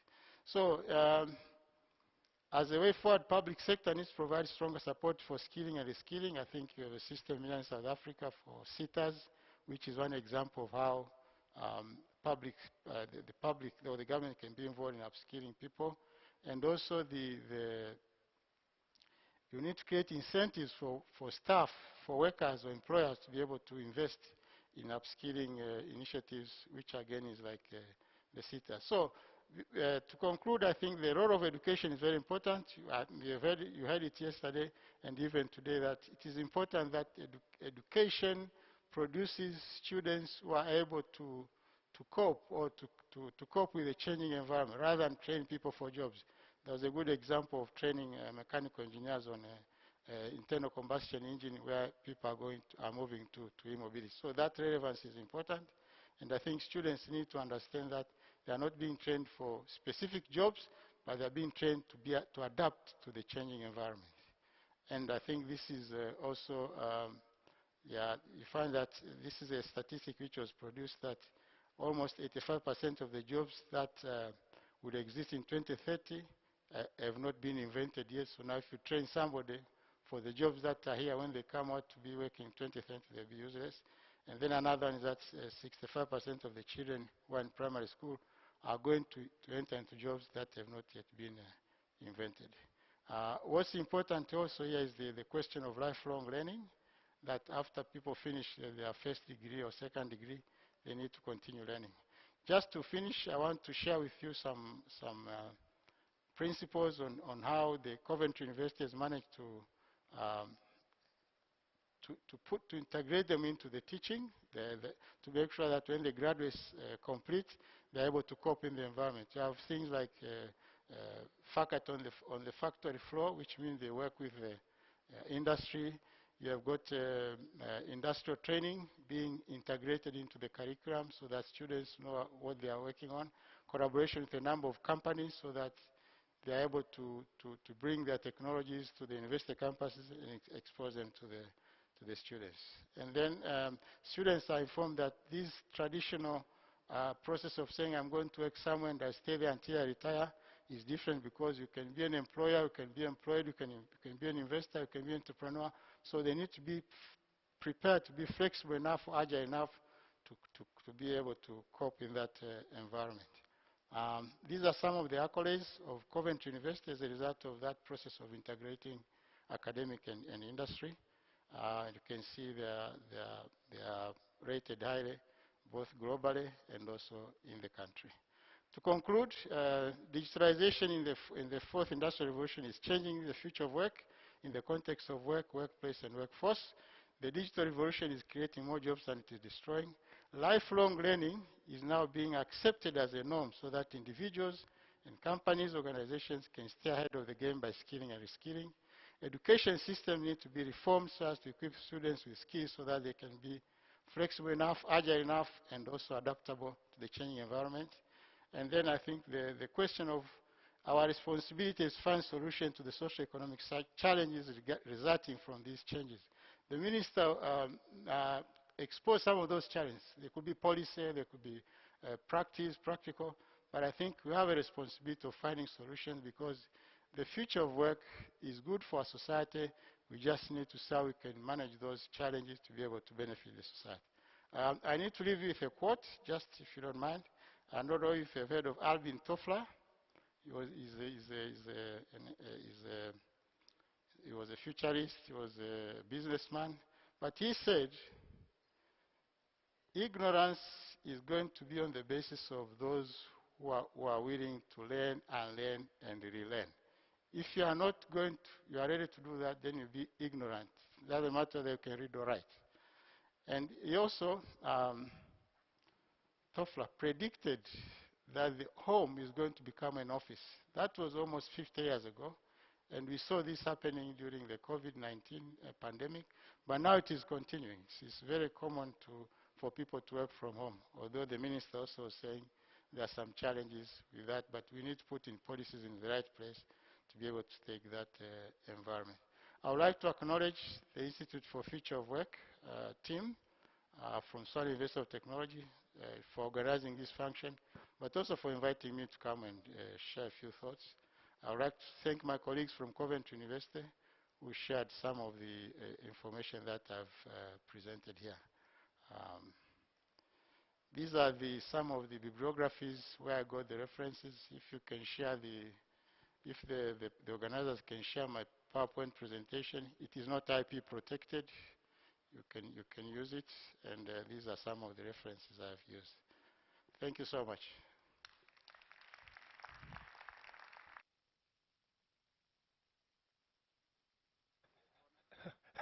No, you've done well. You've done well, Prof. The naughty corner is not for you. All right, ladies and gentlemen, we move swiftly along as we thank Prof. Ijumba. Panel discussion on the future of manufacturing, another important sector when we look at what the future will look like. Please help me welcome onto stage the moderator, Tseliso Muhlomi, Senior Director, Institute for the Future of Work, and a panelists that will be made up of Dr. Kumbulani Mpofu, Tshwane University of Technology, Mark van Pelt from Pepel and Furs Africa, CV Mudli, Group CEO, Macrom Telecommunications. Round of applause, please.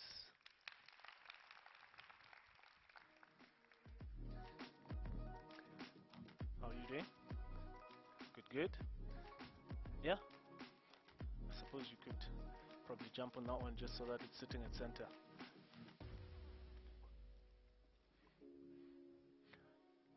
Cool, everybody looks good. I'm happy to confirm that lunch is not stuck on your teeth, so feel free to smile.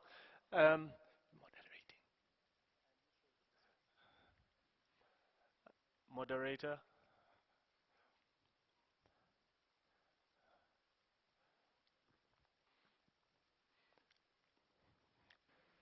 Can I give an opportunity to the exhibitors?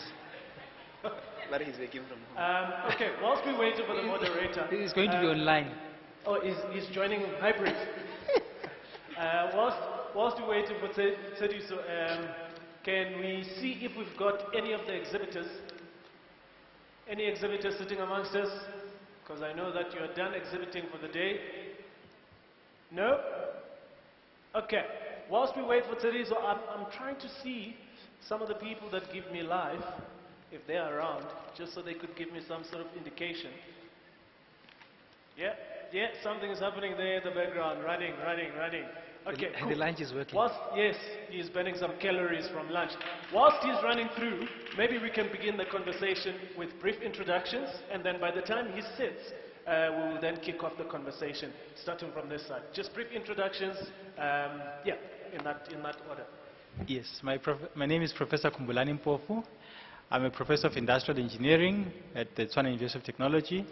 I'm currently working as the NRF Sachi in Future Transport Manufacturing Technologies, as well as the Gibela Research Chair in Manufacturing and Skills Development. Thank you. Yeah, good afternoon. My name is Setle Diteko. I'm the executive in charge of transformation and public policy for the automobile industry. So I represent an organization called NAMSA, which is the Automotive Business Council. Hi, I'm Subi Mudli, Group CEO of Macrocom, a smart solutions IoT company in South Africa. In fact, we're one of the largest IoT companies with over 500,000 connected devices. Good afternoon, my name is Mark van Pelt. I'm a Belgian national, so you will hear that my English is not always that perfect, but I'll try to do my best. I'm here in two versions, if I may call it like that. I'm on the one side representing my company. I'm the managing director of Pepperl & Fuchs Africa, a German company that is active in industrial sensors and explosion protection. And on the other hand, I'm the head of the working group on the fourth industrial revolution in the German and European chambers of industry in Southern Africa, but we'll come to that later on probably. Thank you. Thank you. I think, Mark, you forgot the third. The advisory. Member of the advisory committee of the Institute for the Future of Work. Thank you. Thank you. Thank you for and I think, CV, you also forgot something. Yes, I'm also a member of the advisory committee on the Institute of Work. And so you can claim to be your CEO as well, you know, representing NAMSA, which is part of the advisory committee. Yeah. And thank you so much. Let me apologize for being late. I am everywhere, but I am so excited that I could actually moderate this panel. It's very special. And if we talk about all the industrial revolution, manufacturing has always been at the center. And from the perspective of technology, manufacturing is also then playing a very big role. Now, the question that I want to ask the panelists is, briefly, what are the trends, conversations within the manufacturing spaces? This would include innovations, technologies, new solutions. So we will start with Prof. Mpofu and then come this way. Thank you very much. So I think from a manufacturing perspective, there is generally a trend that is going on globally around robotization, but more specifically human collaborative robots. where humans work in collaboration with robots. So in the past, when I would go to industries like Transnet, and I'll be taken around what they're doing, and you speak about robotics, it would be a very difficult conversation. But the robots that are being designed, and I'm speaking of a conference that took place end of August, is the General Assembly of Production Engineers globally. So all your high-tech manufacturing companies participate in those conferences. And the conversation is not about robots which need to be in a cage. The conversation is about how can a robot, this be a robot and I am co-working with the robot, so that we work together to lighten the work for me in terms of load, in terms of dexterity, or in terms of angles at which the work can be done from. One of the other dimensions that I think is also important, especially for us as South Africa, is the conversation around learning factories. So learning factories where you have a factory that produces real product, that on one hand is utilized to train students around manufacturing, because all the other forms of work you can be able to do remotely. But you can't manufacture remotely. I mean, if you totally robotize, maybe you can, but still you still need people who will come and maintain the hardware and make sure the robots are working. But the idea is not to stick to that total robotization, but to find ways of human collaboration and then utilize learning factories as platforms that we can utilize to teach young people about manufacturing whilst they are building real products that are actually usable. So a lot of these learning factories have been established around the world, and then within those learning factories we then utilize virtual reality to give students real manufacturing experiences that are a replica of what is actually happening in the industry. And then you also have the digital twin of manufacturing systems, which is sort of a live version compared to the virtual reality version, where you have got a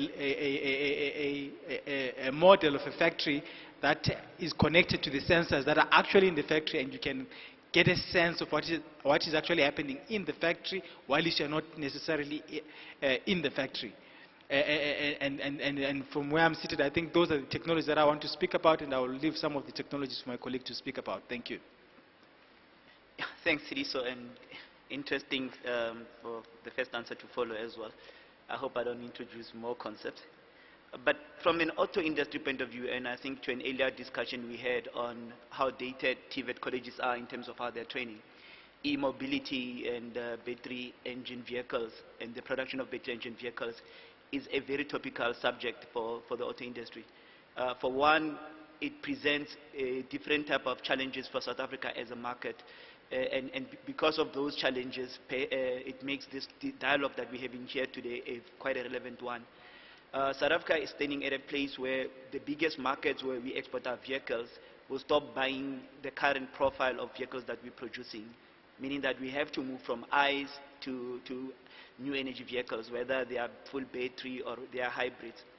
And with that evolution then comes a situation where the current models that we're using to export to those particular destinations or those markets demand a certain level of local content within the vehicles themselves. And so we're talking about introducing a whole new production system with a whole new supply chain that needs local role players.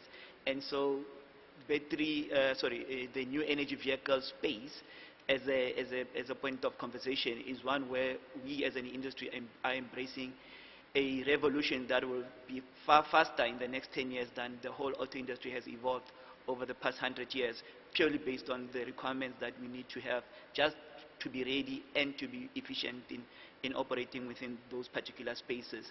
And yes, some of the technology discussions that we are having here today become relevant.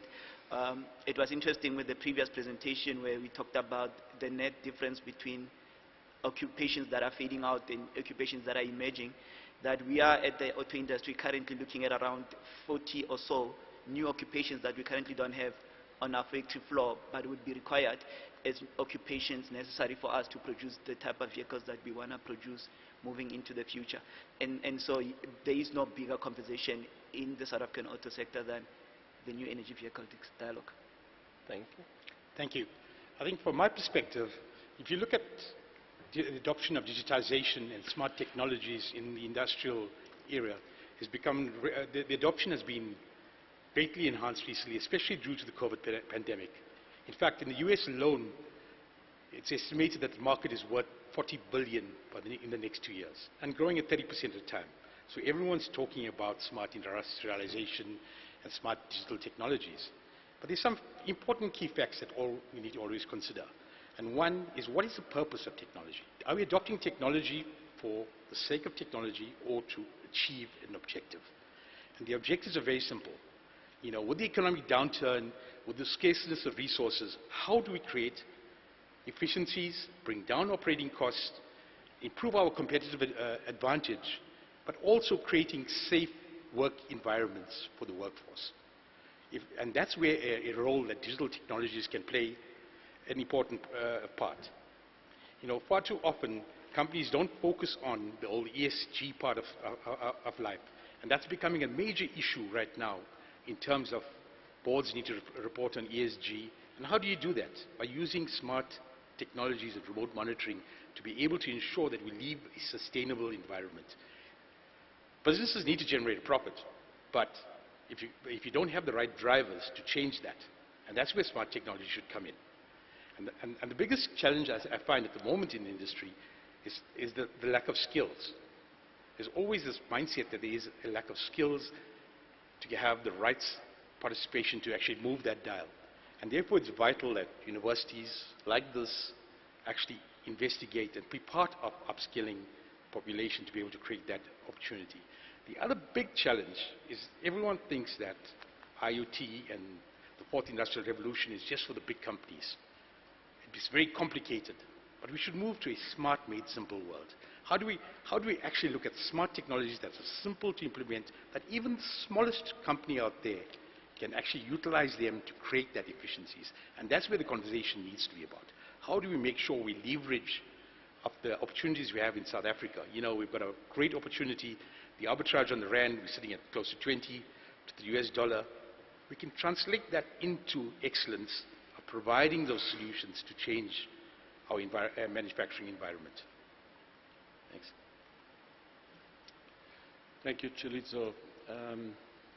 You asked about trends. A few things that I would like to say to that. First and foremost, one of the trends is we are fading away of talking about the fourth industrial revolution, because the development of new technologies, innovations are running that fast that it is hard to identify where are we going to have the fifth and the sixth and whatever phases we are still going to look for.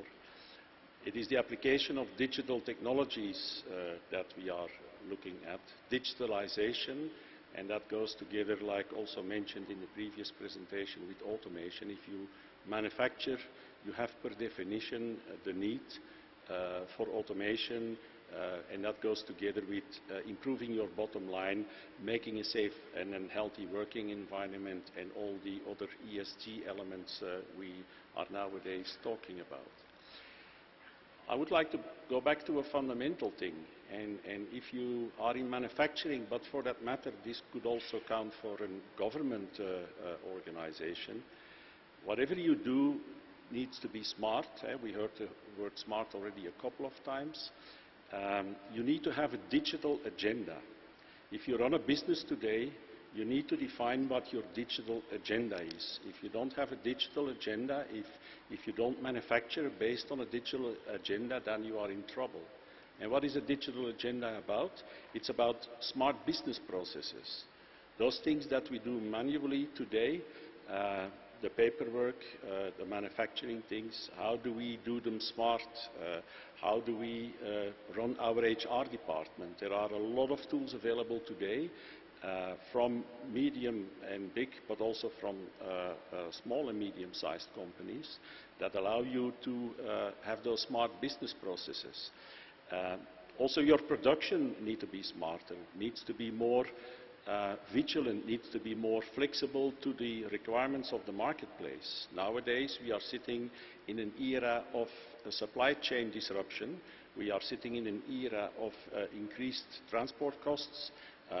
It is a challenge to bring the right product to the right customer at the right time because of all kinds of material shortages. Therefore, smart production processes that are interlinking better with your customers, and you can produce more based on your customer needs rather than putting things in stock waiting until somebody buys them is also one of those trends that you see in the manufacturing sector. And obviously, if you are a product or even for that matter a service provider, you need to also apply smart technologies to implement on your product so that your customer can also benefit from that. And for instance, my company is in the meantime putting on all our products a QR code. And perhaps you see that on consumer products already for quite some time, but on industrial products that is not that easy. Those QR codes are linking you to a database, you as the user, you as the customer, and you get more than only the data sheet of the product, you get also your carbon emission that is available. So that whole world is going to get one big software shell, and there is in the meantime a global standard on that, which is called the Asset Administration Shell, the AAS, where that database, that link with the product via that QR code connects you to all kinds of information that a buyer, that an engineer, that a maintenance guy can use for the day-to-day purposes. And then last but not least is smart collaboration. Today a company is not an island, today a company is a platform where you can organize co-creation. Co-creation together with other partners in the market that they have their own specialty, and then you can manufacture a product based on the elements that are available in the market. So that is, I think, also an important trend, Chilizo, that is that you need to have a digital agenda, otherwise you are lost in space. Thank you so much. Within the manufacturing space, when one starts thinking technology, from the developing world perspective, I'm starting to think about, Schwarzenegger, machines versus humans. What are the implications of these technologies to the current jobs and the future jobs? I will start at this side. Well, thank you for that question, Chilizo. The professor already referred to robots working together with human beings. We call that cobots, collaborative robots. And I want to take one thing from the table. I heard it yesterday, and I'm not sure whether I heard it this morning, but robots are not there to take away jobs. That is a very false statement that we need to take away from the table. Robots are there to assist in unhealthy processes, in repetitive processes, in processes where quality is highly competitive. Robots are there to help to collaborate with human beings. So it is important that one understands that robotics are an added value.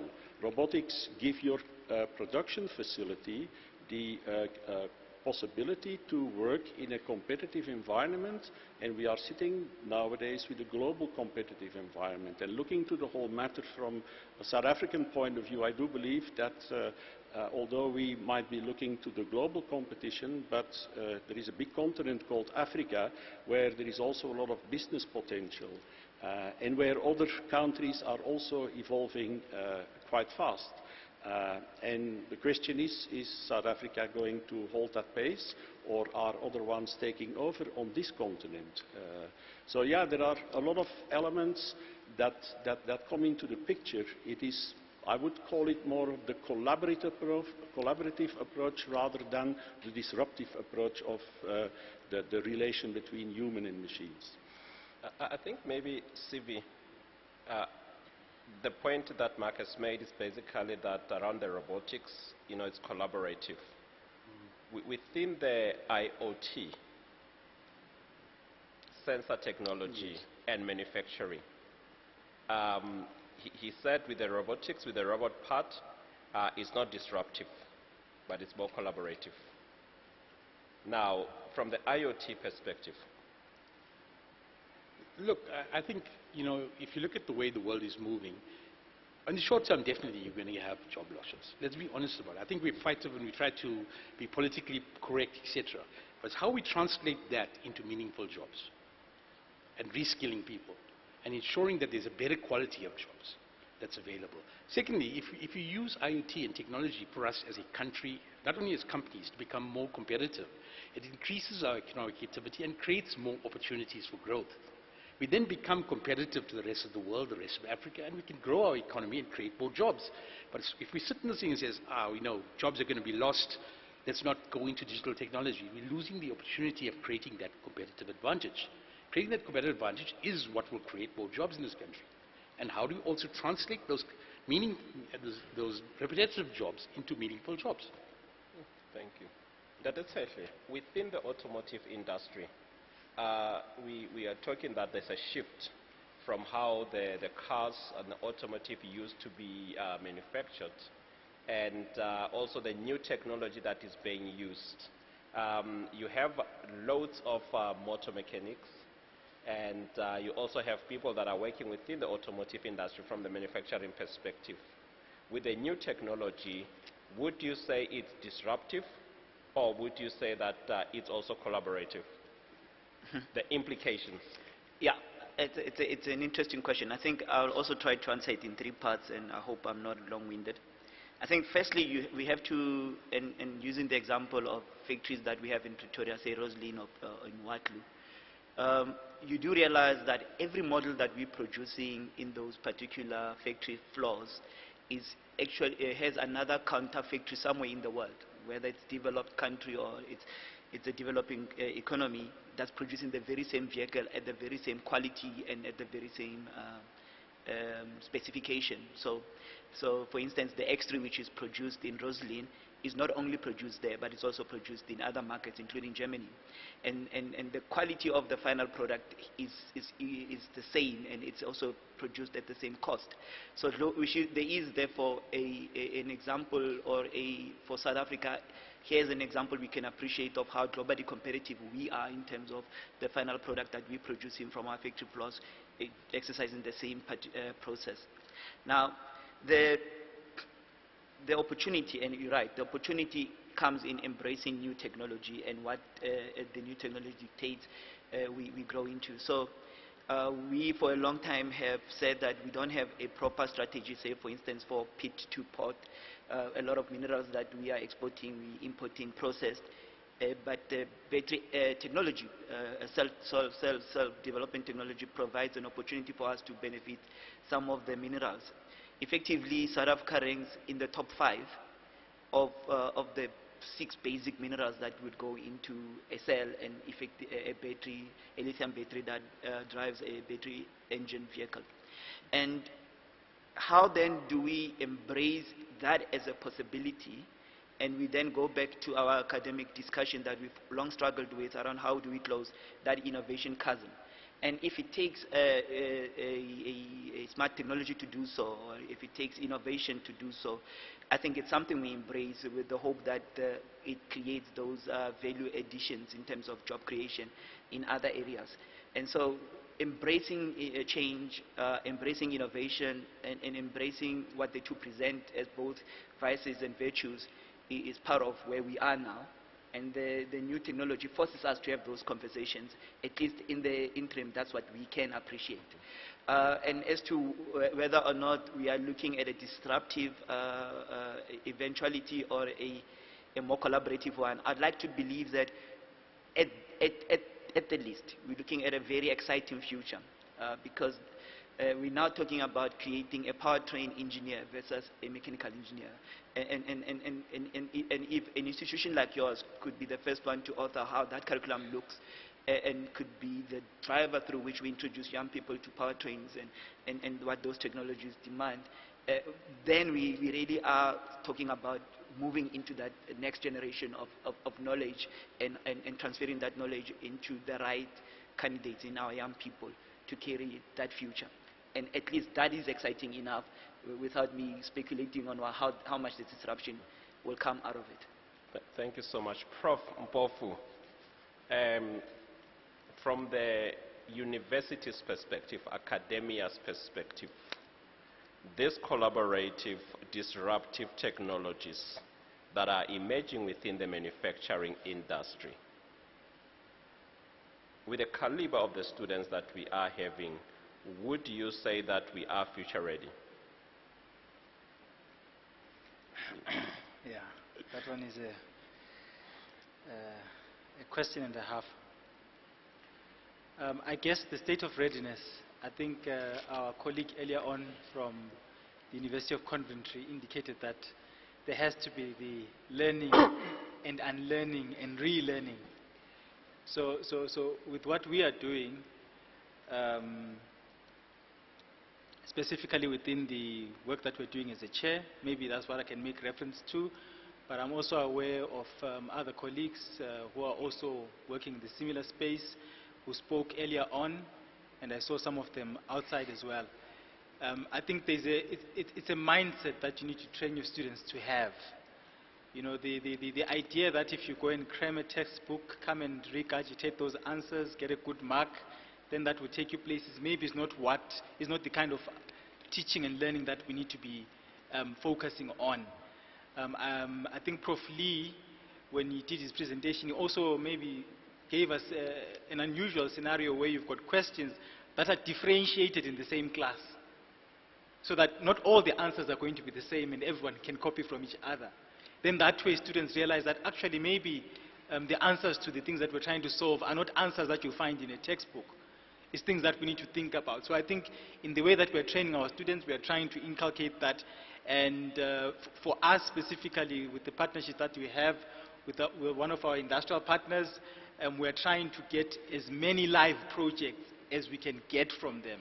So they'll give us projects at a smaller scale on what is happening within their production facility, and students need to solve the technical issue, but not end on solving the technical issue, but also deal with the business aspects around that technical problem they are solving, so that the student is not just developed as a technical person, but also has some understanding from a business perspective what the implications of technical decisions are, and from a financial perspective, from a team collaborative perspective, and even from a utilization of technologies, even to an extent where some of the students then take some of those problems and create the next level of technology that the industry doesn't have. So that way then we capacitate them to think beyond maybe the textbook mentality, that this is what the textbook says, so you just regurgitate it out and we mark you correct and we are happy with you and we think that you are ready for the future.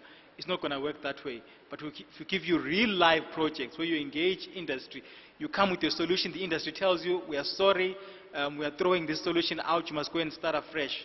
Then you realize that maybe you need to think a little bit deeper, and then that way you are more creative in the way that you're being trained, but the aspect of understanding that the solutions are not at the back of the textbook, which is maybe the approach that was taken when we were taught that there's a guy, you just need to look for the guy who has got the solutions, you know, then you will be fine with that class. That's not the kind of training that we're trying to give to our students. We're trying to make sure that there is practicality. And this is why I also emphasized when I spoke earlier on the learning factory. Because the learning factory is a factory, real factory, with real industrial machines that actually produce a real, maybe small scale. It could be maybe a skateboard, you know, with not so many components. But that skateboard is actually a usable thing that maybe a student can even use it. And while they're using it, actually discover that, okay, I made a mistake because maybe this part that I put here breaks while I'm writing it, and I get hurt a bit, but I come back to the class and I work with the 3D printer to maybe create a model of something that is better with a new material, and that way, through that experiential approach, then you are able to inculcate learning that is lifelong and not just going to end with you giving the correct answers in the class. Thank you so much, Prof. Mpofu. Basically, that is the ideal.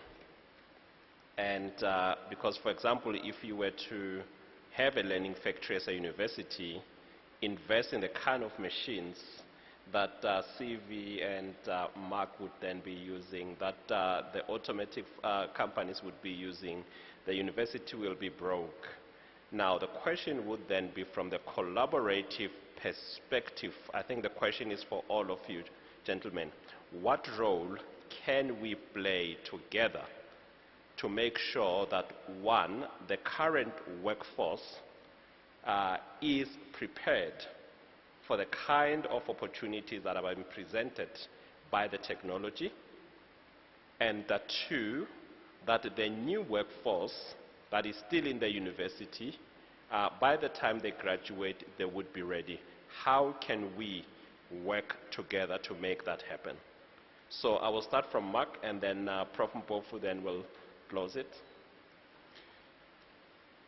I think I would even broaden the discussion a little bit further on, because I know that there are a lot of academia here, but I also would like to take into the consideration the executors of whatever we invent.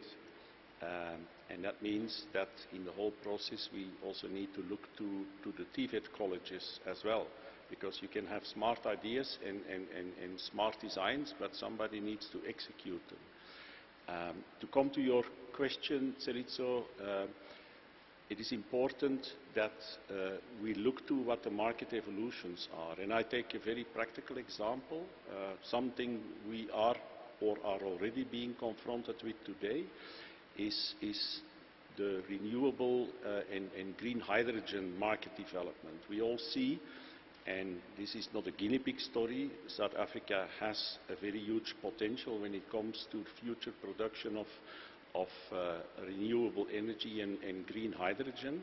That also leads to the fact that the CO2, the carbon footprint of South Africa needs to go down. To cut a long story short, that means that in the mining sector, the coal miners in particular, and if my numbers are correct, there are about 350,000 mine workers, of which 90,000 are active in the coal mines. These people, on the long run, are going to be reskilled. They need to be reskilled to be active in other industries. So there need to be training programs, skilling programs, reskilling programs available to make sure that those jobs, and the professor earlier on in the previous presentation was talking about 80% of jobs in 2030 still needs to be invented. We need to identify together where the market is evolving and what reskilling programs need to be organized.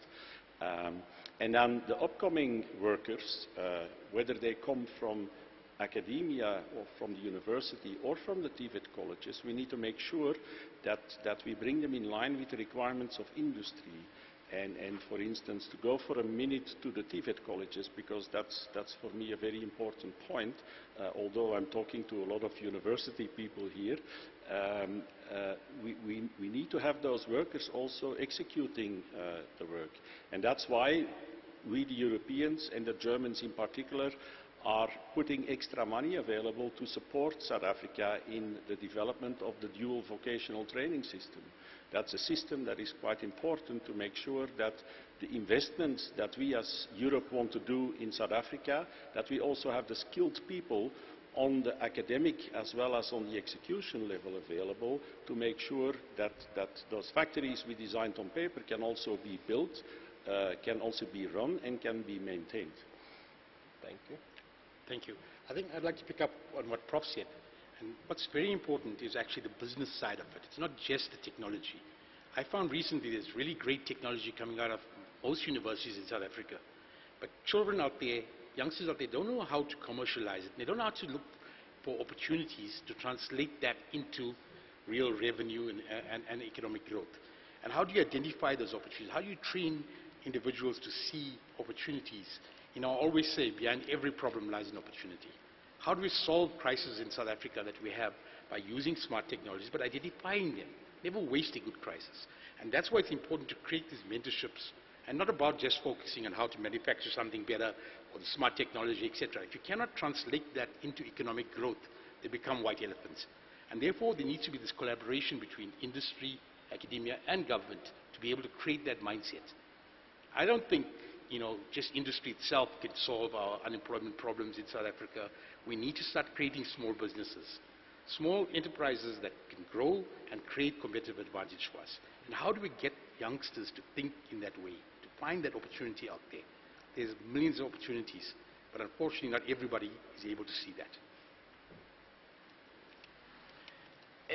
I think from an industry point of view, perhaps I've got a different line of sight to what the challenges are from industry, and from having worked for the CSIR for as long as I did, perhaps I've also seen how the academic side looks at the industry. And I've found that the two views are not reconcilable, meaning that the way industry views academic support or intervention from government and from institutions such as the CSIR is different from how those institutions view themselves contributing to industry. And I'll give you an example of, and perhaps you'll support me as well. So if you were to be a supplier to a German engineered vehicle in South Africa, and you wanted your component to be manufactured, and you become what we in the industry deem a tier 1 supplier, one that's directly supplying into a vehicle, you would need to do a prototype, which you would need to then send to Germany for the quality to be tested and for the functionality to be tested. And then you'll need to come back, build a factory, and then you need to get the right ISO standard for your factory, and then your factory needs to go through an assessment process, and then can you discuss a possible contract with BMW or Mercedes-Benz as a part supplier. Now, that particular procurement process, as protracted as it is, it's public knowledge, and there are people that go through it, willing to invest the 3 years to become suppliers, and there are people that completed successfully in South Africa. That is why we do have local content in vehicles.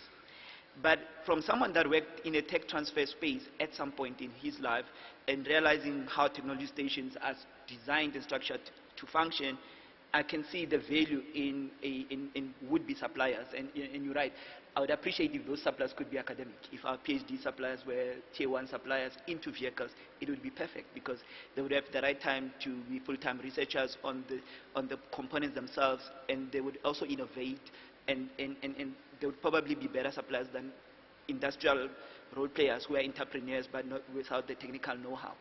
However, I don't think that from that FTE, full-time research perspective, the industry is understood. And I don't think the industry can appreciate the existence of an academic industrialist who's looking to do technology transfer, and they could have a solution for the auto industry. And somehow, at some point, that's the bridge we need to build. And that the innovation chasm continues to exist because we don't have those dialogues is a challenge. And I think that's a very critical area for collaboration to emerge, and for these dialogues to mature from. Thank you. Prof. Mpofu? Yes, so from my side, I think the concern that my colleague Licheho is expressing here is a genuine one, and I think we have experienced it live. I think we have been very fortunate that we've got an industry partner who's listening to us and who's listening to the idea that students can participate in your value chain. And for me, I think that's very important from a perspective of developing these manufacturing engineers or technicians who work on real products, while they're still within the university, but have the opportunity to get real exposure to making real product that can go into a functional system, as it were. But it's true that it's not all the industry that think that way. When you arrive and you ask for an appointment with somebody who's in industry, the first question is, so how many students are you producing every year? No one really gets to the conversation of how many technologies are you able to put on the table so that we can absorb those technologies and utilize them? Or can you come with us with a solution to deal with the carbon neutral issues that people always think when you arrive and you say you're from the university, the only thing you can deliver is people who can walk around the factory, help with a few tasks here and there, and it ends there. And I agree with you that that needs to shift, that needs to change. Because as long as we still look at the academia that way, then the unemployment problems that we face will continue to perpetuate. But when we begin to look at the university even through the establishments like this one, the Institute of the Future of Work. I think the other part of the future of work is not just about the newness, it's about the way that the university is looked at by the industry, that the university is seen as a collaborator in driving the innovation in industry, as a partner who can sit around the table and give ideas, yes, give bums on the chairs around the board table, but also give ideas that can be utilized by the industry to take the industry forward and to create the job opportunities that we are trying to create through this. So my view is, I think I'm glad to hear that there's a willingness to say, how do we partner? Because this dialogue is about those questions. There's no way manufacturing questions are going to be solved in the 40 minutes that we have to have this conversation. But it's what will come out of this, and for me, I think those are the real commitments that we need to make with the industry partners that are on the panel here, with the academy that is here. You know, what are the real next tangible steps, even if they are small, that can demonstrate, maybe when we come, I think already the Minister for Communication and Digital Technology is already committed to, she wants to be invited back. When we come back next year, we say we were on the panel, the manufacturing panel last year, we spoke about this. There is something real that we've worked on, that we can demonstrate that it wasn't just a talk show. It was about the actual work that that will take the country forward. So those are my views, Program Chair. Thank you so much.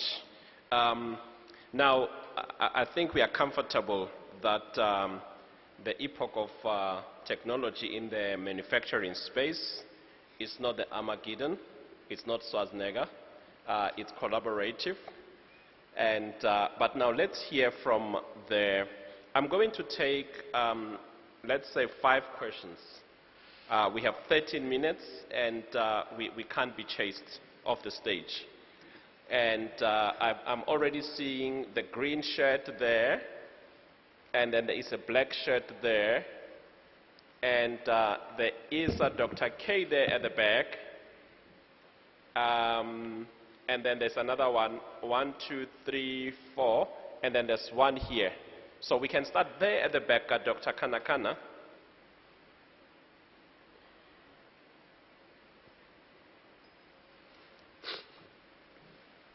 Thank you, Chairperson. I'm Professor Owen Shabaya from the University of Limpopo. I want to thank the presenters on the number of ideas they've put across. My interest is on how universities can contribute to this debate. There's one writer who once said, we are currently preparing students for jobs that don't yet exist, using technologies that haven't been invented in order to solve problems we don't even know there are problems yet. For example, an example I can give is that it can be a program, a 4-year program. By the time the student finishes that program, what is needed in the workplace may have changed. So I have a feeling that what was said by one professor from the Coventry University, to say teachers need to help learners to adapt their mindset to the concept of a career path as something they can carve out in line with advancing technologies and the changing world. So working on the mindset of the students, for them to realize that they mustn't remain static. They are getting better knowledge and skills in university, but it should help them to be creative, to be people who are lifelong learners. Because when they go out there, what they will have learned will have changed. One presenter in the morning said, you can be qualified for the position you are operating on today. Tomorrow you will find that you are no longer qualified for that position. So I think if our students are taught in university to have an open mind, lifelong learners, who have the age and the curiosity to work, to learn all the time, I think they can fit in the changing work environment. Thank you. Thank you. Next to her, there is somebody, then we'll go to the lady in green. Good afternoon. My name is Professor Ulo Kolopane, Professor Emeritus, University of Johannesburg. I support Prof. Mpofu entirely. Maybe it's because we've got the same background.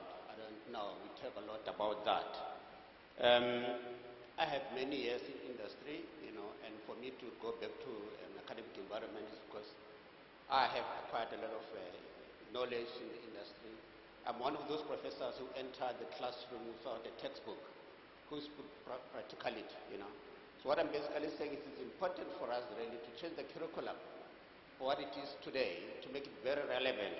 We can say, make it industry ready. Our students are struggling when they come to a work environment. They don't know what to do. They need to be retrained and all that. So it's important for us to concentrate on that, to make sure that at least they hit the ground running, in the industry. So it's important for us to make it very relevant and see what are the needs in the industry before we can take them to the classroom. Thank you. Thank you. The lady in green.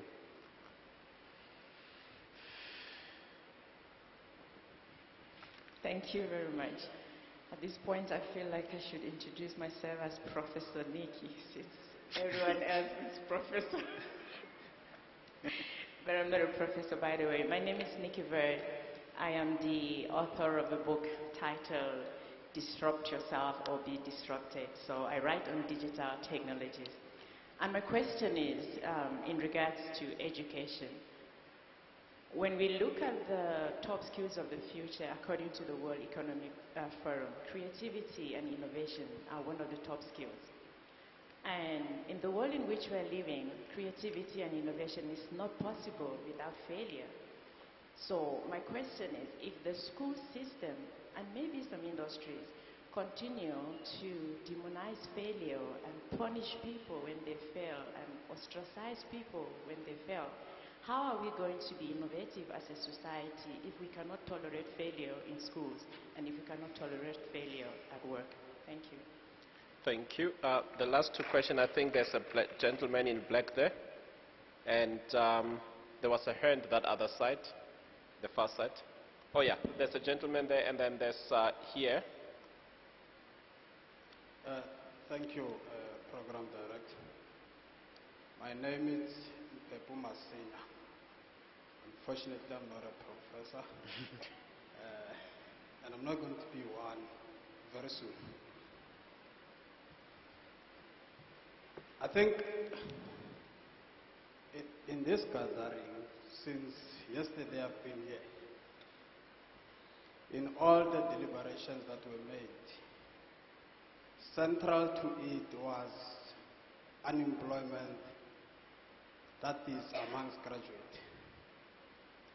And I mean, we've got international guests there, so we ought to give a proper perspective so that when someone goes back to Germany, to Belgium, he must not have that misconception that South Africa has a crisis of graduates that are not employed. South Africa has a crisis of black graduates that cannot find employment. And we should not beat around the bushes around that. Institution of higher learning in their nature and character are knowledge production centers. The knowledge acquired in this institution should then be translated to resolving problems that arise or exist within the societies. Now, when we are in such gatherings of academics, one would hope to get more solutions than questions. Because, I mean, we are not in a community meeting where there is a discussion of water and storage. This is a dialogue of academics, of people that, through their studies and research work, should be able to provide solutions for the society. I was very disturbed when the question was asked to say, what is the state of readiness of our students in terms of the technology that must be introduced in manufacturing sector. And as I was sitting here, I became more confused than when the question was asked itself. So I'm going to ask that question again to Prof. Mpofu from Tshwane University of Technology.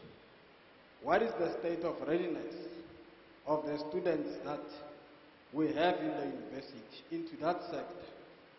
Because I don't need to be a professor to understand that in Roslyn, my uncle who was working there, he had never had a university qualification, but he could operate that machine. Now, if you've got students that are doing whatever, mechanical engineer or not, therefore we should stand up and say to our Belgian counterparts, say, we've been ready for the past 40 years. It's just that we never had an opportunity. So in closer facilitate, I'm still asking that question so that we can be able to give an inspiration to these students that are in the universities. Because now if we cannot respond to that question, these students might as well go back and deregister because simply they are not ready to be absorbed by the market. Thank you. Thank you. Thank you. My name is Andy Nastofile from Microsoft. But for the purposes of today, you can call me Dr. Stofile. I'll tell you why. If Umam Kiza can get an honorary doctorate just for being a celebrity, certainly I can also get one. So please do call me Dr. Stofile, not Dr. Mamkiz. So let me maybe start with a suggestion, and I think with Prof. Mpofu we did allude to it earlier on, and then I'll work back from there. So I think that the Institute and perhaps TUT have got a great opportunity of bringing together the problem statement which was made around bringing government together, institutions of higher learning together, and also business, because as a non-partisan I think that becomes a good opportunity because it then allows for free conversation. So that's the suggestion. Now let me also just speak around policies because from a government point of view, and that's why I say you need to bring government to the table. Let me speak about policies. Again, because there's professors here, and me being with Dr. Stofile, I need to bring a bit of something to make me sound intellectual. So, let's take, for an example, now we ask about the state of readiness and all of those things. Now, I just want to focus on the policy environment. So, let's take the enabling policies. So, you've got the first one, which is the 4IR Commission, which was constituted by the President, right? Now, there's 8 recommendations. Amongst ones, of course, is the reskilling of the workforce. Mark, you spoke about the commercialization. Now, part of that, 30 seconds, Mhlekas. Oh, okay. No, part of that, it speaks to the commercialization, right, and SMMEs. So, my view, and it's just a suggestion, right, since I've got 30 seconds, my view is that all of these enabling policies are there. It's just that we are not exploiting them. If I had more time, I would unpack them as a professor would do, but I don't have time. Thank you. Thank you so much. My panelists, you have 45 seconds each. At least you don't have 28 questions. Let's start with Prof. Mpofu. You have 3 questions and a half. Okay. Thank you very much. So thank you for the comments. I think some of them were comments really, and they were questions definitely. So I think the fact that we are gathered here speaks to the fact that we are having this conversation. But because we are speaking manufacturing is not about the talk. And I think maybe this is something that maybe I need to also to highlight, that the idea of the dialogue started off in a tech space where people were developing technology and they were working on specific verticals, whether it was VR or it was jigging or it was energy efficiency, given the energy constraints that were from ESCOM. It was in that space that we said, you know what, let's think about an Institute of the Future of Work. And obviously the minister then also came and said, you guys need to look at the future of work, So it's important to underline that, yes, we are busy with discussions today, but behind the origin of what we're doing today is the discussions in tech spaces. So without the tech space to do the work that has to do with the tech, and this is why the partnerships from the industry are very important. And I think it also speaks to the question that was asked to me directly, that our graduates ready. I'm saying from what we are working on as the institute, we want these graduates to be working on problems in the industry, to be solving those real problems. So how is it that if you're solving real problems, you will not be getting work? Because you're solving the problems, not of the future, but the problems that we have now. And I've already given examples in that regard. And then lastly, I also want to emphasize, as I close my closing remarks, that we are open for business. Next year, we're going to be running an international manufacturing systems conference for 3 days. So this one had all the verticals, and it was for 2 days. We are going to do manufacturing systems for 3 days. So if you are interested, the website is available. It's CMS 2023, CRP, Google it, register a paper. There will be experts from around the globe who are big in manufacturing. Let's come and take these conversations forward. We'll have ample time there. Thank you, Program Director. Thank you. We'll charge you marketing fee. I think, from an industry point of view, there is a piece of work that we are doing as an industry. So in terms of collaboration, to the idea of collaboration, our collaboration with government is epitomized in a document called the SA Auto Master Plan, or SAM 35, which has certain goals. And within that SAM 35, there's a Pillar 7 strategy that says industry will design a skills roadmap for the country.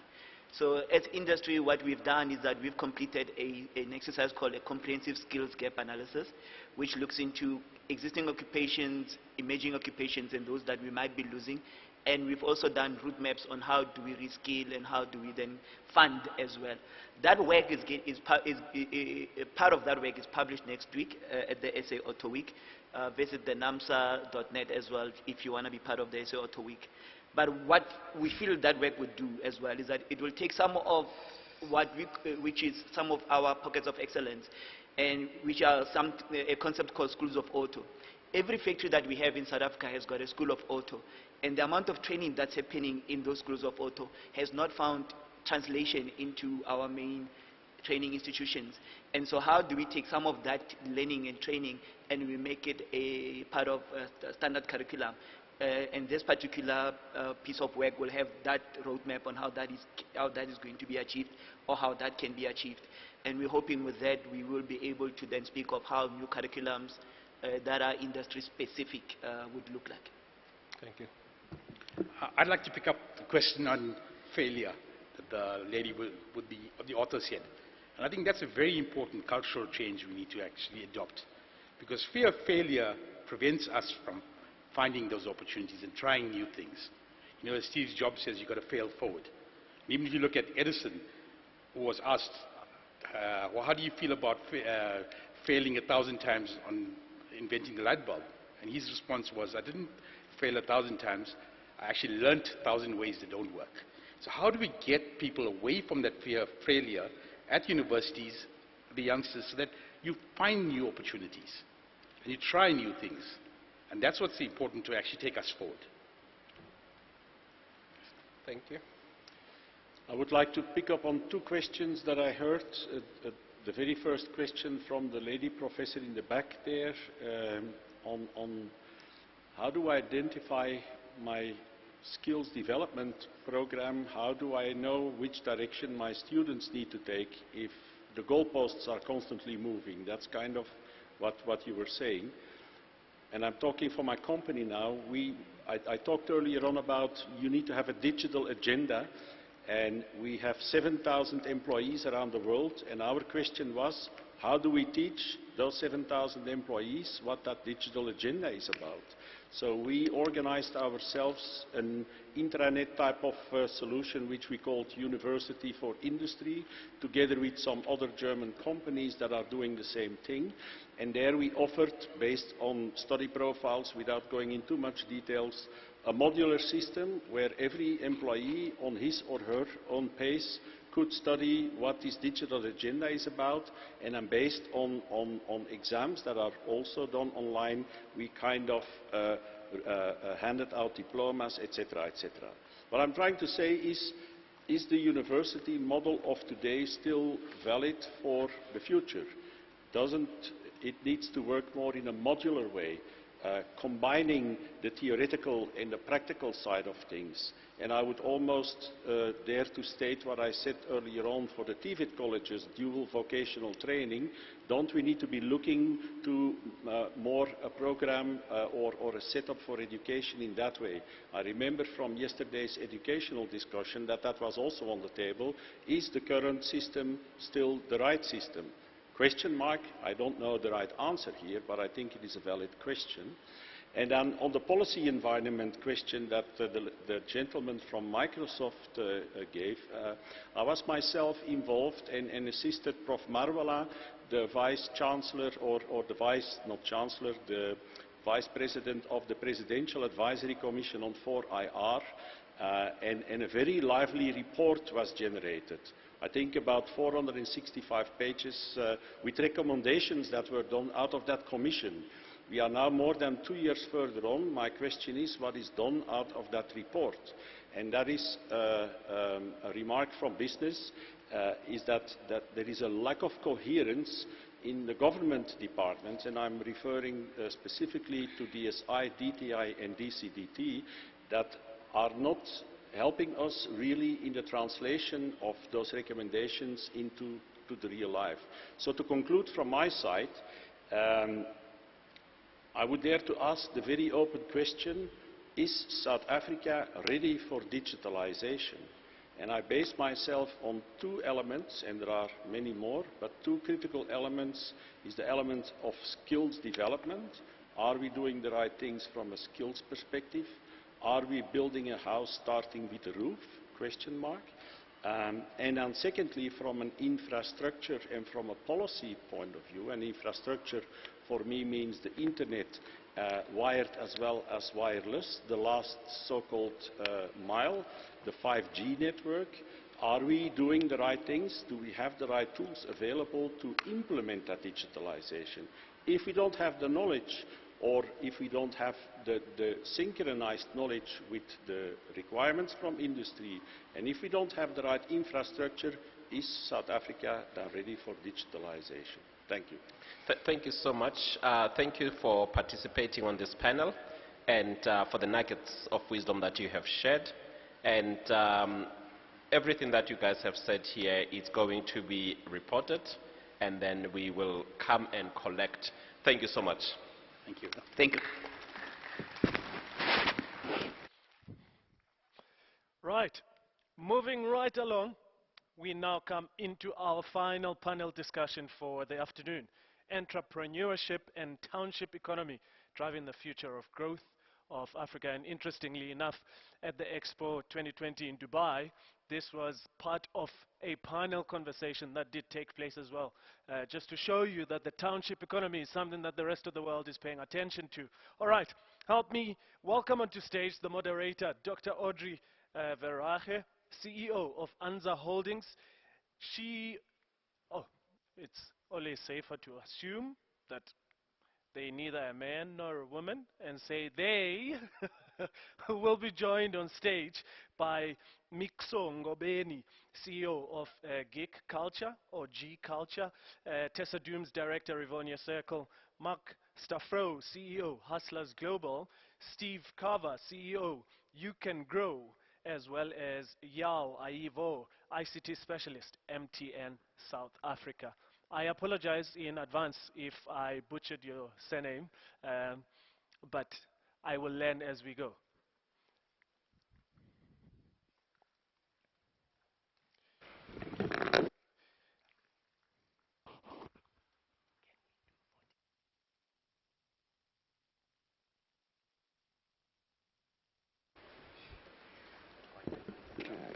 Thank you very much for this opportunity, and ladies and gentlemen, thank you for staying until the last session. I'm sure that those of you that are here know that this is the most important panel of the day. And I am not unsure of myself, because this is where Africa is going to grow. This is where the real value is going to be created. The Nigerian economy, which is the second largest or the largest in Africa, has just in the last 2 weeks, the tech startup space sector just overtook the oil sector in Nigeria. So the economy is driven by entrepreneurs, and as you have just heard, I also came back from Dubai. The discussion is, how do we reach into the townships, the last mile? And I am joined by a group of activists, I would say, here on stage. I'm looking forward to this discussion. I hope it's vibrant. And you will have also opportunity to say your activist statements. I'm going to manage the time very perfectly. We've got an hour starting now, and I hope we will entertain you deeply. So I'm going to first of all give you an opportunity to get to know your panel members so that you can grab them afterwards and work with them to drive the entrepreneurship agenda in South Africa. Let's start with Tessa. Good afternoon, everyone.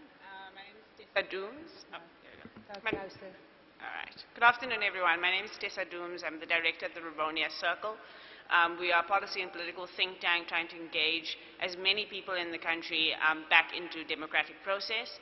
My background is I'm trained as a sociologist, and I've worked extensively in the areas of entrepreneurship and innovation in the youth sector, and so I'm looking forward to this discussion. Steve. Thanks very much. My name is Steve Carver. I'm from a company called youcangrow.earth, and I am an entrepreneur. I've spent 30 years teaching a subject that somehow in education we completely forget. It's the white elephant in the room, and the subject's called How to Make Money. So I was the first self-sustainable university or green business school in South Africa about 15 years ago. It was like a kibbutz, and I paid my professors on the profits of the student-run businesses. And half the professors ran away, and half the professors said this is the best thing in the world. And we looked at what we call the invisible curriculum.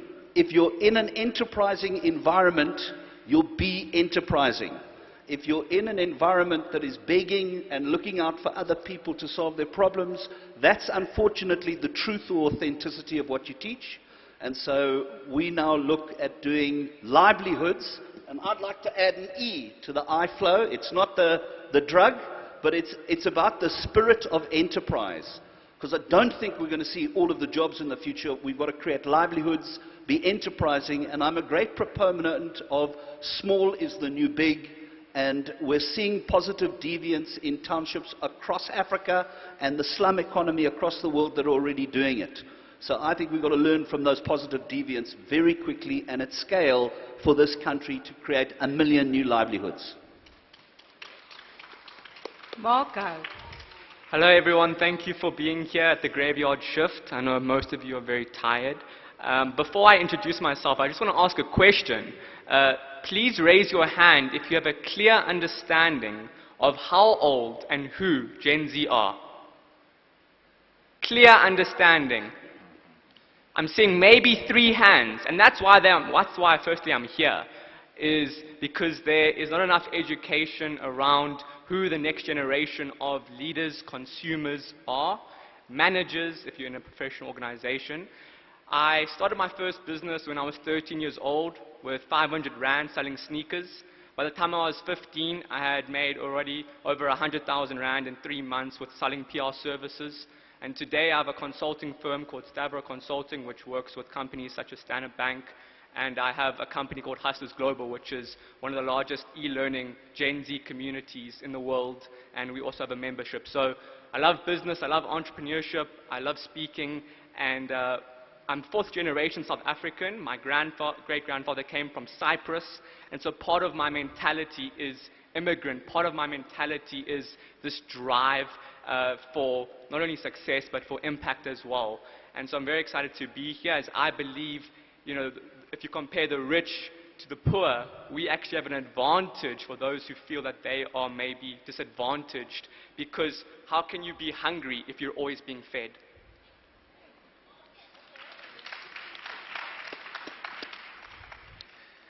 Good afternoon, colleagues.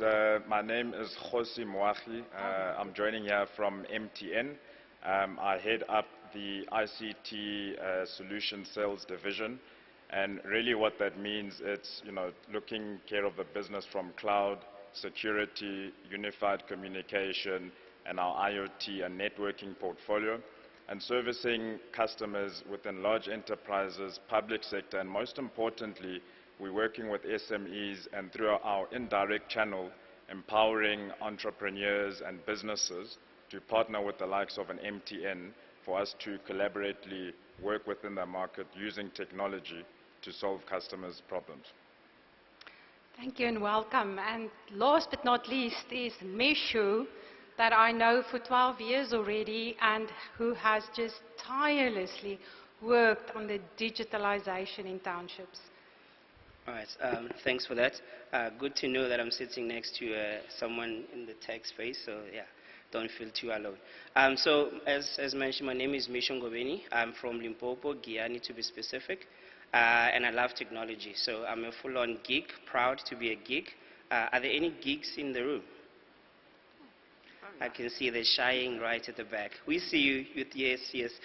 So one of the reasons why we started Geek Culture is because of that. There's a certain perception about people in the tech space that they don't have a life, they don't create things. Tech is being created as this thing that people should fear. And with Geek Culture, we want to create that space that tech is not really that bad. In fact, tech is your friend. COVID showed us a lot of things that happen in the tech space. So Geek Culture is a tech platform for connecting young people to the world of technology. We've got over 15,000 young people spread across the country, introducing them to the world of technology, exposing them to what's going on in the tech space, from university, high school, unemployed, even young professionals get involved. We go to places as far as Northern Cape, Kuriman there as well, just to make sure there's presence within the tech space. So this topic for me is very interesting, because we've done quite a lot of things within townships. We've also seen young people from townships, with little resources find their ways through and actually starting proper tech businesses. So definitely looking forward to this conversation. Right, ladies and gentlemen, and I'm Audrey Verhagen. I run a venture capital firm called Anza Capital. Anza meaning the vendor word to multiply in great numbers. So today, I want to ask the panel, how big is this opportunity? Entrepreneurship.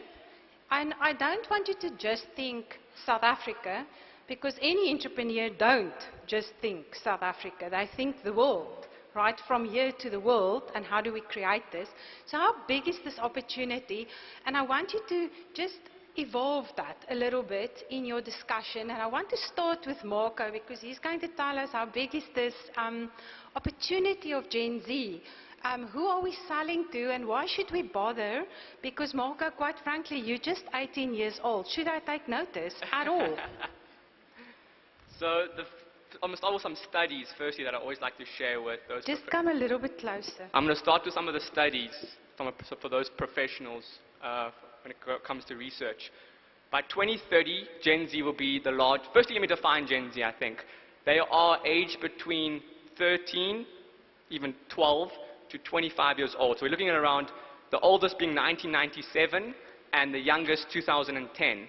And by 2030, they will be the largest consumer base in the world. And by 2025, they will account for more than 27% of the total workforce in the world. So that's almost a third in the whole world. So that's from an international stage that we're looking at from a Gen Z point of view.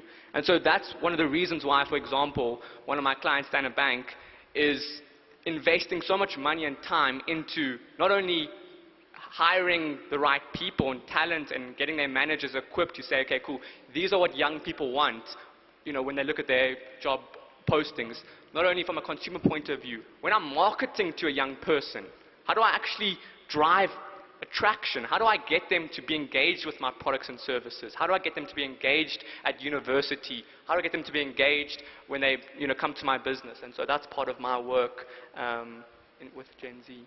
So we should care. If you want to make money and survive in the new industrial world, then yes, you should care. Listen to Marco. Steve. Sure. Why should we care? Well, I'll tell you what's quite interesting, because I think this topic has got two elements. It's got entrepreneurship, and it talks about the township economies.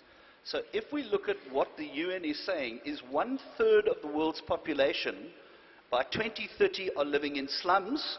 We've got climate migration. And so if you want to talk about the sustainability of any business, if your consumers aren't sustainable, you're out of business. It doesn't matter about the carbon tax. It doesn't matter about anything else. And so there's a wonderful thing in the sense of where we're seeing shifts in entrepreneurship and why this is important. I call it the bicycle wheels. Is one pedal needs to be about being world-class and excellent, because consumers want the best.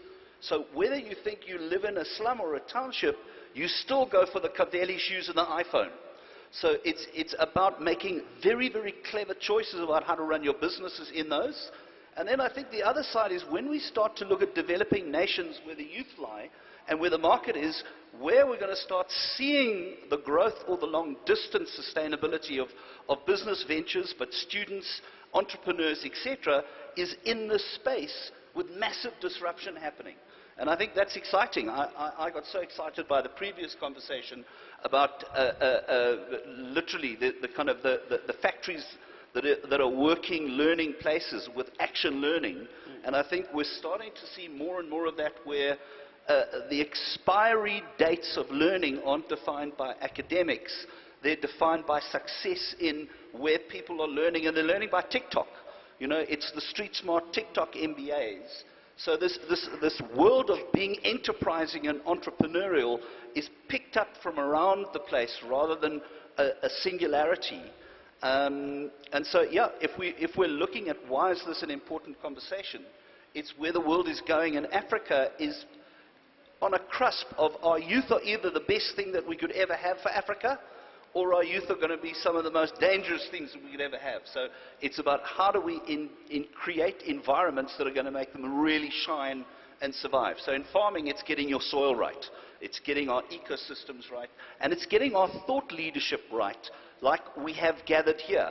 So there's amazing thought leaders that can be catalysts to start doing things now and taking actions now that can really help the next generations and the pathways for their success. So I don't necessarily want to go down the line on each question, but I want to raise the issue that if we think about entrepreneurship and the township economy,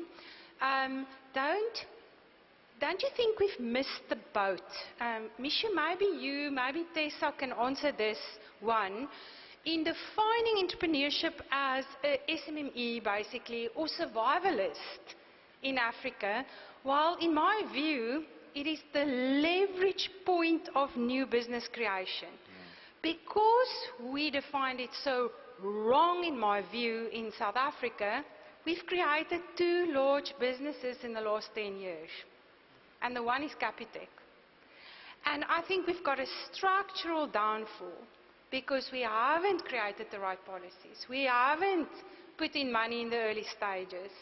And we've just seen it as this little thing, if you don't get a job, go and be an entrepreneur. Well, it is the entrepreneurs that creates the future. And any one of you want to say something about this? Tessa looks eager. Very eager. So this is the reason why I'm a sociologist who is interested in entrepreneurship. Because I do think we have structured our society and our economy wrong. So one of the questions I ask people is, what is an economy for? An economy is not to make money. Yes, we must make money eventually in an economy, but the first point of an economy is to harness human energy and human activity. And so when we define an economy only as big corporates that are making big money, we're losing where human beings are, especially in the most unequal country in the world, which we are. The majority of our human talent is outside of our economy right now, is outside of what we value as economic activity.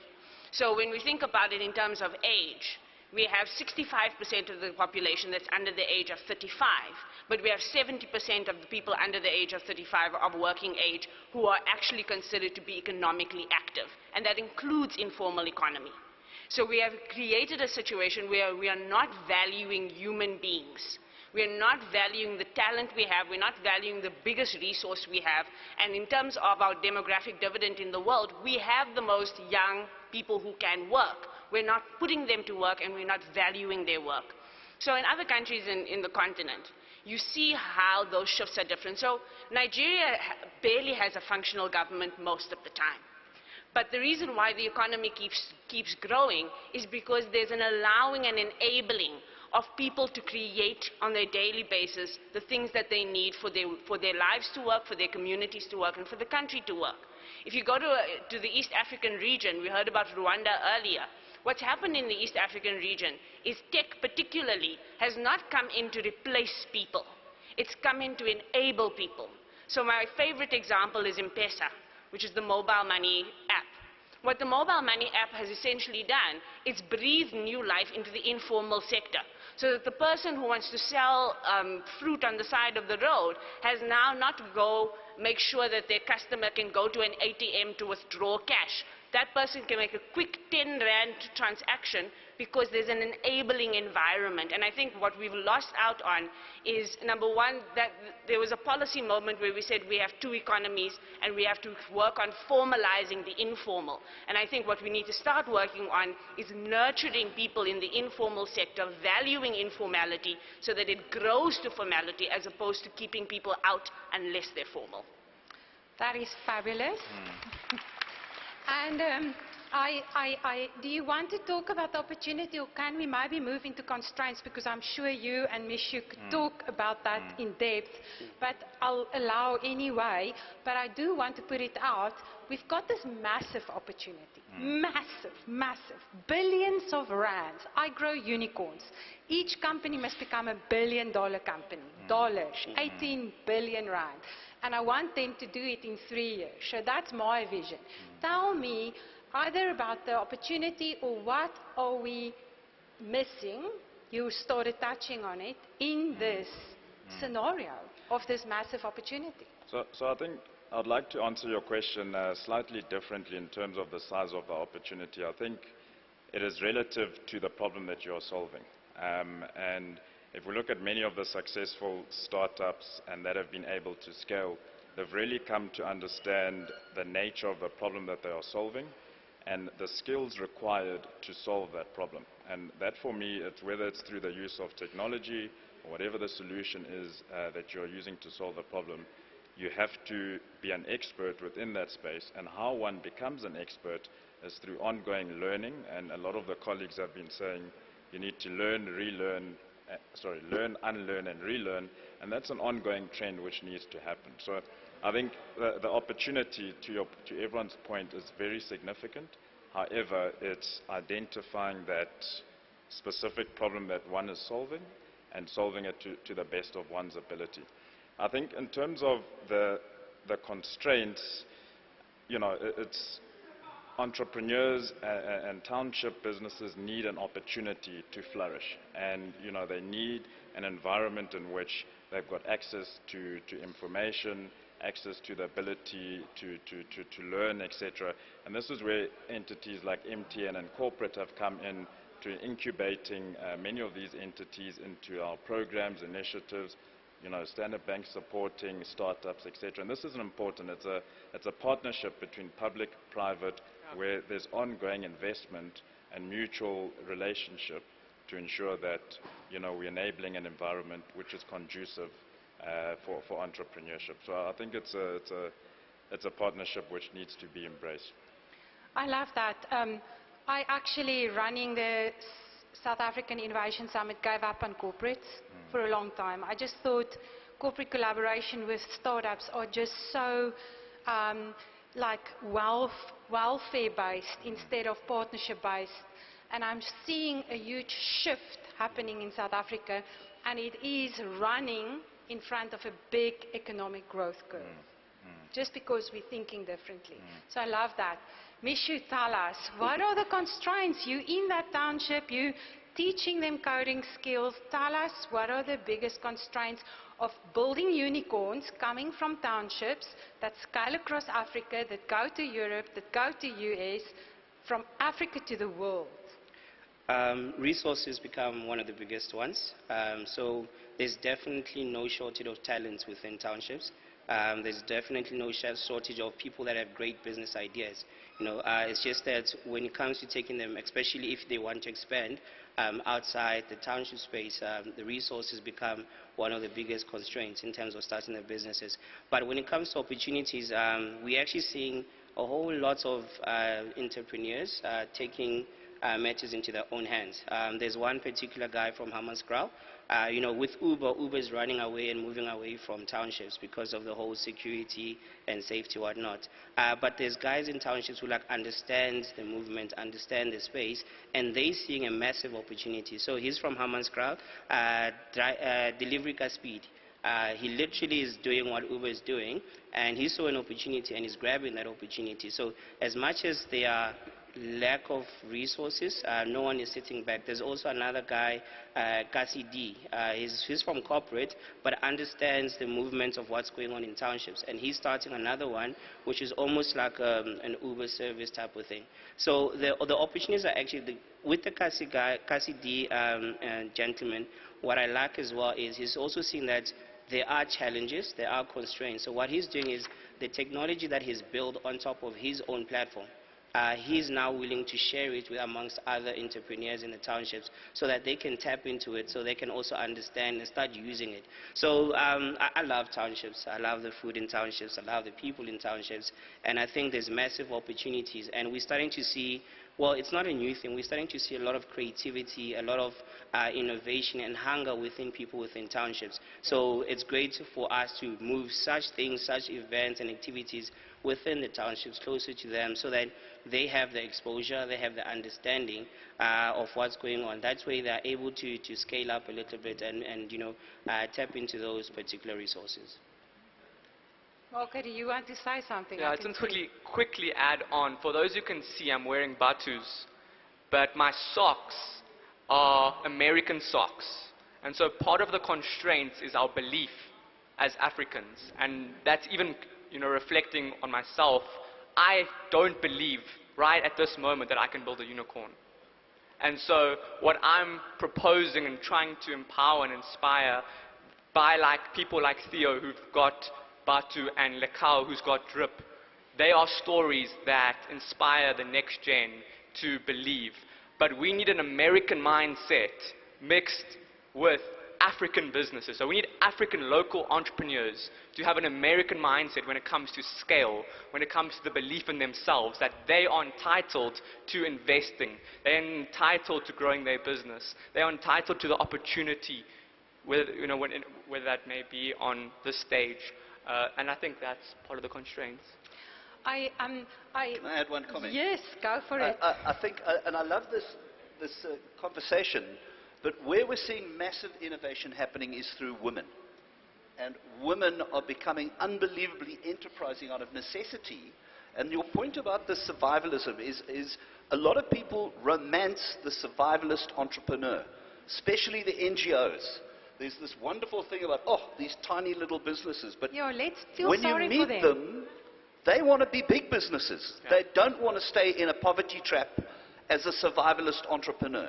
And they are desperate to get scaffolding or step-by-step help. And so it's about really understanding those entrepreneurs, understanding those pathways, and it takes a radical collaboration of different organizations to help at different levels. We need, for those survivalists that have got the right potential, we need that VC innovation kind of funding. Later, we need the other kind of funding. So it's about getting the right partners to collaborate and say, how do we create funnels of highways that are going to grow enterprises into the future, and not the romance all the time around innovation. Is a lot of people are saying, you know what, it's just, can we micro-franchise our businesses quickly, and we can be in 76 townships overnight with the right backing and the right people around us to really grow those businesses quickly. So we're seeing it happening, but it could happen so much faster and so much easier.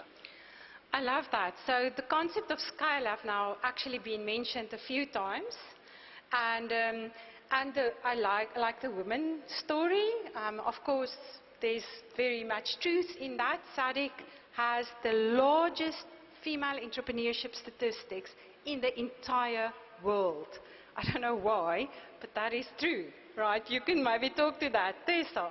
But I want this panel to just discuss, because we're here at Future of Work dialogue.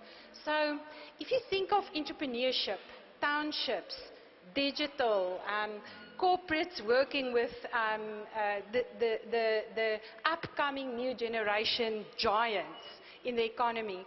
How does this future look like? Because I'm talking to students, I'm talking to big business here in the audience, I'm talking to educators. Tell me, how do you see this in 10, 20, 30 years? Where are we going to work?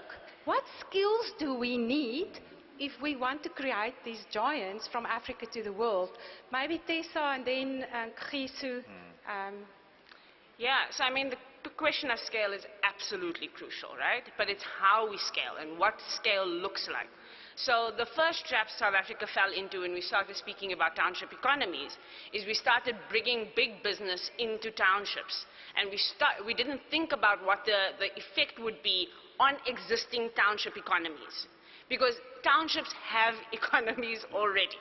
They've always had economies. We used to do work with an organization called Youth Lab, where we would ask young people to map out where the money in their townships were.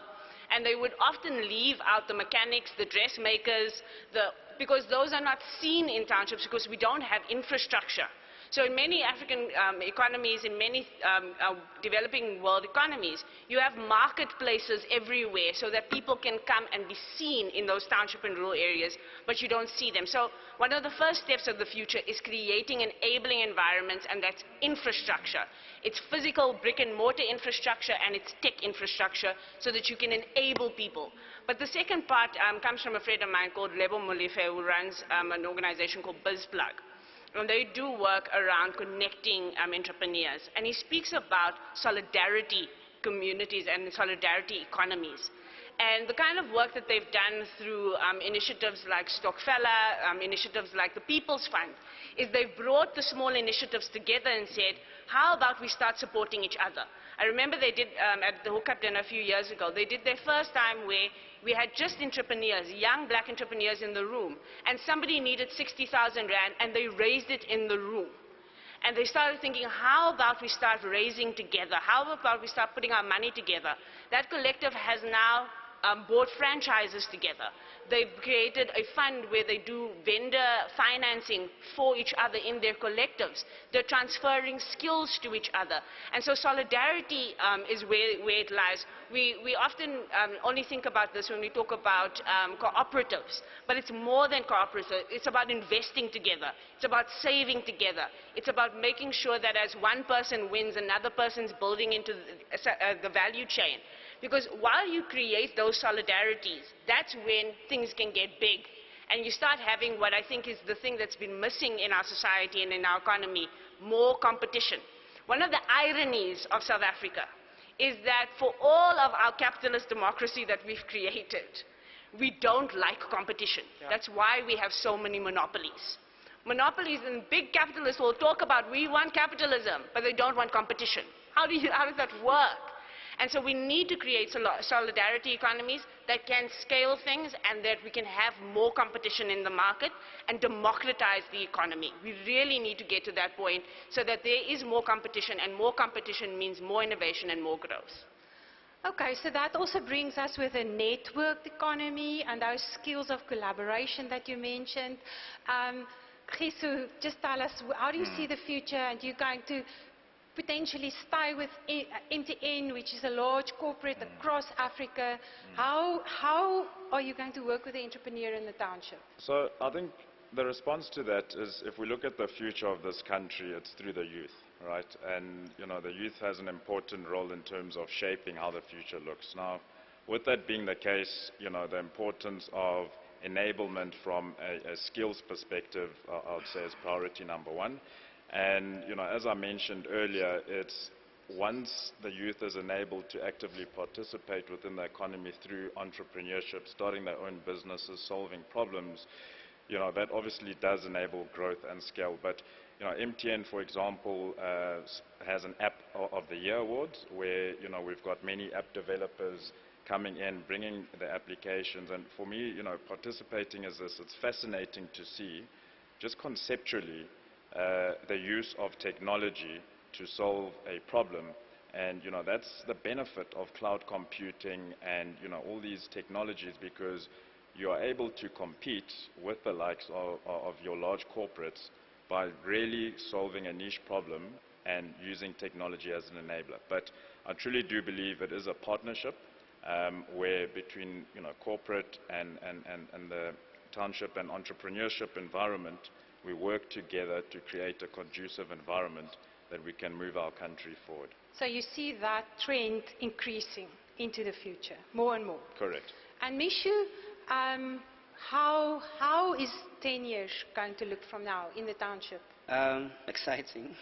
I think it will be definitely exciting. So one of the things that I think we tend to get wrong, is, we talk 4IR on a high level and everything, and when you go on the ground, you realize people don't really understand what that is. People don't even have basic digital literacy, right? So I think to really get the future right, we need to strengthen our digital literacy aspects within the country, within people on the ground, within people in townships, rural areas. We've lived, for me, I like to think we've lived the computer era, and we're sitting with the computers in our pockets. But a lot of people don't realize that we're actually sitting with the computers in our pockets. I can run a business on my phone. I can collaborate using things like Google Docs.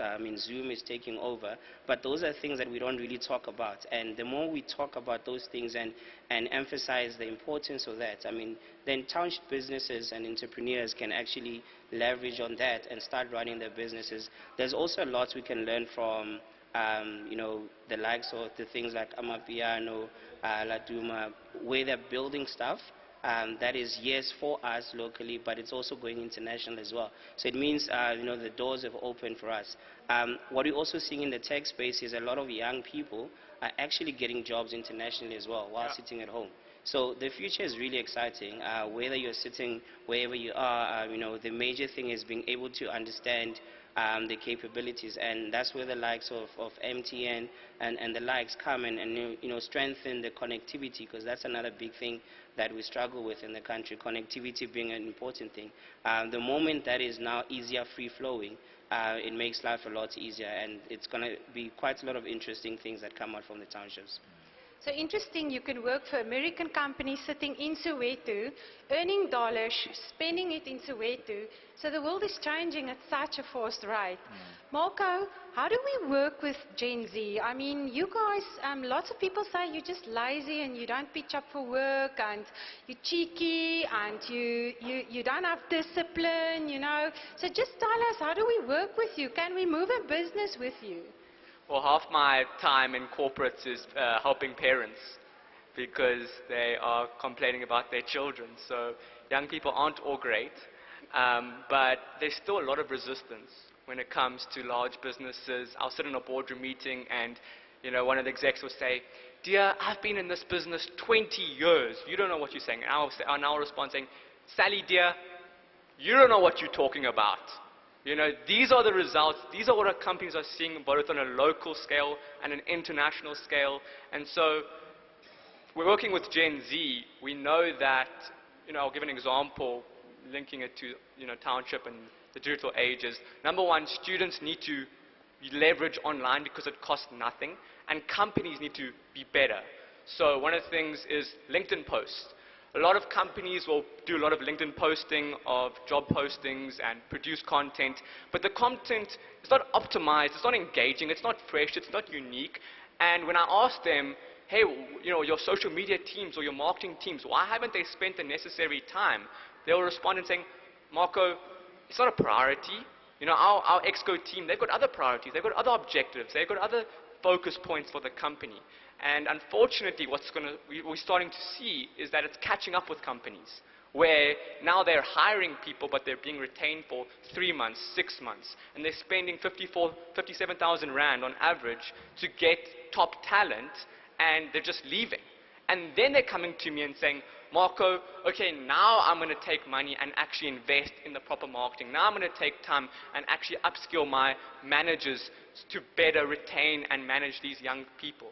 So there is a lot of resistance, but large corporates can start by just leveraging what's free, which is social media, which is web, going on the website. If you look at a lot of companies are found through Google. A lot of young people actually work. One of the biggest things why they work for companies is their social causes. So when I come to your website, or if I come to MTN, I want to see who is MTN helping and supporting from a social point of view. Whether the top 3, to give some direct information, the top 3 social causes is world hunger, human trafficking, and thirdly, we're talking Gen Z now, world hunger, human trafficking, and climate change. Those are the top 3 social causes that Gen Z look for when they come to your company. No, that is true. My daughter refuses to buy stuff that hurts people. They actually make purchase decisions in a totally different way. I just want to give our audience one question. There's the hand is up first. So can we get the mic here? Just one question. Unfortunately, I won't do what Selisu did to ask 5 questions and 5 speeches, just one. And the lady here in the front with the green.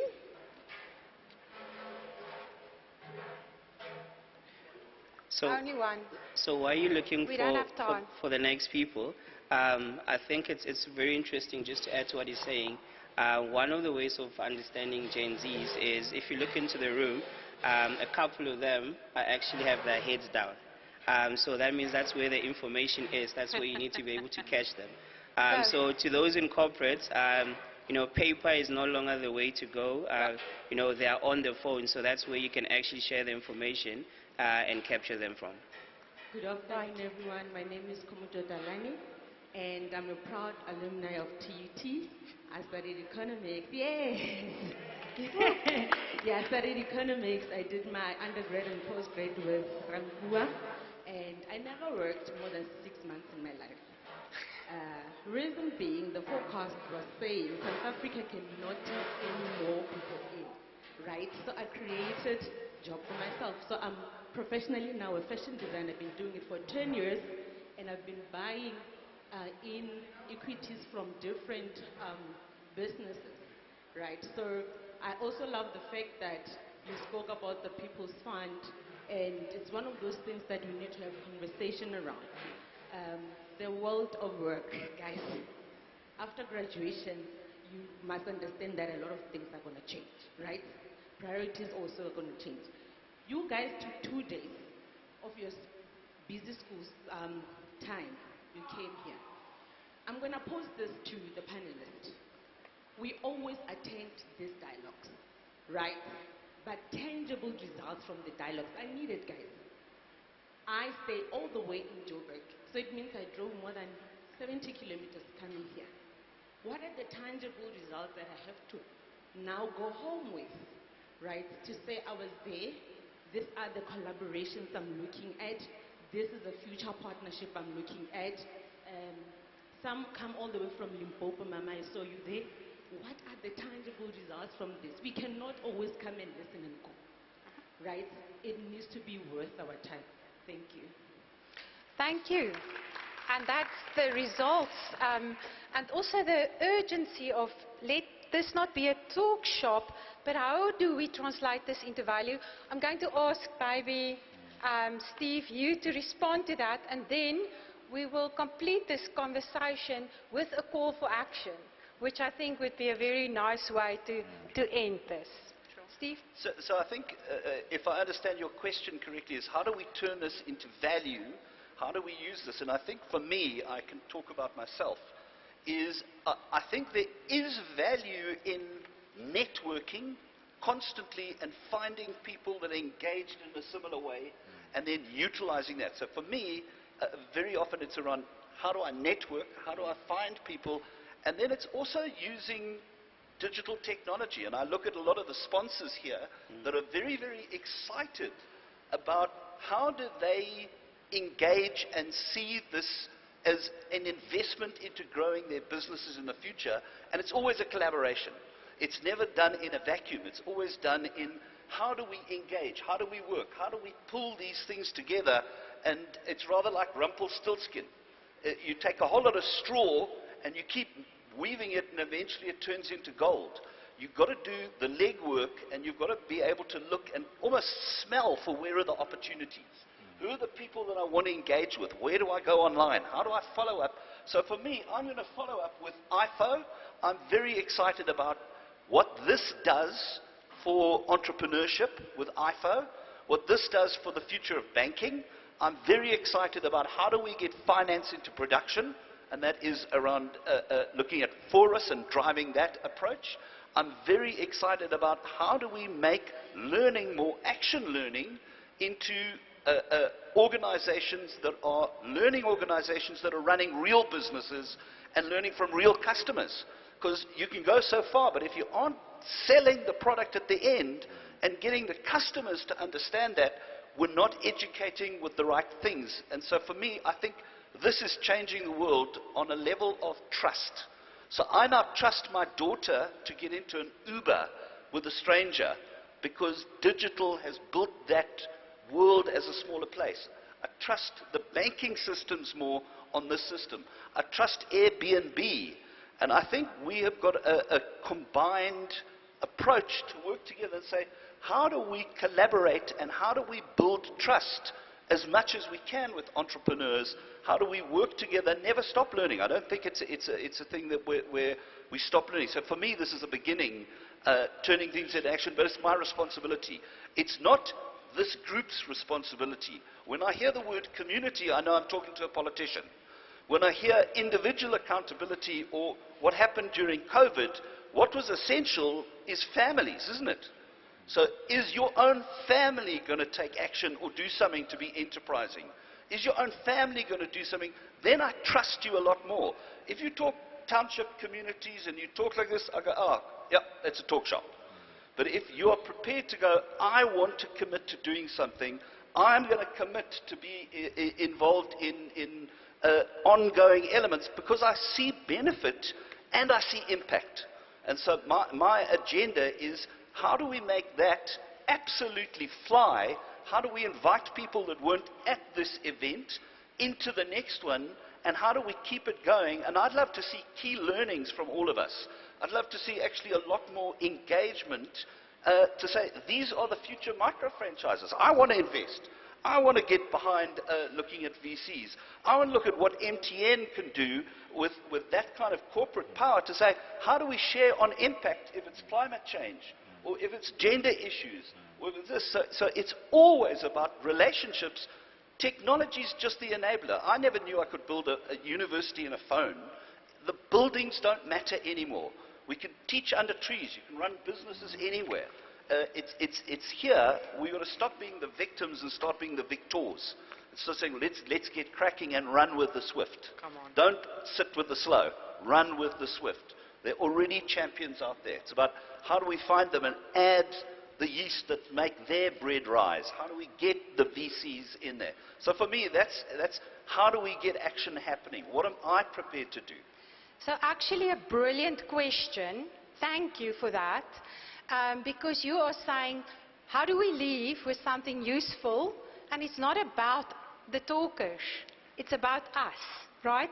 So I'm going to challenge, and I didn't prepare the panel on this, but I'm going to ask each panelist, I'm going to allow one more question from the audience, and then each panelist will tell us what their call to action is to you, and then, ladies and gentlemen, say to us what you commit to in the next 3 months, not for the rest of your life. What are you going to do in the next 3 months?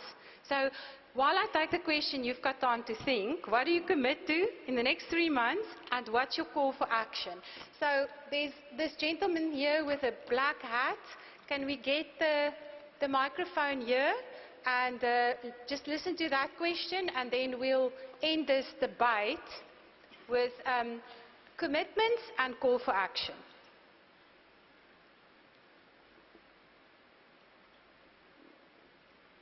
Thank you. Thank you for allowing me. It is nice to listen to discussions of this nature. Somehow, it's also painful if you sit and you listen. Because out there in the bundus, we don't get the opportunity to have access to companies like MTN, Vodacom, Cell C, for example. I have 17 high schools around me. I need to service those students when they come to our institution. We made applications to Vodacom's, MTN, Cell C to say we need a tower to educate our students.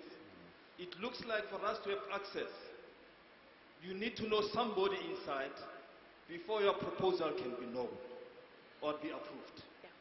The same happens when you go to the banks. If you go inside or to funding institutions, it appears like you need to know somebody first before your legit, good proposal can be considered. My question is to my brother at MTN, how can you help us as an institution based in villages, whereby we need to say the 17 high schools for our students to have access to online education, because we've got memorandum of understanding with international universities for our students to learn online, but we can't. Can you please enable us to have the network connection so that we can move with the fourth industrial revolution, being in the village and rural areas and townships? Okay, thank you very much. I like the action-orientated questions that we're getting. So, so do you want to answer that? Thanks for that question. You know, as MTN, as a business, our number one priority is to enable connectivity across South Africa. And that is across 2G, 3G, 4G, and 5G, which, you know, we're in the process of accelerating at scale. So from the data, currently, if we look at 3G and 4G, you know, there's over 98% coverage throughout the country.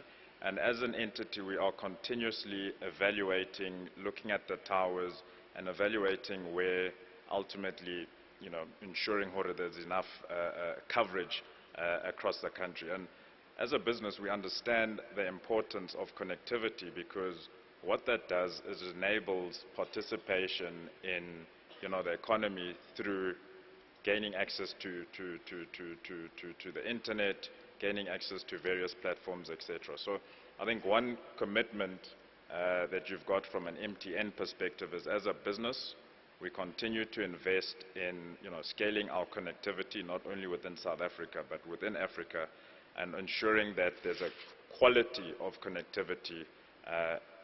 As you can see, we're investing heavily in 5G to accelerate that. Thank you. And I want to pose a challenge back to the person who asked the question. And that is that I love that you are lobbying and that you are proposing, because that is industrious and entrepreneurial as a school and a community. So keep on doing that, because often you have to have 990 no's before you get a yes, right? That is entrepreneurship. It's sad, but it's true. And then the other part is, what can we do in your space that doesn't require a tower? You know, satellites are coming up, mesh networks happen. There's maybe other places that we can also go and look instead of just the traditional. Let's break the norm and ask those questions. So that's my challenge back to the community as well, so that we don't wait, that we create. From my side, I just want to say I'm lobbying for the Startup Act to be passed, so that we can distinct between fast-growing tech startups, that is really the job creators and the economic growth creators. And personally, I'm going to commit to invest in at least 6 more businesses in the next 3 months at the early stages, for them to get wings where they might not have had wings before. And maybe should we start with Mishu? Or yes, let's end with a woman, Tessa. I hope it's going to be big. All right. So from my side, one thing I used to do as a student, I did my internship at the zoo, and it was great, easy food, animals all the time. But the reason why I took that internship was that I would have access to information, right, as a computer. I can't stop looking at that banner there. There's so many companies that some I don't know, but there's opportunities to connect. So I made a list of 100 companies that I wanted to work with or engage with. So this is probably an advice to anyone out there. Make that particular list, understand who they are, read as much as possible on what they're doing, their movements, what are they saying, be it on social. It's much easier now with social. There's a lot that you can actually map in terms of understanding who's who, where are they doing. This is great, this is information that is being shared, but yes, it probably can end here. Question is, who are you going to engage with from here? Who's talking to what you need? So part of my commitment, I think the most important one, is definitely to rest in December. It's been a long year. But other than that, we are always open to engaging with whoever, young people that are there in terms of, a lot of people send us WhatsApp DMs. We don't close that door. We engage with them quite a lot, share advice, connect in terms of opportunities that are there. So it's definitely that. To the gentleman with the schools, I'd love to have a conversation. I don't know where it's going to go, but I'd definitely love to have a conversation because we've got a VAC work program that covers high school learners. We introduced them to high schools, and we did some of these things on our own. And as time went, the Innovation Hub came in. There's a couple of other institutions that came in. So definitely would love to just have a conversation. You never know what's going to happen. So that is definitely my commitment. There you go. Love that. So from an MTN perspective, our commitment, is a couple of things. There's a lot of, as an entity, social investment that we are doing throughout communities and trying to empower and enable our communities within South Africa. We are passionate about the country and assisting in solving the problems. But I think there's two key elements. The one is through our graduate program, where we've got an incubation program where we're bringing in young students and enabling them in the form of technology. And what that really assists with is the employment of these individuals and enabling them also that when they do leave MTN, they can go out knowing how to create platforms, develop their own solutions. And then, as mentioned, connectivity. As a business, that is the core of what we do, and we truly do believe that it plays an important role in all the conversations that we've spoken to today, because the future is digital. And in order to be able to participate in that, you need secure connectivity. Khosi, sorry, you're not going to get away with this. You are saying what MTN is doing programmatically. What are you going to do in the next 3 months personally? Yeah. So I think personally I'll start off by the fact that I'm here, and I'd love to hear more stories of what the gentleman has mentioned. Because, for me, I can actively take that in within the organization and ensure that, something is done around that. I think as an individual, my role is to ensure that, the corporate that I work in, that I'm aligned to their objectives, and it's personally executing that throughout the mechanisms that we've got. And it's important that we achieve this at scale to make a real impact. Thank you very much for taking up the challenge, because it is ultimately a human that makes that decision. Marco? Yeah, for the organizations, I think one action thing is just take this talk and myself as a representative of the youth and say, go review your budgeting, go review your workforce, and really think about, are we preparing for the next gen? Because other companies and competitors are, and it may already it's already costing you a lot of money by not. So just may this be a sign to go and do that and bring that up with your exco teams and even just like team leaders. And then from a student point of view is, guys, like, you have no excuse. You've seen it. I know a lot of people see me as a mlungu, but I literally started with 500 rand selling sneakers. I promise you, I'm sitting in a suit, but I started with nothing, and that means you can too. So I've spent the last 3 years on social media building my brand. I've spent the last 3 years building my business. The cash flow was literally built by me reaching out and eventually then creating a referral network and a client base. And then my commitment is my continuous work with my company, Hustlers Global, which is for the next gen, and then my consulting firm. So my email is marco@hustlersglobal.com. I'd love to see how many people actually reach out. Probably none. Yeah, that is my commitment. Marco@hustlersglobal.com. So MARKO and then hustlersglobal.com. Hustlersglobal.com. You see, he already thought worldwide, not .co.za. He chose .com. Thanks. So I've got probably 3 actions, but I've got a massive thank you to begin with. You might not know it, but I've learnt in 2 days a huge amount. I've been listening. I've also been doing deals around the corners, outside where the smoking area is, meeting interesting people. But my thank you is seeing a lot of people very passionate, but also equally dissonant. We're all slightly out of tune in a way, and I'm a lover of jazz, but we need to tune a little bit more in aligning and pulling together, I think, some of these questions that have been coming out and some of the conversations that are happening, and it's in that dissonance that creates the alignment. And so for me, I loved that comment earlier, and it was here earlier about failing forward and the question about failure. So I'm thanking the people that have taught me invisibly all the way through lots of little things. So that's my big thank you. My kind of takeaway is I think that there are so many state assets that aren't sweating. There are places that are shutting down. So COVID for me taught me such an important lesson from being an entrepreneur is there's no such thing as holidays. You don't shut down departments. You don't shut down things. We've got to also put our foot on the pedal. So I think for me is almost a request of we shouldn't be waiting for people that are too slow to allow policy. We should be rushing forward, finding solutions and pushing those through and becoming the path makers and not waiting. So I think a lot of my dissonance was we're waiting for this and this hasn't happened and this hasn't happened and we're still waiting for a policy on this. As a kind of a township hustler, people don't wait for that anymore. So I think we as citizens that are positive citizens need to say, how do we make sure that all citizens in our country are assets to our nations and not liabilities? And how do we start turning that around? I see a lot of it in livelihoods. That's the mission that I'm in. And I think that we've got to all be the catalysts. And I think it's almost a thing what I call the business of winning.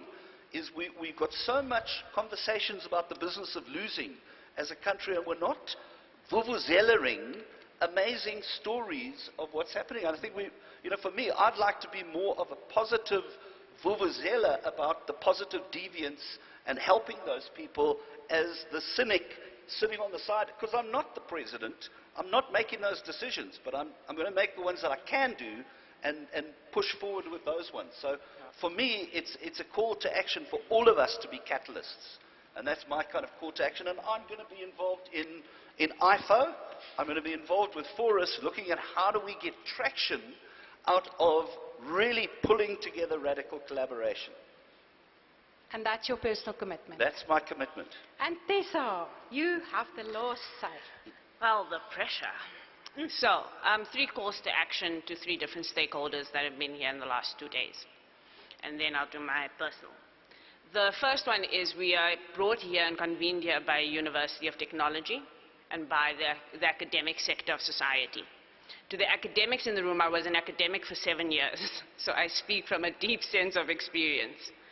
The thing we need to teach students more than anything else is how to think. When people come into our classrooms, they need to learn how to think. Yes, we need to teach them the technicalities of their skills, but as somebody said at the back, in a 4-year degree, by the time the person leaves, the world has changed. And the greatest thing that the university gave me was the ability to read, write, think, and act. And we must teach those kind of skills. The International Labour Organization, when they list the top 10 skills that are going to be necessary in the next decade, none of them are doing skills in terms of learn how to code or learn how to, what it is learn analytics thinking, learn problem solving, learn innovation, learn team building, learn how you can actually think your way through the problems of the world, because that's going to be where the key lies. So that's my challenge for academics. The second challenge is to people in government who are in this room.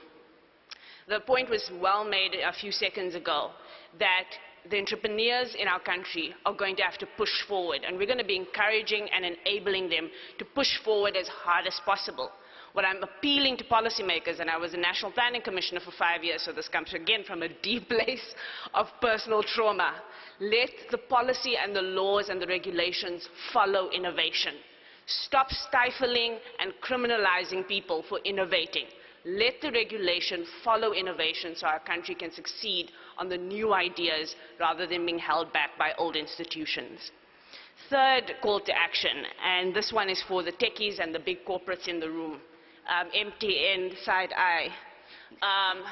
What the gentleman said earlier, I experienced less than a week ago. I was in a village in the northwest, just 100 kilometers outside of Rustenburg. The problem wasn't Wi-Fi, it was signal. My entire day spent in that community, I didn't have signal. I could not make a call. We're talking about 5G. I couldn't make a call. And until we have businesses that realize, and particularly big corporates, and in this case I'm not even thinking about MTN in this case, I'm actually thinking a lot about the big banks. A lot of big corporates have made their entire business model dependent on the wealthiest people in our society and where money is concentrated at the top. So we don't invest in the infrastructure so that you can have signal and you can have data and you can have Wi-Fi in a rural area, because the money is not there, but the people are there. And so if we care about this country, we must invest in its people and we must build infrastructure for everybody. And we must also, for the small tech guys coming in, build tech that frees people. If AI is going to do anything in South Africa, it must stop people from needing to clean toilets so they can be free to think higher order and create big businesses. Let the AI clean the toilets and let the people build the nation. What is my own personal commitment? And this is going to be hard to say in this forum because you guys are going to hold me accountable, but I've been saying it now for the last 3 weeks, and I'm going to get ready to say it now. But my commitment is that in the next 24 months, I want to enable and be part of a campaign that builds 1,000 community creative arts centers in township and rural areas. And I'm going to put my own money as the seed for the first one that's going to happen. And in the next 30 days, I'll be meeting with a community group, a theater group that's in Ivory Park. And we're actually going to go to the ward councillor and try and get the land on which it will be built. By the end of this year, I will have the first financing for the first center. And the reason why it connects into this is because I believe that infrastructure, it gives an enabling effect to entrepreneurs and to small businesses in a way that gigs can't. Yes, a gig is good. Market access is good. Infrastructure is more important and it's better. So I'm committing to build infrastructure and I'm inviting people to build it with me. So there you have it, ladies and gentlemen. I'm sure I'm speaking from everybody. I want to thank you deeply for being here, participating, making connections, making a difference, and think about your own commitment, and I hope it will happen and affect our country for the positive. Thank you so much for this moment with you, sharing our thoughts. Thank you to the panel.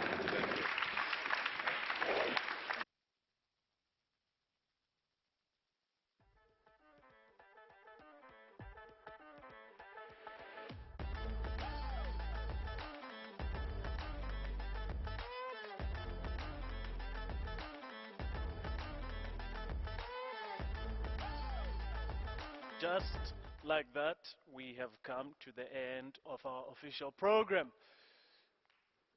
We are going to have a closure and reflection, just a tiny nyana, smaller nyana session Just reflecting on the last 2 days, and I think we'll get the roaming mic. You are a great scholar who understands the importance of time, and so I will allow you just the next 10 minutes, perhaps with 2 extra minutes, nyana, extra time as you wrap. Thank you, Prof. Thank you so much. Thank you so much. Like as our Master of Ceremony has indicated, we are coming to the end of our wonderful session. And as I was seated there, listening to wonderful insights, exchange of ideas, covering a wide range of issues that are critically important to the question of the future of work, I ask myself the question, is there anything about the future of work which you did not talk about in these 2 days of wonderful discussions?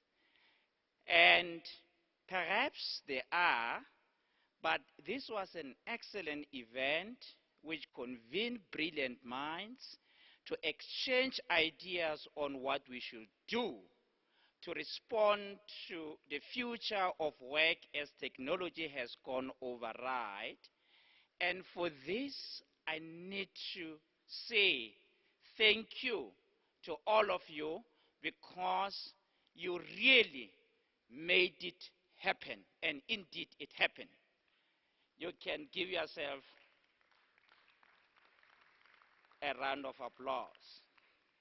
And I have a sense that we walk out of here with a clear understanding that the future belongs to those who create it. And I'm greatly grateful that you could actually take time to come here to create the future. And being here for these 2 days of the dialogue, indeed, has been about creating the future. However, the key question is, how do we will this future into existence? We have had a consistent reminder that please, please, please, let this not be another talk show. So the question that we need to answer is, how do we will this future that we clearly define into existence? Mr. Mohlomi promised me that this is not a talk show. Whatever that we talk about, the future that we clearly define is within reach. We are going to realize it. And this came out very clear in our discussion, because a sense of unanimity emerged from our discussion that to realize this future that we talk about, to realize this future that we created, we need partnership. In other words, partnership is the way to go. And this message was very clear. Government, academia, industry, and civil society, we said that we should work together to make this country a success. I must say that it is heartwarming that we could actually emphasize this notion and recommit ourselves to this notion of partnership, because yes, we did talk about it at some point, but did we make it happen? Perhaps we did, but not to the extent that we wanted. So I am glad to say that today we came to make our recommitment to this future that we created. Today we have made a commitment that we are going to really will this future that we actually committed ourselves to into existence. And I am particularly happy as you were listening to our brilliant panelists, largely from the industry, from the civil society, they made a clear commitment, personal commitment, that this is what it is going to happen out of the. And this is an excellent start in terms of making sure that we will into existence this future that we created. And I must say that we are also greatly grateful as a university that the conversation indeed clarify the skills and the competencies that are required for the future of work. Of course, including critical thinking. And you gave us the marching orders to say that go and look into your curriculum. Come and talk to us as an industry. Let's make sure that this curriculum talk our reality. And for that, we are greatly grateful. And this message is not only communicated to us as the host, as the TUT. This message is communicated to the higher education sector in South Africa in totality. And for that, we need to say to the Institute for the Future of Work, thank you so much that you could use your convening power so strategically, so wisely, that you could actually convene these brilliant minds to come and define the future for us. Indeed, you lived up to the expectation of being the fulcrum of ideation, particularly in the context of the fourth industrial revolution, where you pose fundamentally important questions. And all those questions were answered. Ladies and gentlemen, it doesn't end here. This is just the beginning. However, the beginning from this end ought to be action, action, action, and action. We cannot continue to be a talk shop. We cannot afford to be a talk shop anymore, because the future says that if you continue to be the talk shop, you will never, ever ensure that I am within your reach. With those few words, ladies and gentlemen, I am told that there is another last leg of interaction, which will obviously take place in a more informal setting. But with those few words, I just wanted to say that on behalf of Tshwane University of Technology, on behalf of the Institute for the Future of Work, on behalf of everybody who is committed to the success of this country, I want to say thank you so much.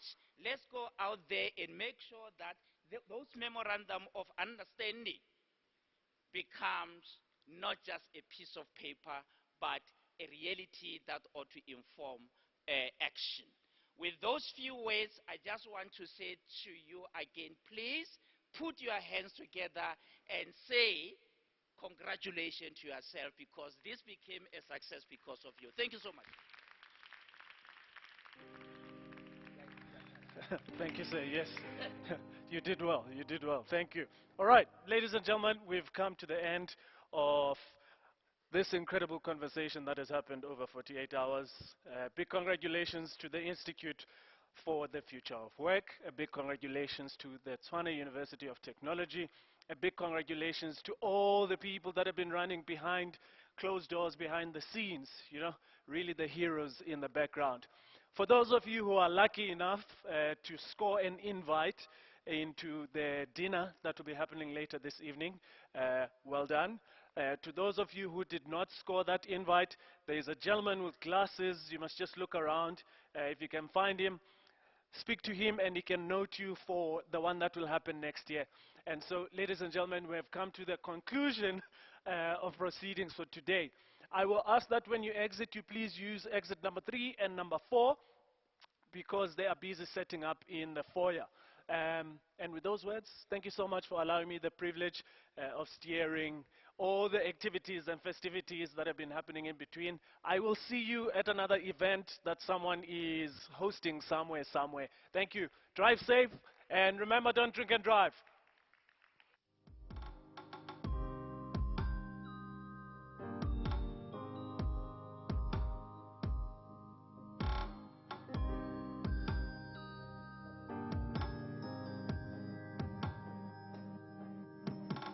Still good? Okay. My apologies, it's not 3 and 4, it's 4 and 5. Thank you.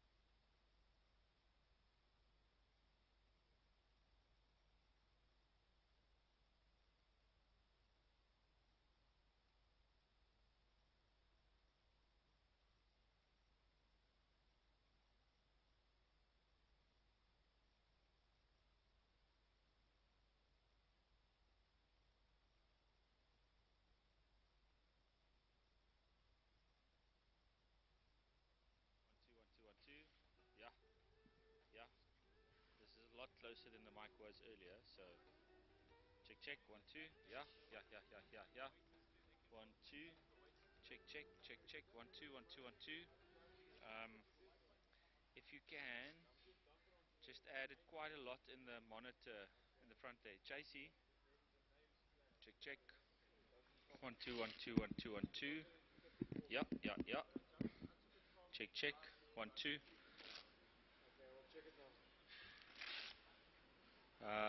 JC, once you're done there, can I just ask you to angle that monitor a lot more to the lectern here?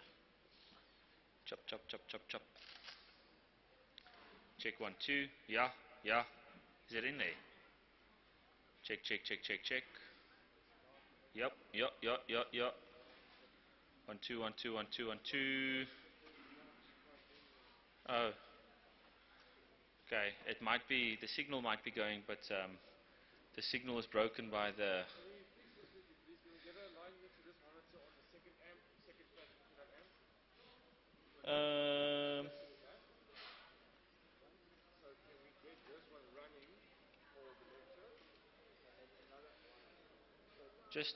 just mute this one, Sivu, please.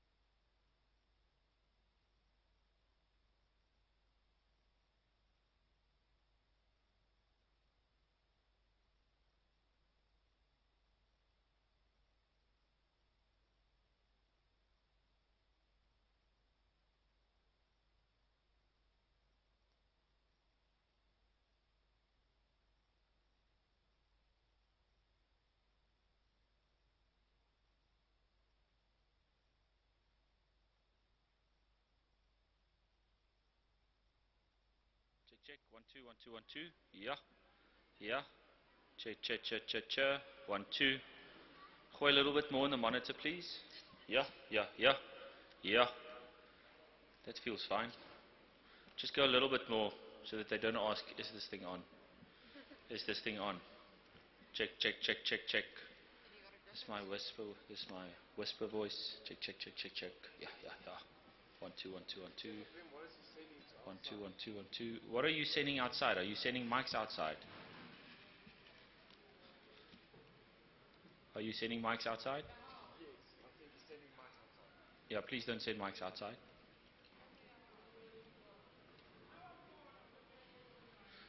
Oh.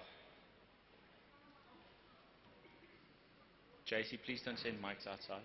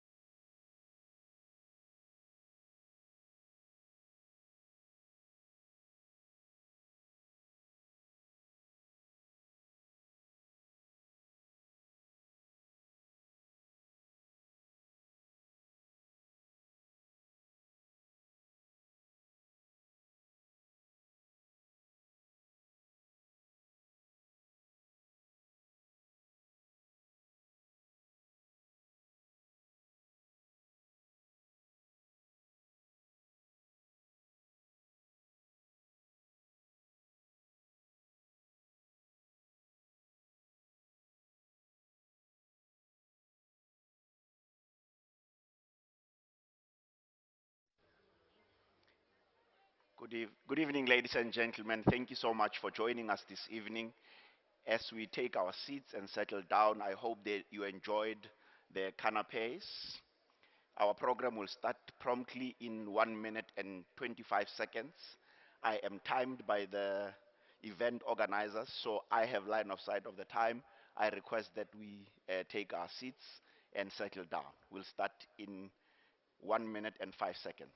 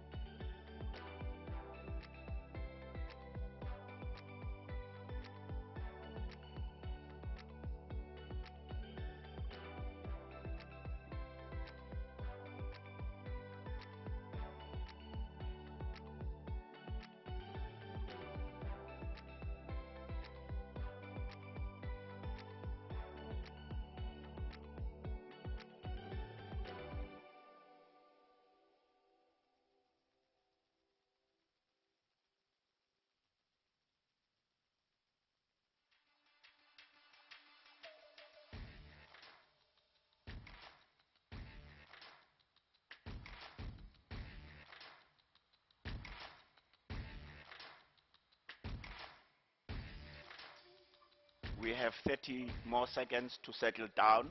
May we please take our seats? We will have enough time to network as the program continues. May I please request that all our guests take their seats?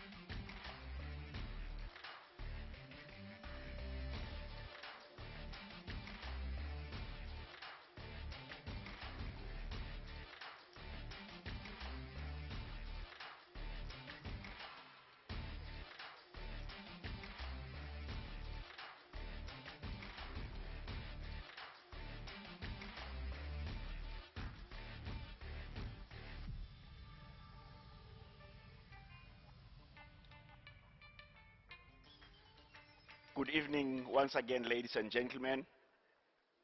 My name is Lorato Tsinkeng, and I will be your program director for this evening. We have a very short but very engaging program that I'm hoping that we are all going to enjoy. May I please ask that we all take our seats so that we can begin promptly with our program. And once again, welcome to the inaugural Future of Work for IR Dialogue, hosted by the Tshwane University of Technologies Institute for the Future of Work. Allow me to start with acknowledging our partners and sponsors. Thank you to the City of Tshwane, which is gracefully hosting us as the host city. Thank you so much to Forus Digital Group. Also, thank you to the South African Innovation Summit, and most importantly, thank you to the Black Business Council. May we please give them a round of applause. This event would not have been possible as well without our sponsors. Importantly, you may see the banners around the room. We have MTN that has contributed. We have the Central Energy Fund, Huawei, a global technology company, the UNDP, Department of Planning, Monitoring and Evaluation, RAIN, and the International Federation for the Red Cross. Let us give them a round of applause. A few housekeeping rules. Thankfully, in my very few events that I've run as a program director, I've recognized that there now no longer is a need to ask people to switch their phones off or to put them on silent, because it has almost become natural. But in case you are like me, you are from Taung, a rural village in the northwest, and it takes you longer to get on with the program, may you please put your phone on silent, so that should it ring during the program, you will just walk out and take the call. As I said again, my name is Lorato Tsinkeng. It is important that I enunciate the O. People often ask, why do you say Lorato? Lorato is Setswana, and Lerato is both northern and southern Sotho. So often people think that, oh, Lerato is for a female and Lorato is for a male. No, it is a difference in, I'm Motswana, and Lerato is northern Sotho.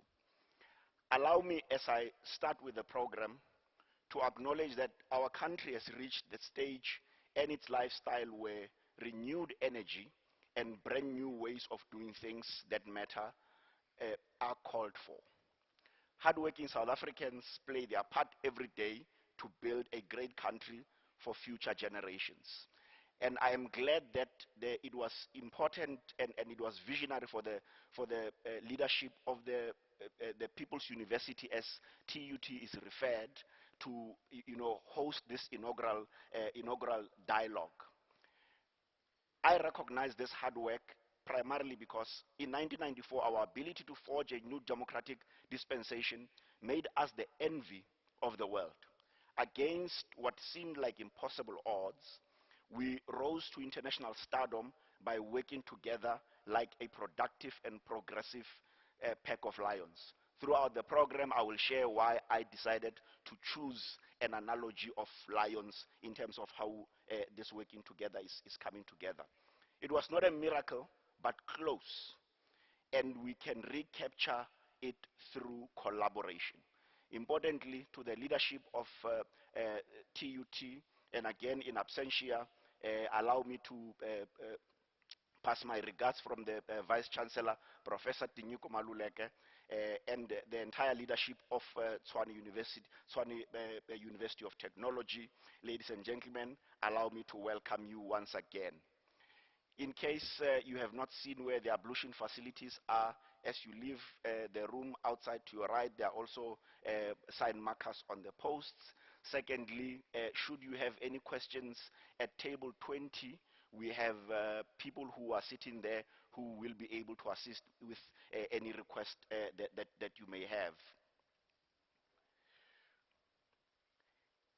At this point, allow me to invite to the podium the Senior Director of the Institute for the Future of Work, Mr. Tsidiso Muhlomi, to say a few words. Round of applause.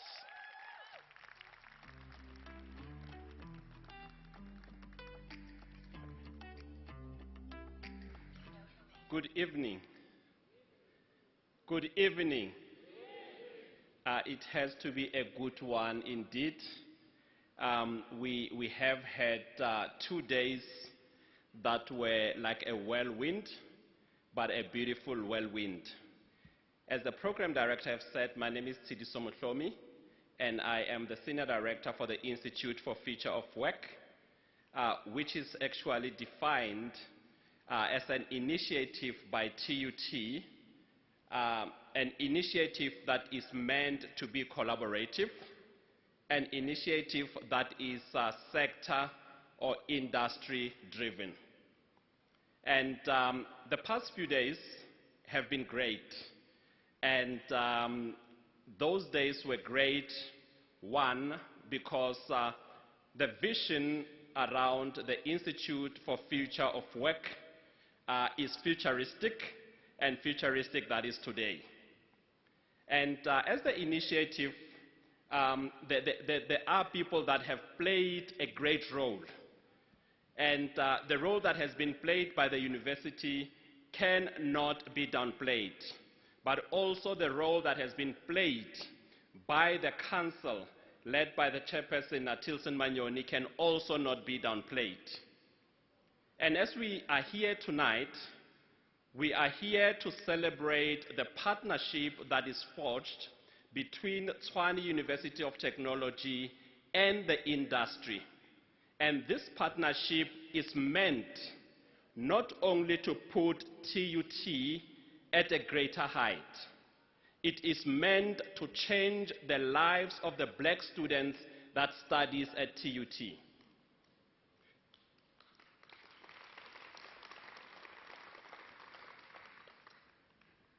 And those lives can only be changed through partnership that is progressive and through partnership that works. And this evening, as I'm standing here, it is a great honor to be serving the Institute. And it is a great honor to be serving the People's University, the university that produces knowledge that works. And to be in the forefront of an initiative in the country that is going to make a difference in the black lives. And as a university, one, we are saying we want to produce future-ready graduates. With future-ready graduates, we mean those graduates that are able to be employed and those graduates that are able to become entrepreneurs that would produce jobs. The other aspect about the Institute is about a high-impact research and the research that speaks to the needs of the country, research that speaks to the needs of the industry, and research that need to change the future of the country. And as you are sitting here, you are all partners. And with those words, I would say let us celebrate the beginning of the new era. Let us celebrate the initiative that is going to make a difference in the country. Thank you.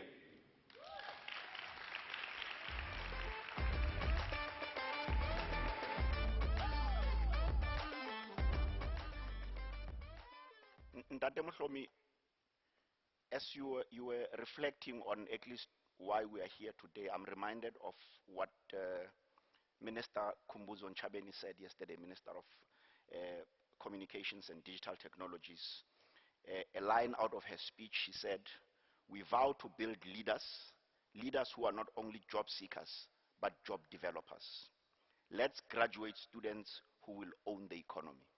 I suspect many of us, as we drive through the streets of Gauteng and many other parts of our country, we are often concerned by young graduates who would stand on, at intersections with placards. "I have 2 degrees, but I'm unemployed." And the biggest question, or at least the common refrain often is that, but why aren't these young people creating jobs for themselves? Right? And I guess it is with this vision that the Institute for the Future of Work has in mind, ensuring that we therefore need to be that forward-thinking, producing graduates that are not only about waiting to be given a job, but also thinking about how else they can make things work for themselves. Allow me to take you back to 2019.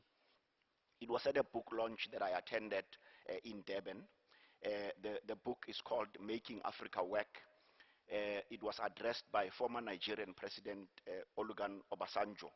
He said, "For governments to succeed," and in this case, allow me to replace governments and say, for academic institutions, for our public universities in South Africa, for our TVET colleges to succeed, they have to learn to value to committing to do a few things right. He was referring to the case study of Singapore that managed to turn around non-existent financial activity and give rise to now what is regarded as a formidable global competitor.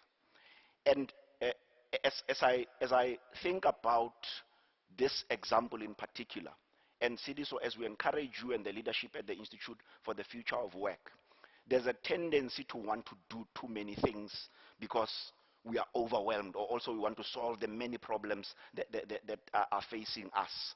But I guess it is important that we heed the words of former President Olusegun Obasanjo to say, pick a few things and do them right. At this time, allow me to call onto the stage our next speaker, Councillor Murunwa Makwarela, who is the Speaker of the Council at the city of Tshwane. A round of applause.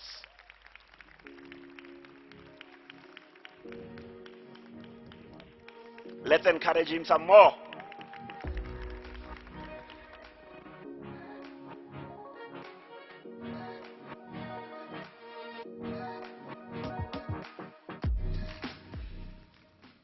Thank you very much, Program Director. I think it has been a long day for myself. I think I started being here yesterday and I just could not stop coming here because this is very important for the city. So I felt I should also pitch up, and the chairperson allowed that I address you tonight. So without further ado, Program Director, thank you very much. Let me start by appreciating in our midst the presence of our chairperson of the TUT Council, Mr. Tilson Manyoni. And I think I must really say openly here that this is job well done. I think I've been around, watched you plan this, and now when you see this thing unfold, one cannot ignore to say that a job well done.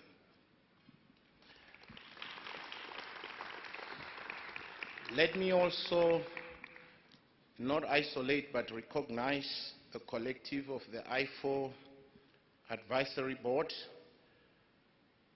the Vice Chancellor and the Principal of the University, the Tshwane University of Technology, Professor Tinyuko Malek, I think is not present with us tonight in absentia.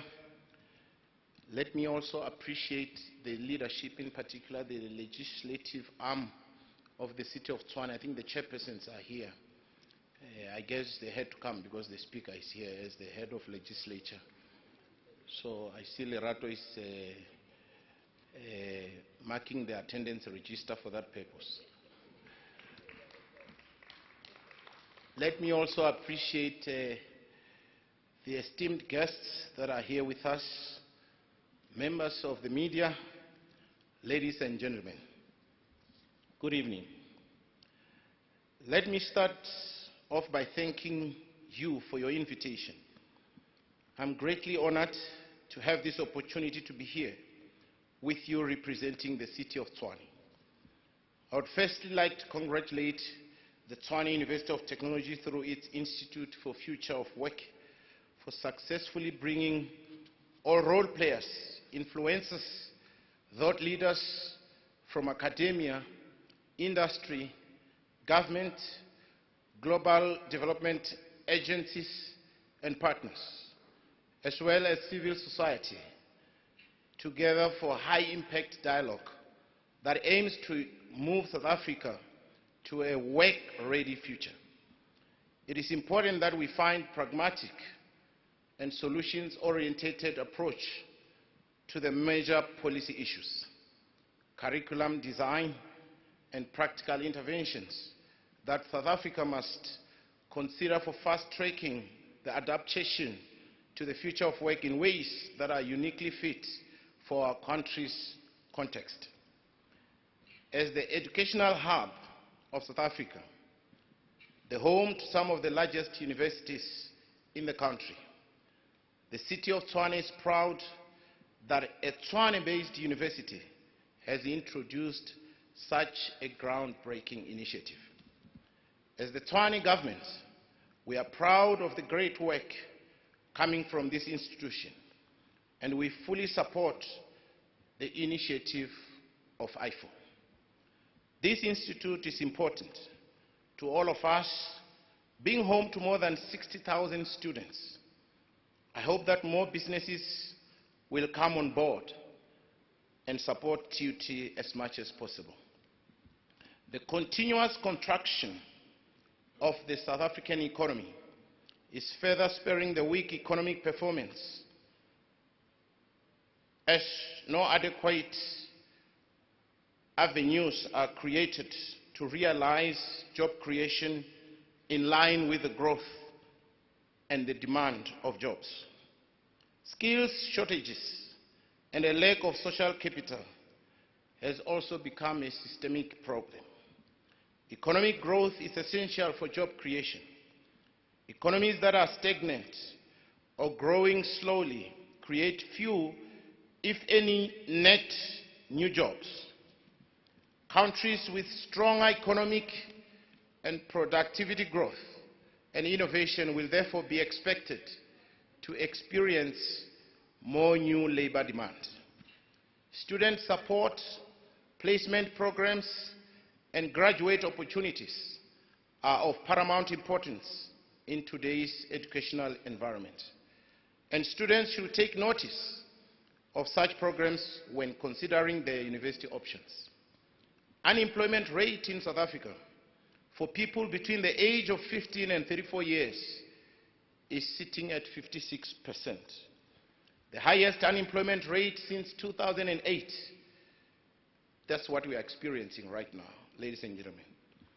This is a crisis with a 1.2 million young people remaining outside employment, education, or training.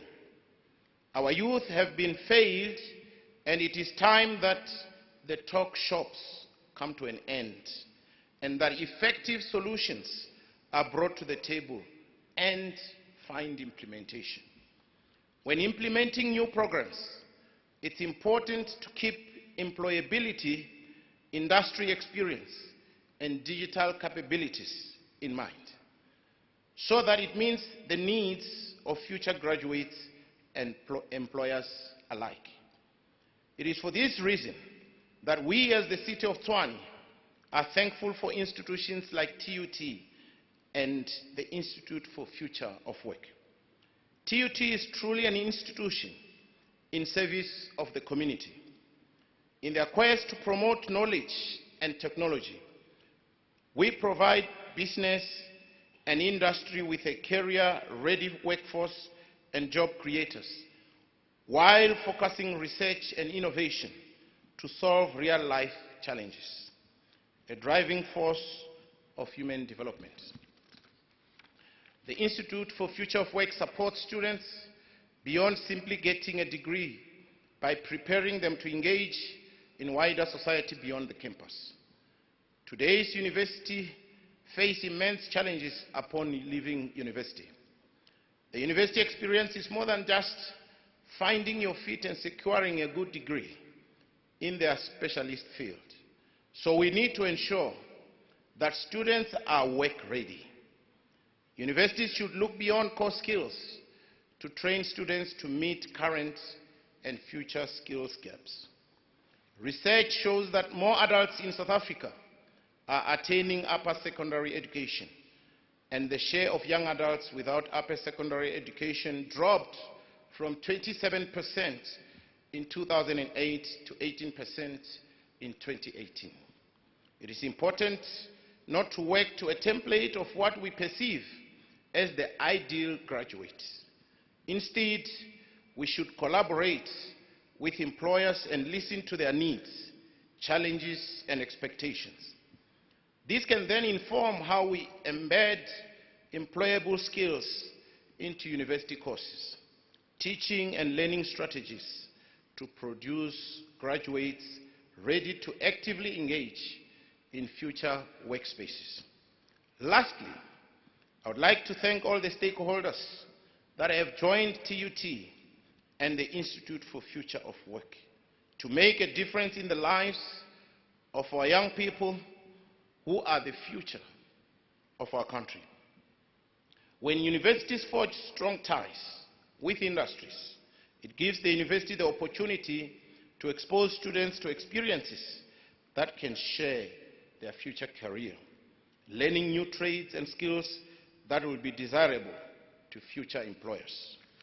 Additionally, students can benefit from exposure to research that's making a tangible difference to industry and the community at local, national, and international levels. I would also like to reiterate that the City of Tshwane fully supports IFU. It is such events, projects, and collaborations that allows us to live by our logo, igniting excellence, as we strive to ensure our residents have the very best services at their feet. I thank you.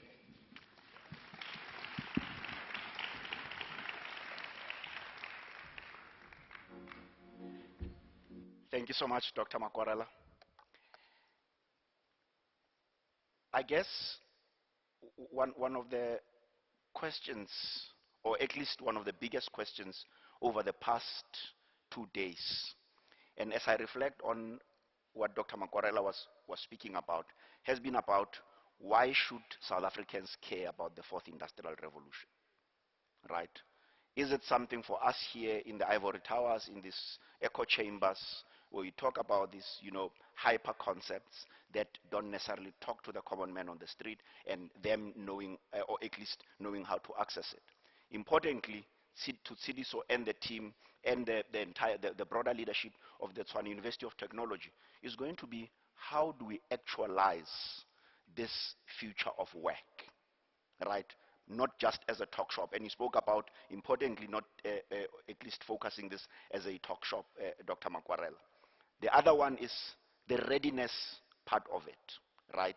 A lot of the panels that we had here since yesterday and even today, a lot of them were obsessing around readiness. But most importantly, the two key phrases that at least were my takeaways from majority of the panels were, one, partnerships, particularly because if you consider the common refrain from the academia and industry is that they may be standing a few poles apart, where the industry says, you are producing graduates that are not ready for the market. And also the institution saying, but we continue to have conversations with you so that we are able to produce the kind of graduates that are ready. Where are the gaps and how do we close those gaps? How do we ensure that this market readiness is not a thing that we just continue to talk about? But most importantly, and I think we should obsess about this particularly because, for the longest time, South Africa is considered the gateway to Africa. How do we Africanize the fourth industrial revolution, right? We always talk about thinking global, but innovating and implementing local. We need to be thinking about that. And I'm hoping that Tsidiso, as part of, or at least coming out of this, when we meet again in the next year at the second dialogue, we will be at least obsessing about those. Fourthly, Ndade Makwarela, and you reminded me as you were talking about, how you then serve the people of this city, right? The mega trends, one of them being urbanization, right? We know that a lot of people are moving from rural areas, coming to cities because they are looking for employment opportunities. They are looking for business and economic opportunities. What do they mean for the future of work? What do they mean for the programs that we are going to run? And I'm hoping that the chairperson of the council, Ndade Tilson Manyoni, with your provocations, you will at least get us to answer some of these questions, or at least get us to think a little bit deeper about that. Ladies and gentlemen, at this stage, allow me to welcome Ndade Tilson Manyoni to come and give a keynote.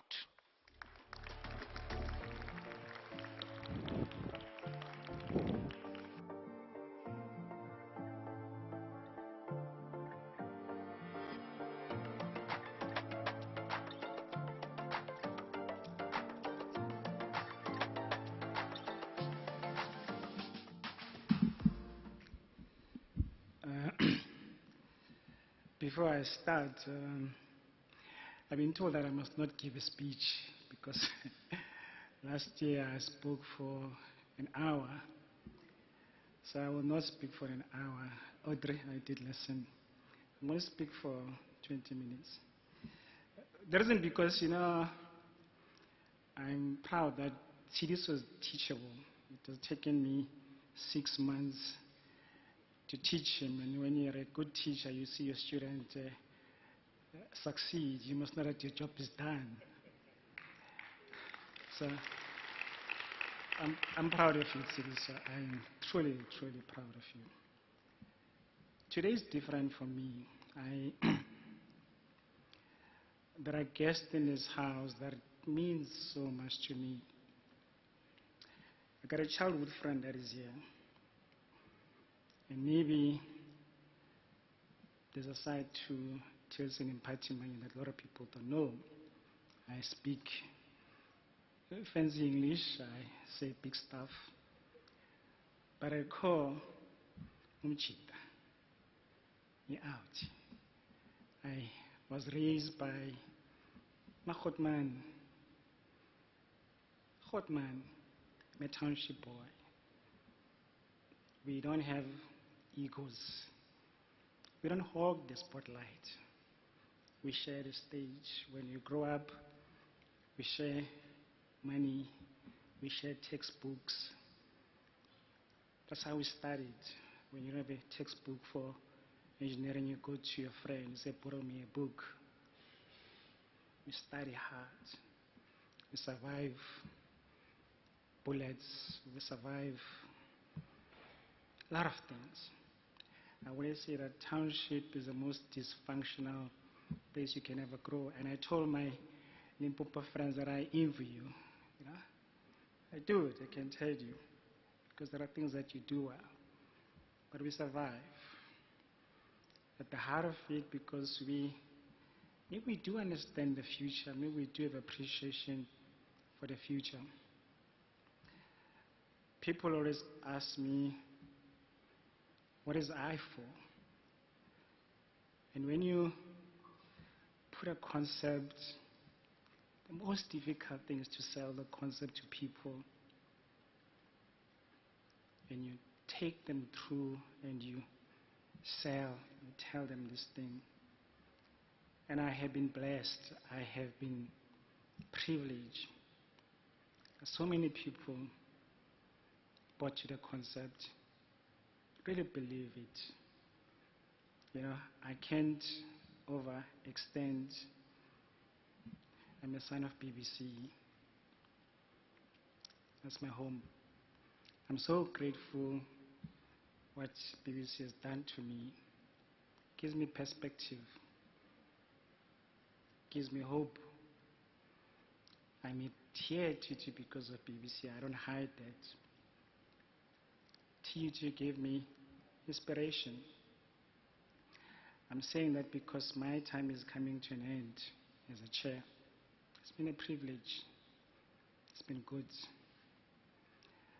But you know, God to work in mysterious ways. And when you pivot the concept and you don't hog it, you give it wings. And you find people that come and rally around that concept. And everything that you've been taught about life and everything come at play. I want to reference a few people today, if you allow me, because I think I'll be doing injustice if I don't do that. And I want that to, I tell a lot of people this thing, and I'll say it, and I'll say it until I leave this thing. IFE is a technical project, because at the core of IFO, how IFO started, was a group of students in a building, and they wrote me a card, and I went home, and I read the card. All these kids, they just wanted a better future. They wanted the latest technology, the latest machine. And I was telling Bofi today, and I said, don't ever forget to tell the story, because when something grows, becomes bigger, we forget the genesis of where it started. A group of students, PhD students in this university, that are heart and the soul. I don't get paid for this. They make me wake up every day and convince everybody it has to work. And what is nice about this Galadina is not about big speeches, big people, but it's the people behind IFO, behind this machinery. If I tell you right now, there are people who are working hard to make this thing a success. That's powerful. I cannot overly emphasize my council members. I have been blessed to come to university and be embraced by a council and bought into the vision. And my deputy chair, never, I can never ask for a better deputy chair. You have walked the walk with me all the way. You've earned my respect. And every council member who have served with me has been an incredible force. I brag in public that I had the privilege to lead one of the most young, dynamic team ever. This team of council assembled probably one of the most competent executive team that we put together in a space of 2 years. 2 years. When we make it is that we will transform TUT.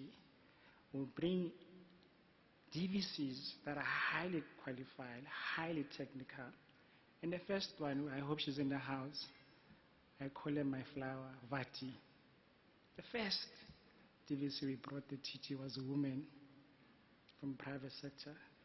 And of course, we made history. We appointed the first DVC of operations. Black University appoints the DVC of operation. And we made history. We appointed the DVC of digital, the first in the country. I am privileged to have served with this leadership and demonstrated that we can execute, we can deliver. The second group of people that I need to give credit behind IFO is volunteers, is people who take time. I call, they come. I have one of the biggest auxiliary board you can ever find. I keep on recruiting, they just keep on coming. I'm recruiting more. What you saw today is not my work, but it's the people behind took time, make themselves available. They're the power, they're the brains. It's probably one of the unique structures that I've ever been privileged to serve. More than 50 people, CEOs, executive directors, they just believe what I tell them. They just believe what I tell them, and they come and they serve. Right now, I have a group of people who are looking for money to rebuild a business. Johan, Joe, sitting here, take his time, put the team together, put structure, pool his resources, so he will build a hub. It's incredible, and I'm grateful to everybody that makes this project, because what is IFO? IFO is a movement, and tonight I'll prove it to you that IFO is a movement. It's not about few people, not about students, it's bigger than that. It's a force that I think if we all come together, I call him my chancellor, and she's in the house, Dr. Gwen Ramohopa, when I spoke and we said, Chair, and I'm glad she's in the house, let's do this thing. And I say that because this has been 3 years in the making. When we started 3 years ago, and we did the first dialogue, that's the when I stood here and I locked people for an hour, and I made promises in the public domain, few people actually believed me. And today, I can say with confidence, I said 5 things will happen. IFO is 5 things. It's the dialogue, it's the hub, it's the research, it's the projects. It's 5 or 4. There's one missing. Today we delivered the dialogue. Today we delivered dialogue for 2 days. And I'm proud to see this, so I'm proud to O3, I'm proud to Forest Group, everybody work behind the scenes to make this dialogue success. But there's part 2, the most important part, the hub. My heart sits there. But I got good news. I said, when I come back, I'll report. We bought the building. TUT bought the building.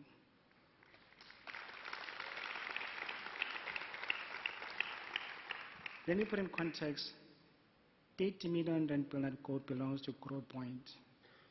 Black University bought the building from Grow Point for 30 million rand. This council, that's the result of this team. That's the result of what we're trying to do with this thing.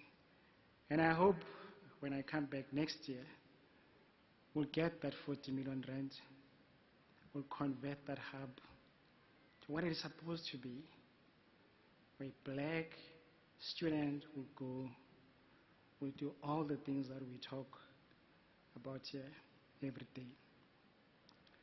And I hope the team that has been behind this project stay with me. I'm a projects guy. You know, we run projects. We got steps. We're not done. We got a big task in front of us. Next year's dialogue, I hope, will be bigger, because tonight there are people who are going to help us to do so. And I hope, as a committee, as I recruit more members, I see Tlanti is laughing there, the new member, as I recruit more members, we'll bring more people. But I want to talk about two partners that are probably much special to me. First one is the City of Tshwane. You know, I speak is a good friend of mine. And he said, Chair, I'll bring the City of Tshwane behind this project. And I know the city is here today. Thank you.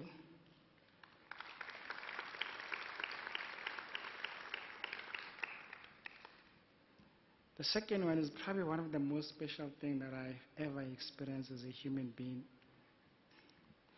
There is something unique about genuine people, pure, genuine. No scheme, no lies, pure, genuine people. They do things that it moves you. When I was in the middle of burying my father, I get a call from Mr. Kekani from Stadio. He said, Chair, I just want to talk to you. Just make time to come and see my faculty, my campus, Stadio Centurion, Stadio Education. I said, I'm busy. He said, I don't want the chief teacher, I want the hero post for BBC. Just come see what I have there. So I decided to, in the midst of everything, to go and see Mr. Kakane. And he probably showed one of the most beautiful buildings I've ever seen, the Stadio campus. And he said to Mr. Manyone, I have one favor. Help me put Stadio campus on the map as BBC. Where's Mr. Kakane?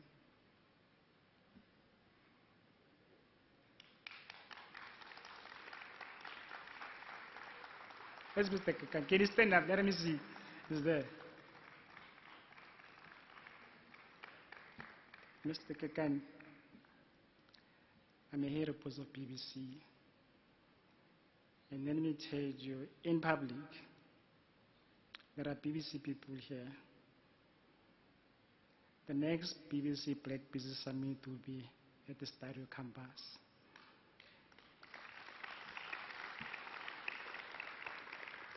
You ask, you say, let me have black students. We'll help you get black students. And of course, it's part of the IFO. Hence I say IFO is a movement. The third person I must acknowledge, I get invited to Port Alfred. And I'm busy in my own, minding my own business. And the Forest Group insists that I come. And I get there. I met the young prince. Didn't like what he said, most of the things. So we went to the beach. Said, I'm going to recruit you as a new member of BBC. And he said, Chair, I'm happy to serve. Ladies and gentlemen, Prince Zwelakhe Mthethwa is in the house.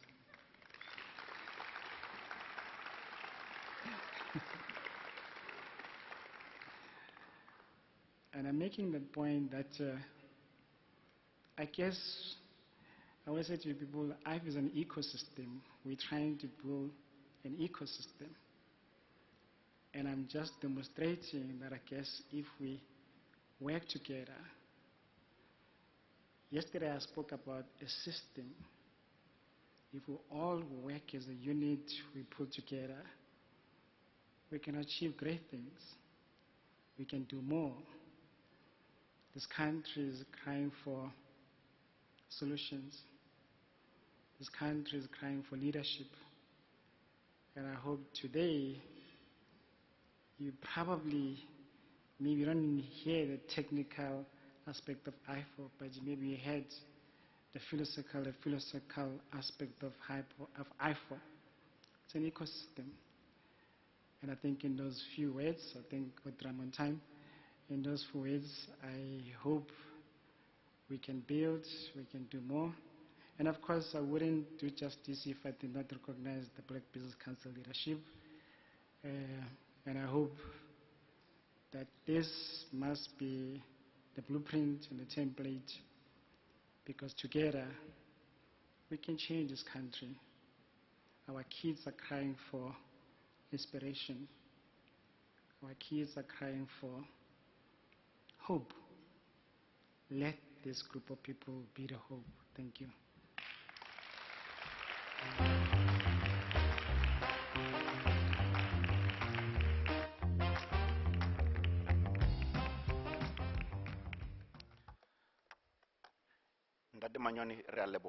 Thank you so much. So I got a text from the organizers. They are complaining that I'm too serious as an MC. I'm not cracking jokes. I struggle from dry humor. My humor is too dry, and that is why I avoid telling jokes. But perhaps my ask to, particularly because we're talking about 4IR, right? Those who have bought secret socks from Woolies, have you observed that those secret socks, you wear them, after 15 seconds, they recede to underneath the foot? So I'm asking everyone, who's in this 4IR stuff, can you just help us with, come up with an innovation for those secret socks? Dry humor, right? You see, only a few people are laughing. So that's why I stay away from jokes. Anyway, Ndade Manyoni, thank you so much for that provocation. We're about to break for dinner. That writing there says, collaborate and innovate to solve the challenges of today and tomorrow. As I was starting earlier, I used the analogy of the lion, and there's a Northern Sotho idiom that speaks to the importance of collaboration, teamwork, and negative effect of failing to work together as a team. Majority of what you were talking about, sir, was about how we collaborate, but most importantly, even pointing out to the number of people who are seeking to partner with IFO and the TUT in particular. The idiom says, "Tau tsa ho hloka seboka di sitwa ke nare e tlhotsa." Right? It basically means that regardless of the power and strength, if a pride of lions lack the spirit of working as a team, then they will fail to even bring a seriously hurt and limping buffalo. The importance of this is that, Tsidiso, the second thing that I heard yesterday, the second theme that came out besides partnership, was building bridges, right? And may we recognize that some of these words and key phrases that we use often have actually been used previously. May we find a way of actualizing them. And with those few words, allow me to say, you may have seen that our ladies and gentlemen who are going to be serving us will be serving us dinner. So we'll be breaking for dinner for about 30 minutes. As I did promise that we'll have more time to engage and network. So this is the time for our 30 minutes. May we give ourselves a wonderful round of applause as we break for dinner.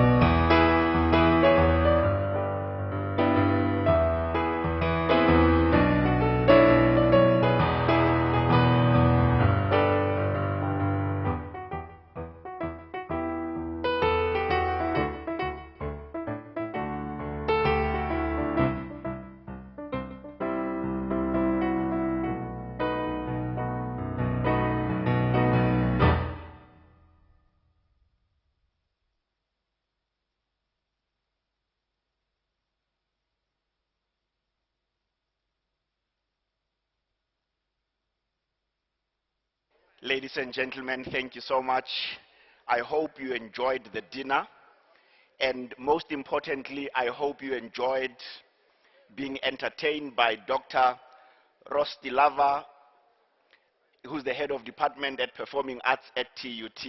A round of applause for Dr. Rosti. Thank you so much for the beautiful music. May we please settle down and continue with our program.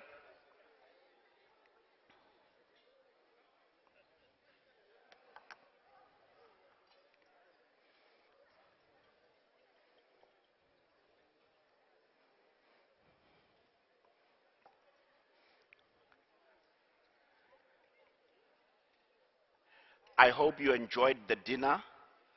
The conversation at our table was that, so the one gentleman says to me, at his house, he often rejects the white meat, the breast.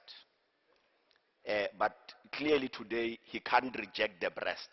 Because, you know, in black households, the white meat is reserved for children. Adults eat the thigh and the drumstick. So I'm sorry that a lot of you who may have been, you know, who've had to be subjected to the breast, you ate children's meat today, and I hope you enjoyed the children's meat. And again, during the break, and it's good to be around people who are smarter than you, right?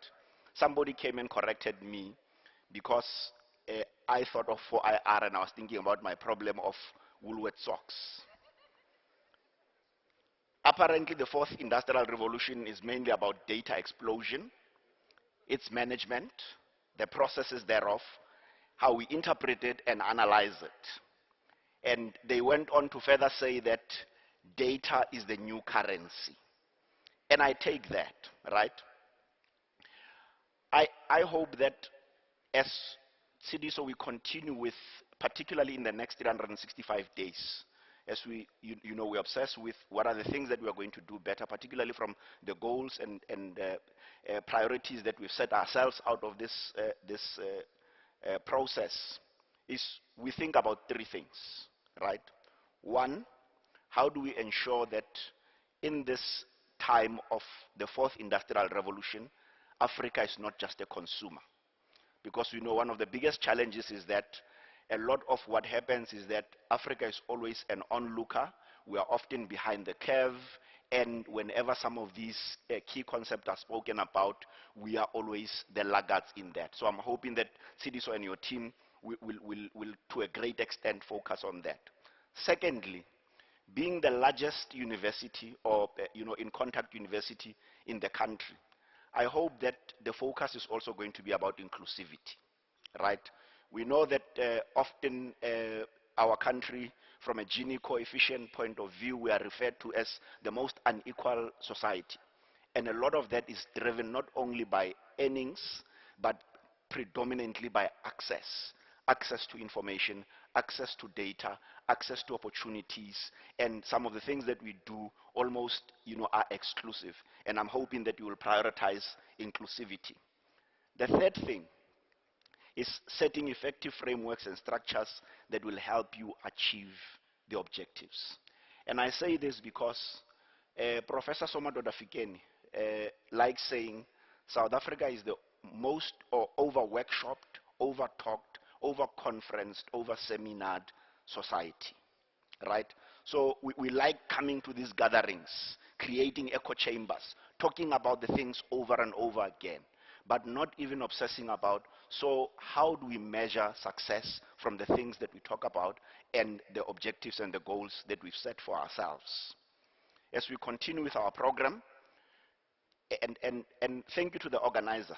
Sometimes when you have the programs on the table, people get a little bit impatient when they think that you're taking a little bit longer. So I think it was deliberate that they didn't provide you with the program that I'm the only one who has it. Prince Zolake Mtetwa, may you please come and share a word of support. Let's give him a round of applause.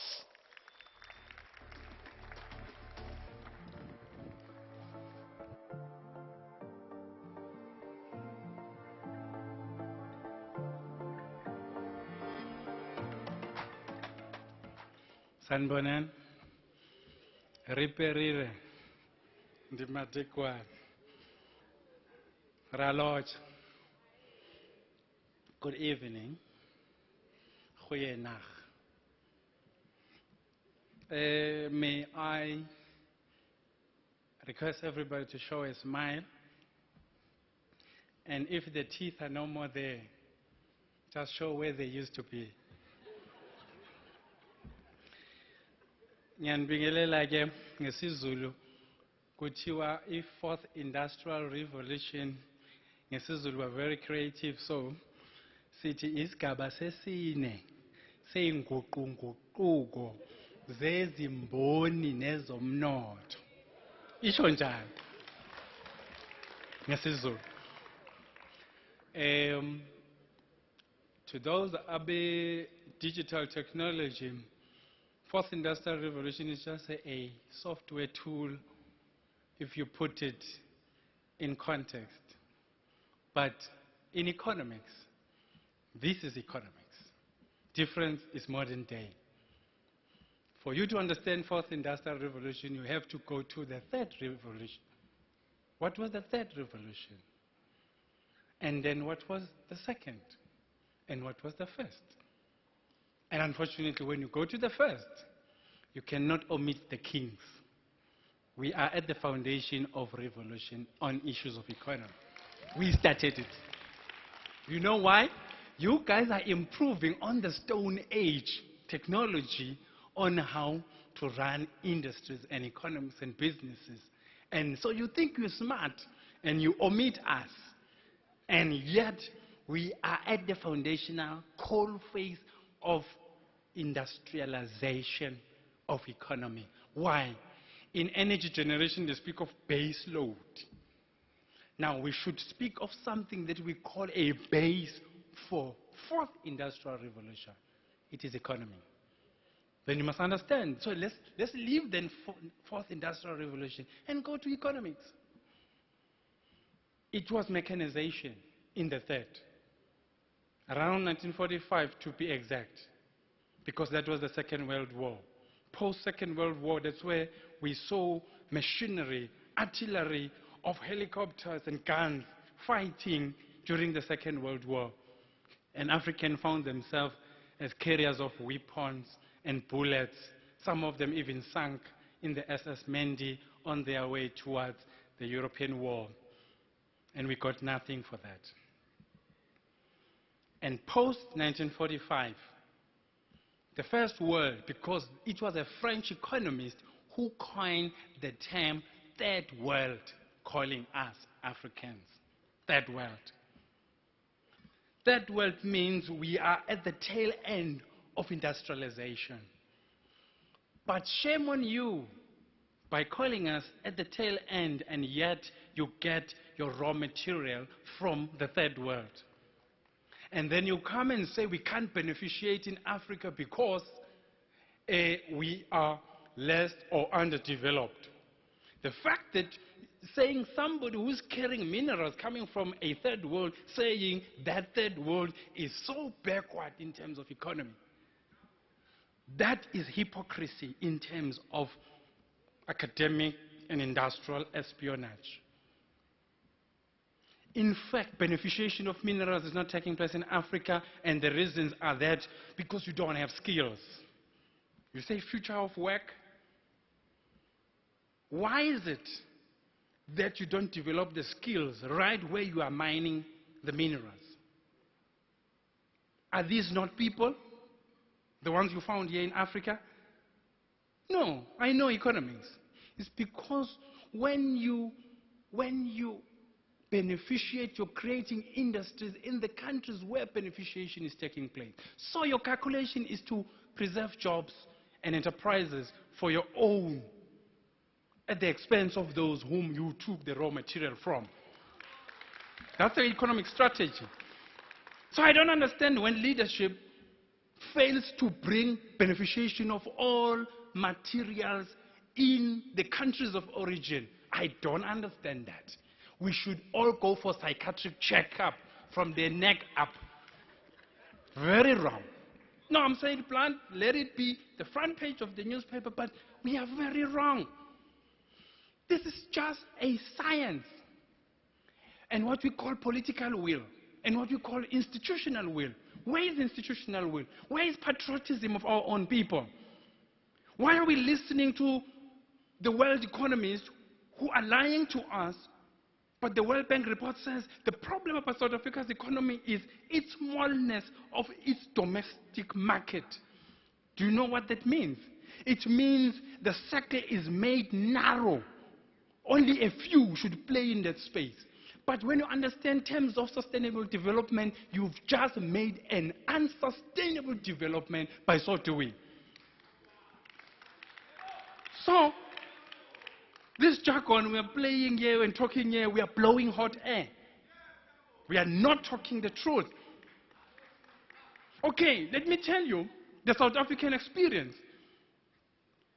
We ran this country before the white settler came, right? My predecessor, King Tingswayo, he never traveled untutored, but he ruled KwaZulu-Natal. He traded with the Europeans in Delgoa Bay, which we call today Mozambique and Maputo, exchanging rhino horns, giving them fresh meat, even taking women.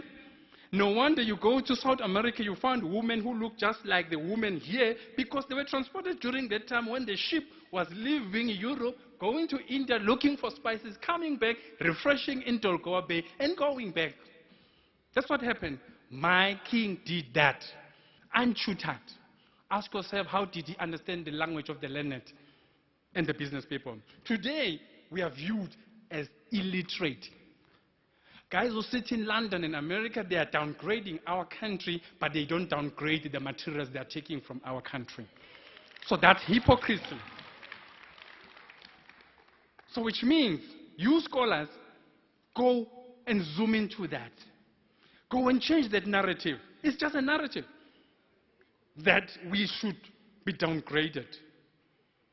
Just so that actually you are lowering the bar and the terms of engagement so that you can easily take our materials out. So you don't have an interest here.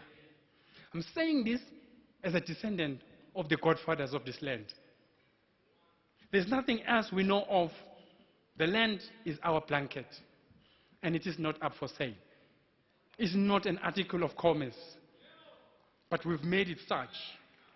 But countries that are smart and clever, they tell you that go to Israel, see if you can buy land.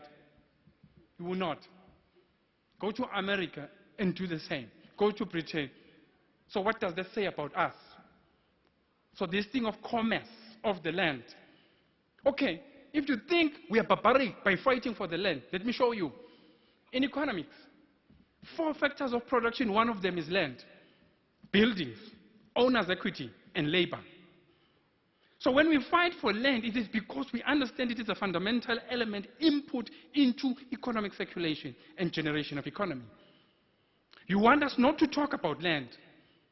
By virtue of you not fighting for land, you've just sold your soul to saying then you cannot be part of the economic circulation of that country. But we are viewed as being maybe warmongers. It's not. Where we are residing today, in our towns and cities, do you know that a law was passed for us to be moved from prime land, which has now become the cities and towns of South Africa? Do you know that? I'm talking about Pretoria, in case you think I'm talking about Durban. Pretoria, right here. If you don't remember that, why do we have Marabastad Home Affairs?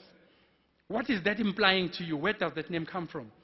It comes from Chief Jeremiah Maraba, who was an Ndebele chief, who resided right here in the capital city. It is Paul Kruger who asked him permission to declare a township in Marabastad so that the Indians and colored and then the Africans to reside right in the capital city.